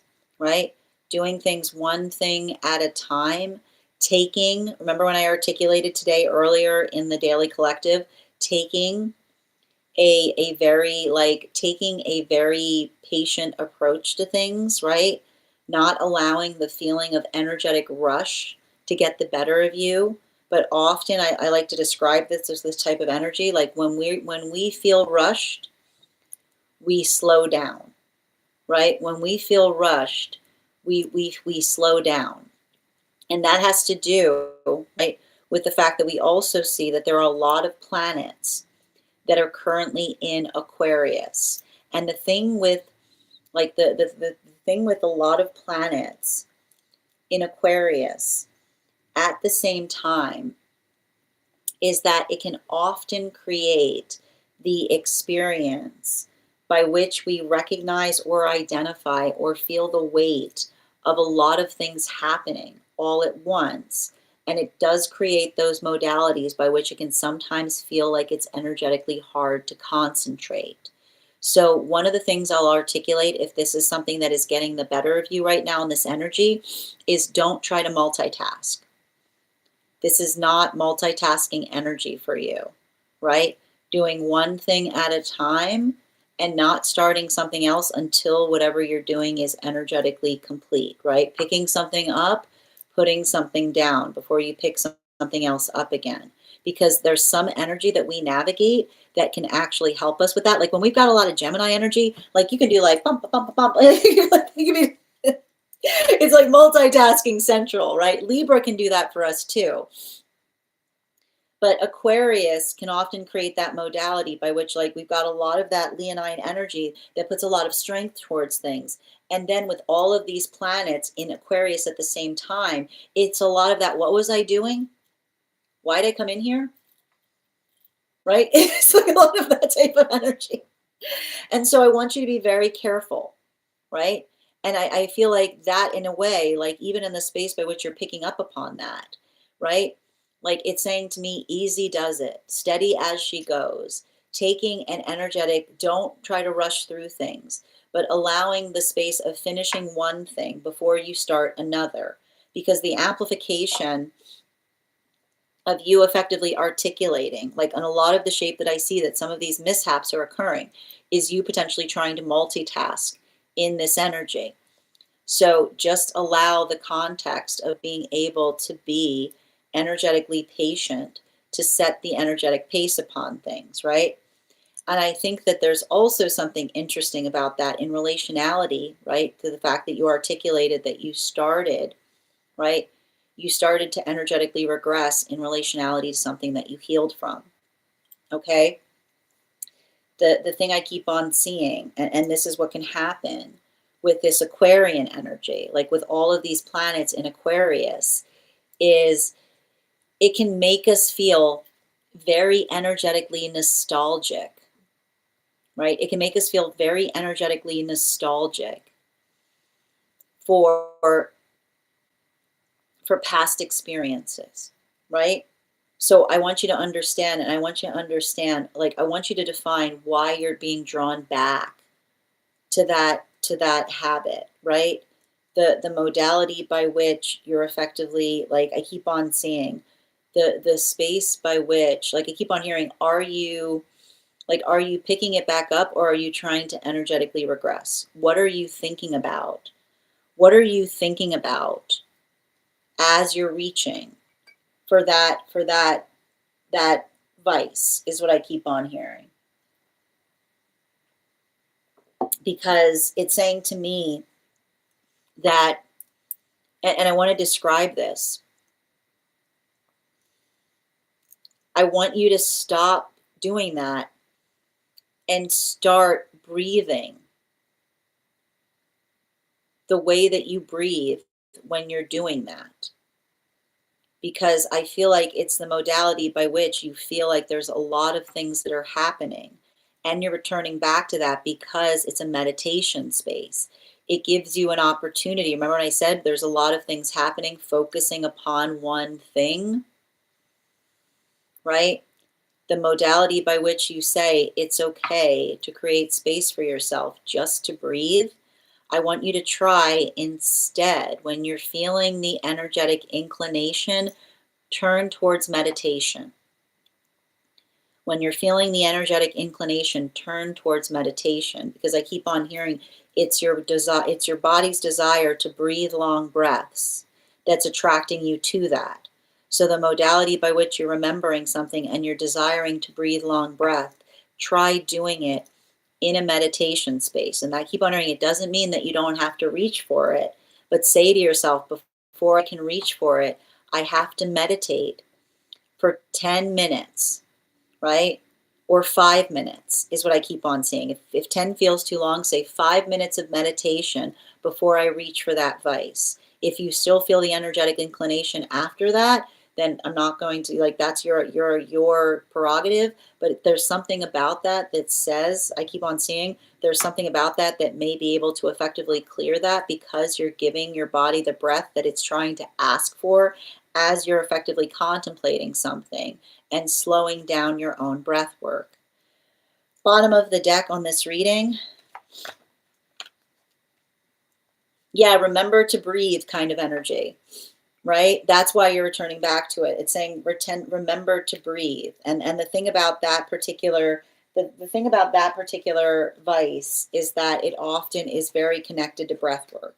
So the ability of effectively allowing yourself the space to think about something, but also the space by which you can't do anything but that, right? I keep on hearing, see if you can replicate that in a meditative state, because I feel like it's the space by which I know that you're feeling a lot of that inclination to speed up right now. You want to slow down, right? Don't let the inclination of trying to speed up move you too effectively. When we feel rushed, we slow down, right? Especially in this type of energy.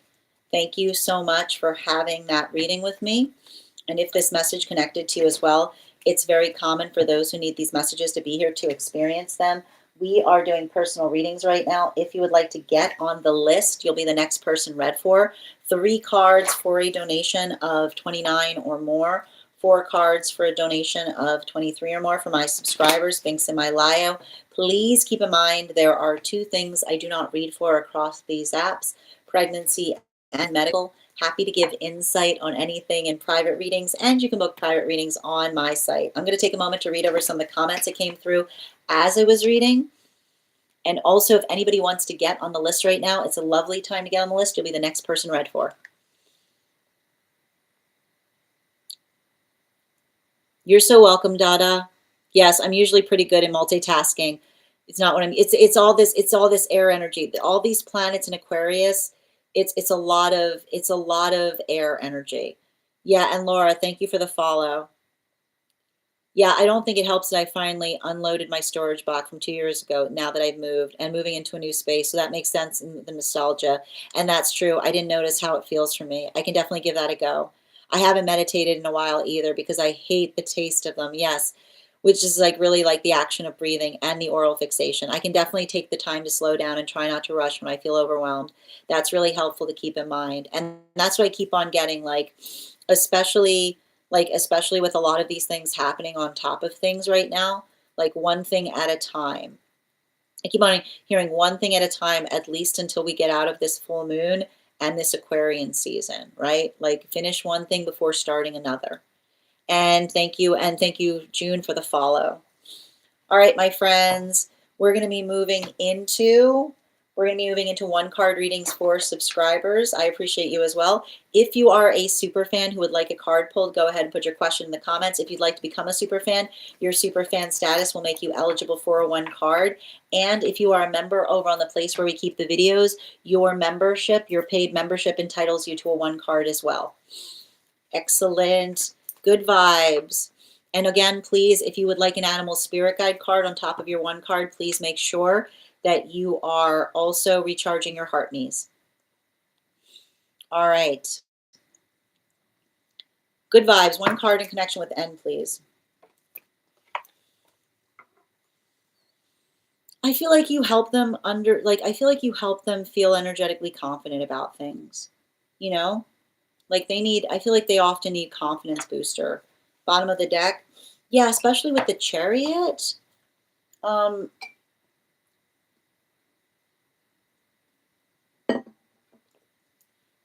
I feel like it's almost like somebody who's looking for a way to collaborate with you, but waiting for the right opportunity to do so, you know? Like it's saying to me, like, I feel like it's like it's giving me a little bit of this, like, thank you for your patience kind of energy around something. Yeah, especially with that boar energy. You know, I feel like there's somebody who like, I feel like there's somebody who appreciates the fact that you understand, like, like someone who has a lot going on, right? And you don't hold it, like, you don't hold it, like, you don't hold them personally for that in some way. Ava, one card on a personal mantra. I love that. One card for Ava, please, right now.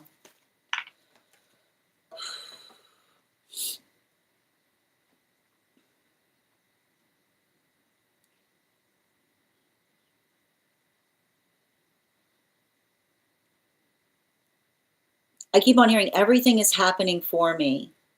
I just need to figure out what to do with it, is what I keep on hearing. Yeah, right?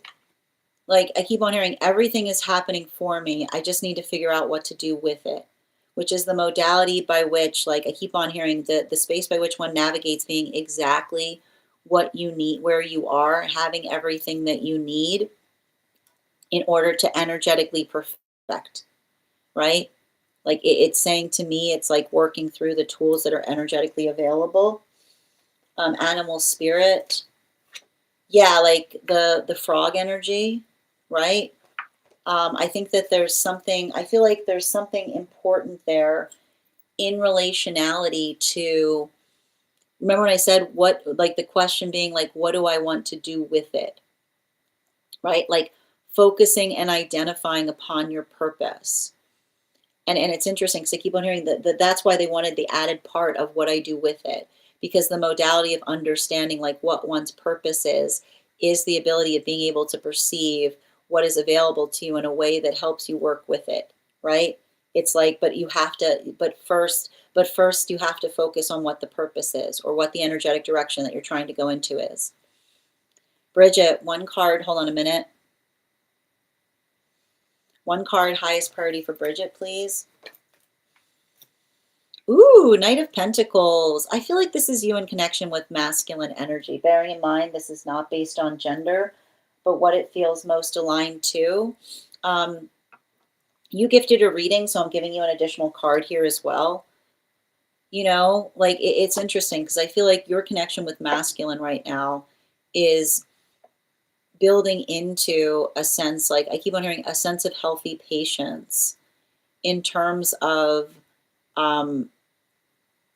I keep on hearing like the next relationship for you is one based or built upon enjoyment. You know, like it's giving me like a little bit of that, like doing nothing is everything, right? Like the energy of another person that articulates like I just like being in your presence. Yeah, your presence is a present, is what I keep on hearing. Your presence is a present. And I feel like in a way it's helping you heal from some kind of karmic situation by which another person was already always trying to articulate that they needed space, right? Like when we're ready for a relationship, your presence is a present, is the modality by which another person doesn't say that you have to go so that they can work. It's the energy that says, no, please stay so I can, is what I keep on hearing. Animal spirit guide. Yeah, the seal energy. Yeah, you like I don't know who this, I don't know what this is that you're working to heal from. Your presence is a present, right? Like it's like somebody, like I keep on hearing like the modality by which another person was trying to articulate that they needed space to work. I keep on hearing like that's the sound of a recluse, is what I keep on getting, right? Like a recluse will identify the fact that they need space to work. Is what I keep on hearing. Thank you. Oh, 111. I love it, Chrissy. Yeah, Ivana, one card on what can I do to become more aware that I'm dreaming while I'm in my dream? Beautiful question.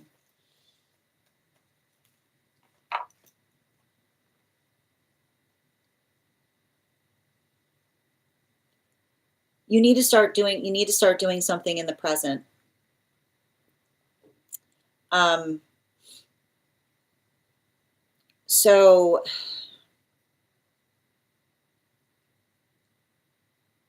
well, I don't know why I'm hearing look for the tattoo. Do you have a tattoo? Bottom of the deck, Page of Wands, in its reversal. I mean, in upright. Um, so the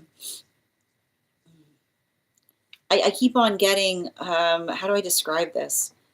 Um, I don't know why I'm seeing like some they're identifying to me some kind of tendency of looking at your person in a way and recognizing if you have an energetic identifier there is what I keep on seeing.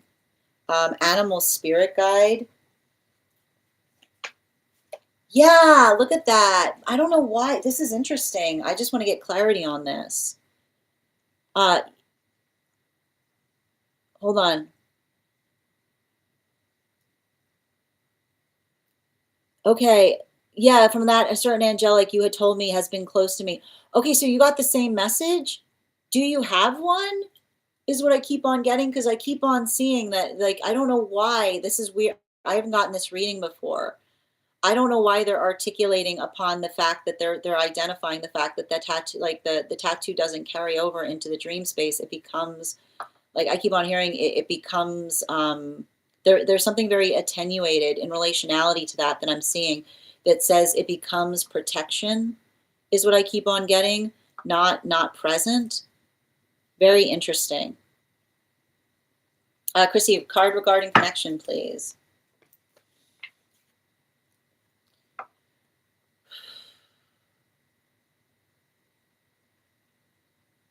I see somebody like trying to rebuild, like I keep wondering somebody's like trying to rebuild social connections from the ground up, you know? And it's interesting too, because I literally keep on seeing energy coming back towards them and being like, why aren't you speaking to that person? And then being like, I'm really not inclined to tell you, you know, like yeah, especially with these of pentacles, you know, I need to describe this.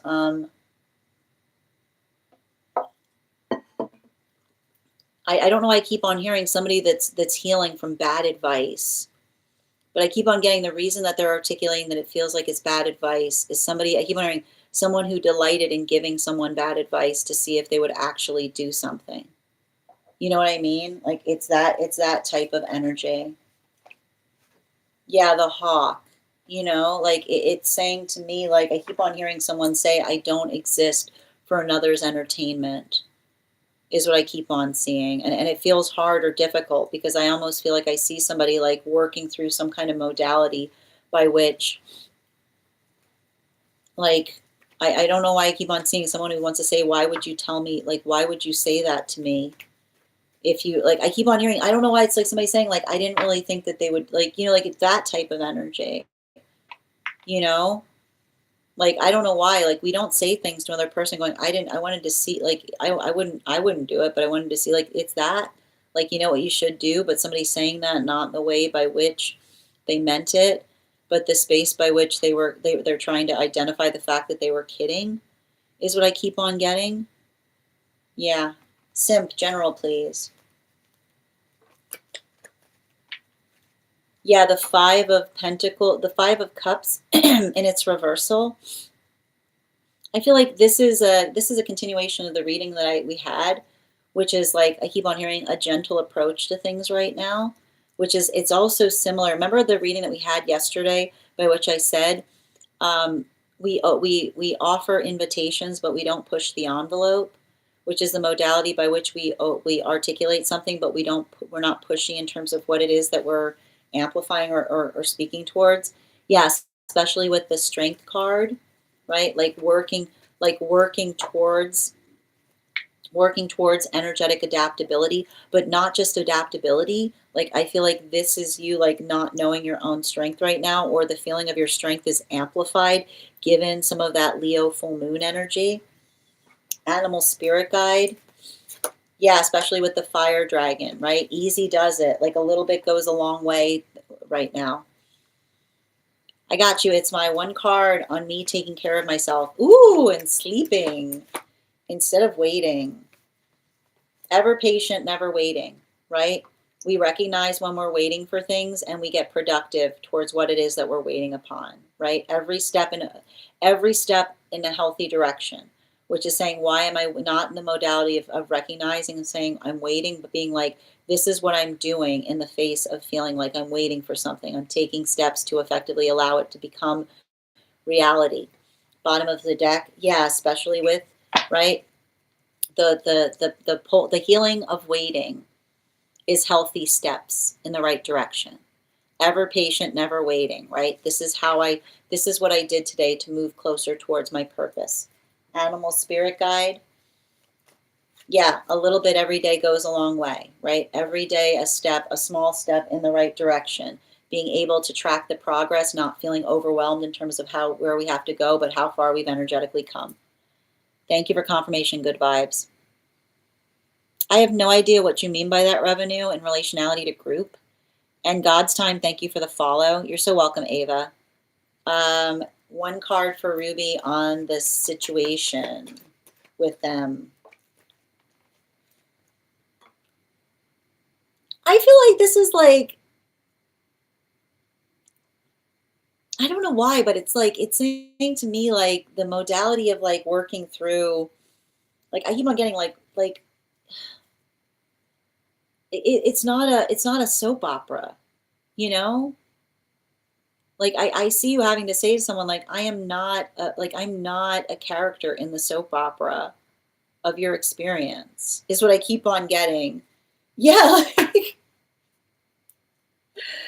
right, and I want to point this out, like, because like I don't know if there's someone who likes soap operas or someone being like, oh, we hate each other but we love each other, being like, no, like we, like you saying like there's nothing energetically between us is what I keep on seeing you having to say to someone, like being like you having to give someone an energetic reality check in relationality to another person. Like I keep on hearing creating spaces by which you feel volatile and then them feeling satisfied because they feel like they're getting a rise out of you because you're still in a relationship with them, right? Like the modality by which they're like not trying to like revive some kind of passion between you by irritating you, right? Is what I keep on seeing.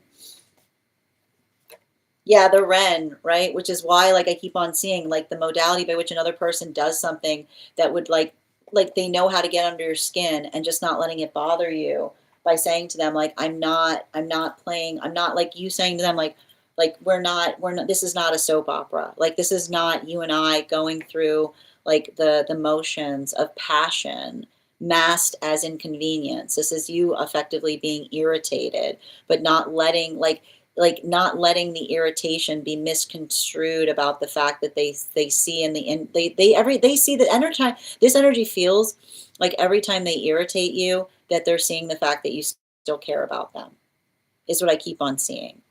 So like the modality by which you don't let them get under your skin is the modality by which you say like don't, not letting them build the false illusion in their own head about the fact that there's some kind of like mutual feeling between you and them, you know?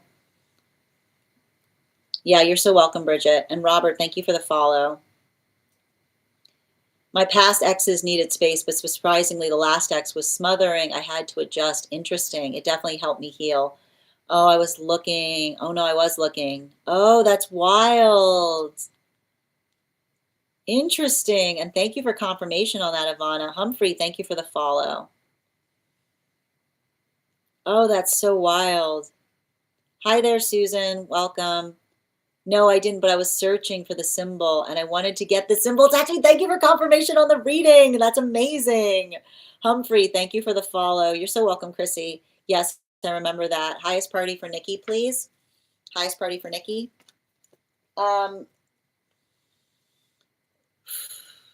You have to be the responsible one, right? And the response, what does the responsible one say? Everything's going to be fine, right? You have to be the balm for another person's anxiety. Bottom of the deck. Yeah, the Empress, right?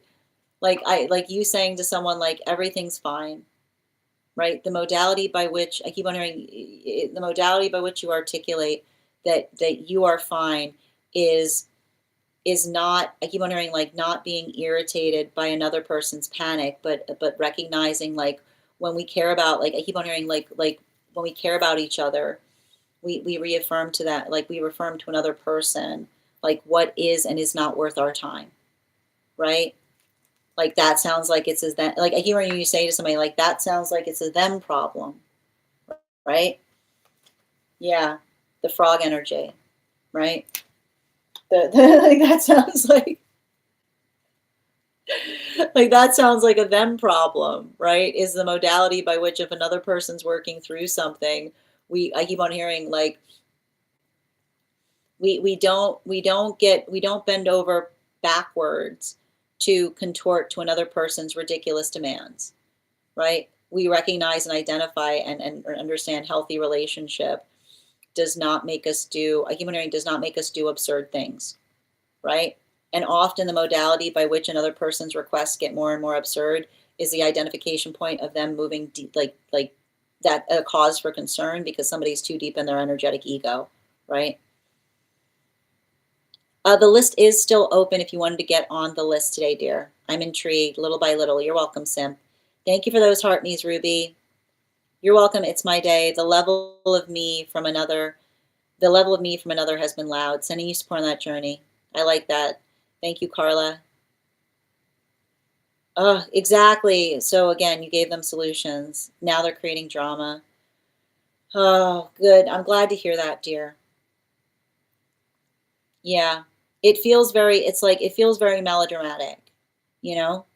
And Nikki, thank you for getting on the list. You'll be the next person read for. Everyone, please hold your one cards. And we've got 2 spots available today if anybody else would like to get on the list. Oh, you mentioned someone digging yesterday and had to let it go. Yeah, I know, my jaw dropped last night, and 2 nights ago I was searching for the symbol. Oh, that's so wild. Thank you for confirmation on the reading, Ivana. Excellent. I generally do clearing before I respond to them via email. No, the clearing is smart, is what I keep on seeing. Like, I keep on hearing, like, they're hoping, I keep on hearing they're hoping to recreate the spark, right? Like, I almost see somebody that, like, when they feel like they miss you, they try to energetically irritate, like, get you upset so that they feel like they're building into the volatility of that connection again. Yeah, this is like every time now. Thank you, Nikki. And thank you for that gift, dear. Yeah, he tried saying I was, yeah, but that's what I mean. Like, the space by which they're trying to recreate arguments, right? Like, they're trying to keep you talking. Yeah, my ears have been so hot lately. I've been feeling my head hot. Ugh. Yeah, we can definitely do an angelic. Yeah, it is. Like, yeah, I know. I appreciate you as well, dear. But that's what I keep on hearing. Make sure that you're responding in a cool-headed way, is what I keep on seeing. All right. And I've got Nikki here. Before we continue right now, let's warm up those intuition muscles with intuition check. I've got the animal spirit guide, and just a reminder, if anybody else wants to get on the list right now, you will be the second person read for. Also, Izzy, if you're still here, now's the time that you can ask for that one card. I've got the animal spirit guide card here. We're going to count back from 10, and when we get to 1, I will reveal the card. 10, 9, 8, 7, 6, 5, 4, 3, 2, 1.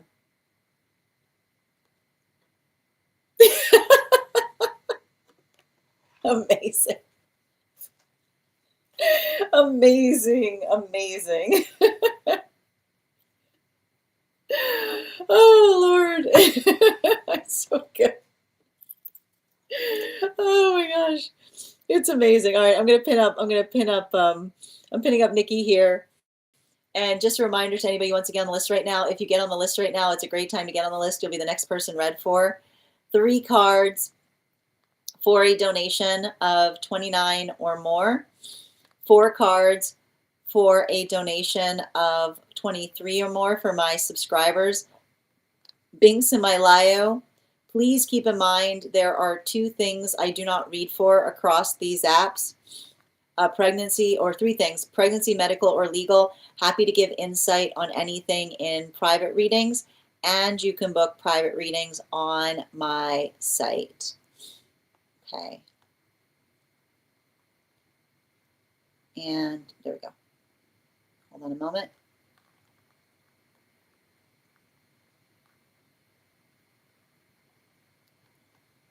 All right, there we go.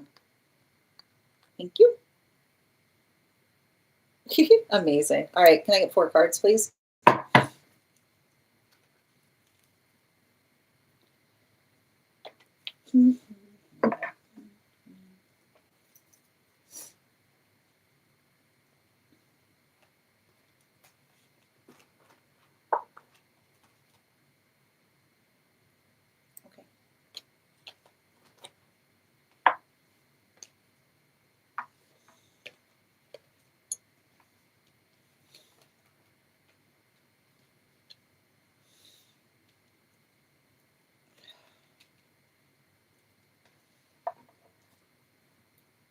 So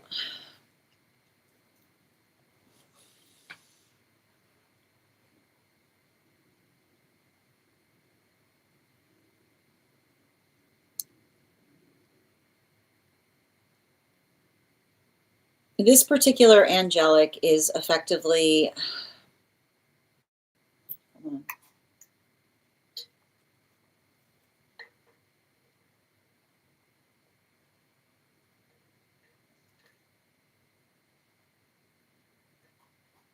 I have to look that up. This particular angelic is effectively helping you right now in relationality to identifying what it feels like to build a bridge. And the hard part about working to build a bridge is that you don't get the luxury of being on the bridge as you're building the bridge. And it's often the modality by which you have to navigate energy going, what on earth are you doing? Right? And it's a lot of that. And I feel like it's interesting because, you know, I see you having to navigate circumstances or situations by which energy tries to articulate and I want to describe this, the modality by which another person reaches into the archives of us to try to make us doubt our own energetic judgment is often the space by which we say to another person, I'm no longer, like, it's not okay to do that, is what I keep on hearing. And the reason by which it's not okay to do that is because when another person reaches towards something that we've effectively healed from, it's the energy that says, are you making the assumption that I haven't changed in the face of that experience? Right? Everything we experience allows us to be able to do something better. And I keep on hearing, like, don't let somebody convince you of the echo chamber of trying to articulate and say, oh, this is just like, is what I keep on hearing. Because the modality by which someone says this is just like that is saying, like, if you, and when someone says that, they're basically saying, not only do I know you, but I don't think that you're energetically capable of changing. And when we're in a healthy space, we're constantly changing, right? The modality by which we change is a celebration moment. And I think that, like, and I know that it's hard to recognize, but I keep on seeing the fact that you're going through you're going through a maturation cycle that's being triggered via the partnership, right? And what happens when we're going through a maturation cycle? What is the song that we hear when we're going through a maturation cycle? You're going in the wrong direction. right? And the modality by which another person potentially sees us moving towards our bliss and articulates that we're moving in the wrong direction. It can sometimes, this is what makes or breaks friendships. It's what makes or breaks relationships. And it's not to say, right? Right. And often the space by which we're patient, right? This is often why when we're going through a maturation process, we allow another person to hold a misconception in relationality to what is happening. Because in the modality by which they effectively see, right? In the modality by which they effectively see us getting on the other side of something and seeing the space by which it was the energetically right choice, right? It often allows the context by which another person can apologize to us, right? Like the gift of a maturation process, and I know it's usually a little bit late, is the space by which another person says, I'm sorry I gave you so much, like, I'm sorry I made that so difficult for you, right? I'm sorry I misperceived what was energetically happening. I'm sorry that instead of supporting you, I made it harder for you to move in the direction of what I know is energetically best for you. And this is often, and I keep on hearing, you have to navigate. And when you're going through a maturation process, the hard part about it is it's often the flip by which you feel like you yourself are helping to energetically shepherd energy towards the healthy change that you're trying to articulate, right? You have to look at the energy around you in a certain way, in the way that one would children. Because what happens to energetic children? They're resistant. They're resistant to positive change, right? And the modality by which, and I keep on seeing this, like the space by which you don't get upset, right? The space by which you don't get angry in the wake of another person that's perpetually misperceiving something, but in the modality by which you can navigate a circumstance or situation with a sense of, I keep on hearing, patience and proportion, is how you effectively are coming into that maturation cycle, because you're basically articulating to another and saying, like, look, I care about you, right? And this is what we often say to children. I care about you, but you have to modulate your behavior, right? I care about you, but I also care about how you appear to, like, I care about how others see you. I care about how others perceive you, right? And so the modality by which we often can help another person is the space by which we can articulate to them and say, like, I understand that something that you're trying to bring forth to me, you're trying to do in with the best of intention. But I want you to recognize how that can be misperceived by those around the self, right? Like, this is often what we have to do with energetic children. We have to help them understand that we can say to them, I understand the force of intention. I understand the force of intention by which you're trying to bring something towards me, but I want you to recognize the perception on how another person experiences that, to make you have empathy for how your well intention may be causing harm to those around the self in the way by which you're trying to effectively care for me, right? Because that modality, and I keep on hearing, when we care about each other, we help each other see things. And the modality by which you help another person see, and I wouldn't even be surprised in those moments of another person being like, I didn't mean it like that, being like, I know what you meant, but imagine how another person is receiving it, is what I keep on hearing, right? Like the modality by which you literally say to someone, like, I know, I understand, I know you, I know your intentions are pure, but imagine how that must be experienced by someone that doesn't understand the purity of your intention, right? So the modality by which we work through that is the space by which we recognize and identify the space by which we build into energetic integrity, and the modality by which we articulate, and I like to point this out, the modality and integrity by which we say things, right? When we say things that we've thought about, we usually don't have to be in the context of having to overly explain them. It's the modality by which we can explain to another what that energetic force of intention is. And I keep on seeing, like, this is what I keep on getting between you and another energy, right? Like it's saying to me,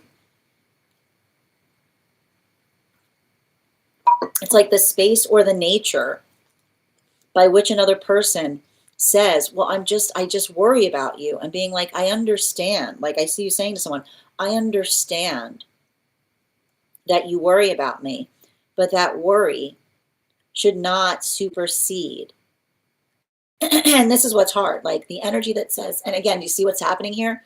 The energy that articulates and says, I'm worried about you, and having to help another person say that when you articulate that you're worried, what you're really articulating is you don't feel that I am confident in making energetic choices, right?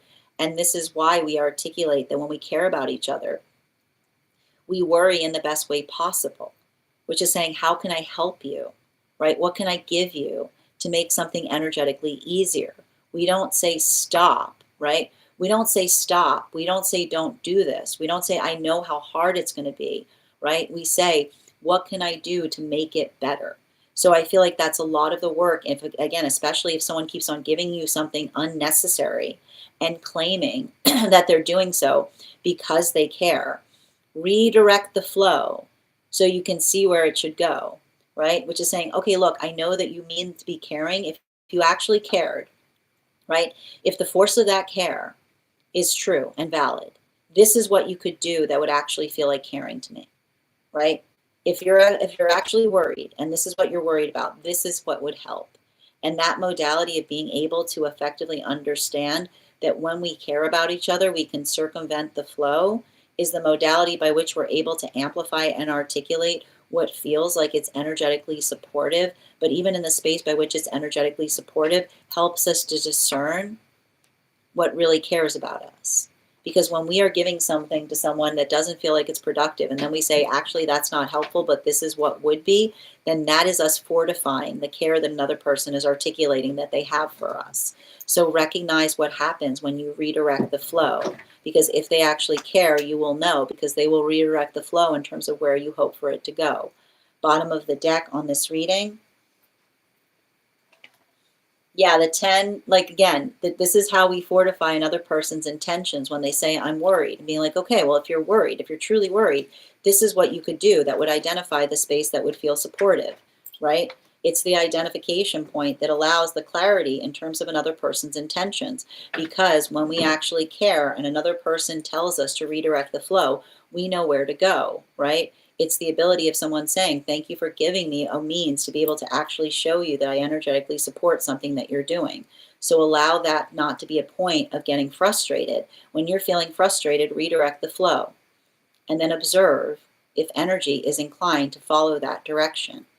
Thank you so much for having that reading with me. And if this message connected to you as well, it's very common for those who need these messages to be here to experience them. We've reached the conclusion of our reads for today. I am going to take a moment to read over some of the comments that came through as I was reading. Final call for any of my super fans who have not had a card pulled today. If you'd like to become a super fan and have a card pulled, your super fan status makes you eligible for a free card each day. And for those who are members over on the place where we keep the videos, that is the same as well. All right. One moment, please. And I have to do some investigating on the angelic that came through in that. I haven't heard of them before, so I just need to investigate it. Yeah, a lot of Ace of Cups energy. Yeah, under construction resonated with the last time as well. Yeah, going through that now. Thank you for also receiving that message, R. And GB, thank you for the follow. My voice has been hoarse for like a week. Redirecting the flow, I like that. I love the 10 of Cups too. Even with the bottom of the deck, it's good. You're so welcome, dear. Alexandra, I got you, dear. One card, highest priority, please. One card, highest priority. This is you coming into contact. I feel like this is you meeting energy that's in alignment with you, right? I feel like you need energy that's confident in themselves, right? Confident energy that's not intimidated by you is what I keep on getting. Yeah, you had a lot. I feel like you've had a lot of that like false knight energy, which is the modality of someone that like like tries to articulate that they can match your energy, but then the modality by which they feel counterpart, right? They immediately run in the opposite direction. So I feel like there's a lot of that energy or force of intention there. Yeah, the frog energy, right? You know, I keep on hearing healthy energy, like healthy energy doesn't just articulate the fact that they desire partnership, they know how to remain within it. You're so welcome, dear. How you doing today, Luna? Excellent. You're so welcome, Bridget. Gabrielle, one card, highest priority, please. We've got the Page of Wands. So I feel like this is you having to have a conversation about another person's readiness to actually be in partnership, right? When we're in partnership, we're not just visiting, we're moving towards a healthy direction. So I keep on hearing, make sure that you're having conversations upon what that plan is. Yeah, immature energy will articulate that we're putting too much pressure on them when we're building into healthy plans. Mature energy wants to know the direction of a relationship. And often the modality by which another person says that they feel pressured is the space by which I keep on seeing that, like, plans should not create the space of another person feeling pressured, right? When we're mature, we have plans. It's mature to have plans. Mature energy has plans. Immature energy likes to leave themselves available for plans. Animal spirit guide. Yeah. Mature energy makes plans. Immature energy leaves themselves available to plans. Thank you so much, dear, for having that reading with me, and thank you for being a subscriber. All right, my friends, I want to thank you guys so much for being here today and sharing in these messages. If you missed the Daily Collective, it'll be up later today on the place where we keep the photos and the place where we keep the videos. It'll also be up as a podcast over on my Spot and over on my Stack. We will be back on tomorrow at our usual time. That is at 7:15 a.m. PST, 10:15 a.m. Eastern. If you'd like to be notified as to when I've gone live, you can head over to my profile, turn on the bell there if you're on the clock app. You can also register directly for the event tomorrow. If you became a super fan today on the place where we keep the on the clock app, welcome. I would encourage you to send me a disco GIF, and I will send you an invite to our subscriber only disco channel. There you'll find in the perks section a special coupon code that will give you an additional discount to our tarot class subscription program. Our next class will be held on Thursday, February 19th. And if you're not a subscriber, I do offer a unique coupon code that you can receive in this live today if you message me the word class. If you are interested in learning more about our trip, message me the word trip. I want to thank you so much for being here today and receiving these messages. One card for Julia, please. Highest priority messages. This is building into the space of, I feel like, the ability to effectively build forward right now. Every day, a healthy step in the right direction. And I feel like there's something about being able to feel energetically secure to move around in some capacity. This is a transitional space. Allow the transition to work towards your benefit, which is being able to do things in ways, I keep on hearing, that others can't. Right? Like, it's saying to me, like, there's something about this period of having the gift of no tent stakes, which isn't feeling necessarily definitely committed to a place, but being able to be adaptable in a way that allows for the expansiveness of possibility. It's almost saying to me, yeah, there's something about being able to broaden your range right now in relationality to being able to, like, go somewhere and not feel like, I keep on hearing, like, some kind of transitional space by which you can visit. Like, I keep on seeing, like, the ability to, like, go in many different places and saying to someone, like, I'm trying to identify where my future is going to be, is what I keep on seeing, right? There's a lot of that type of energy there. I want to thank you guys so much for being here today and sharing in these messages. Huge thank you to my followers, old and new. Thank you for being here today and receiving these messages. Huge thank you to my subscribers. Your ongoing support means the absolute world to me. And the biggest thank you to my mods. I hope you guys have an absolutely beautiful day. Please take care of yourselves. Please take care of one another. And we'll do this again tomorrow. Have a great day, everyone.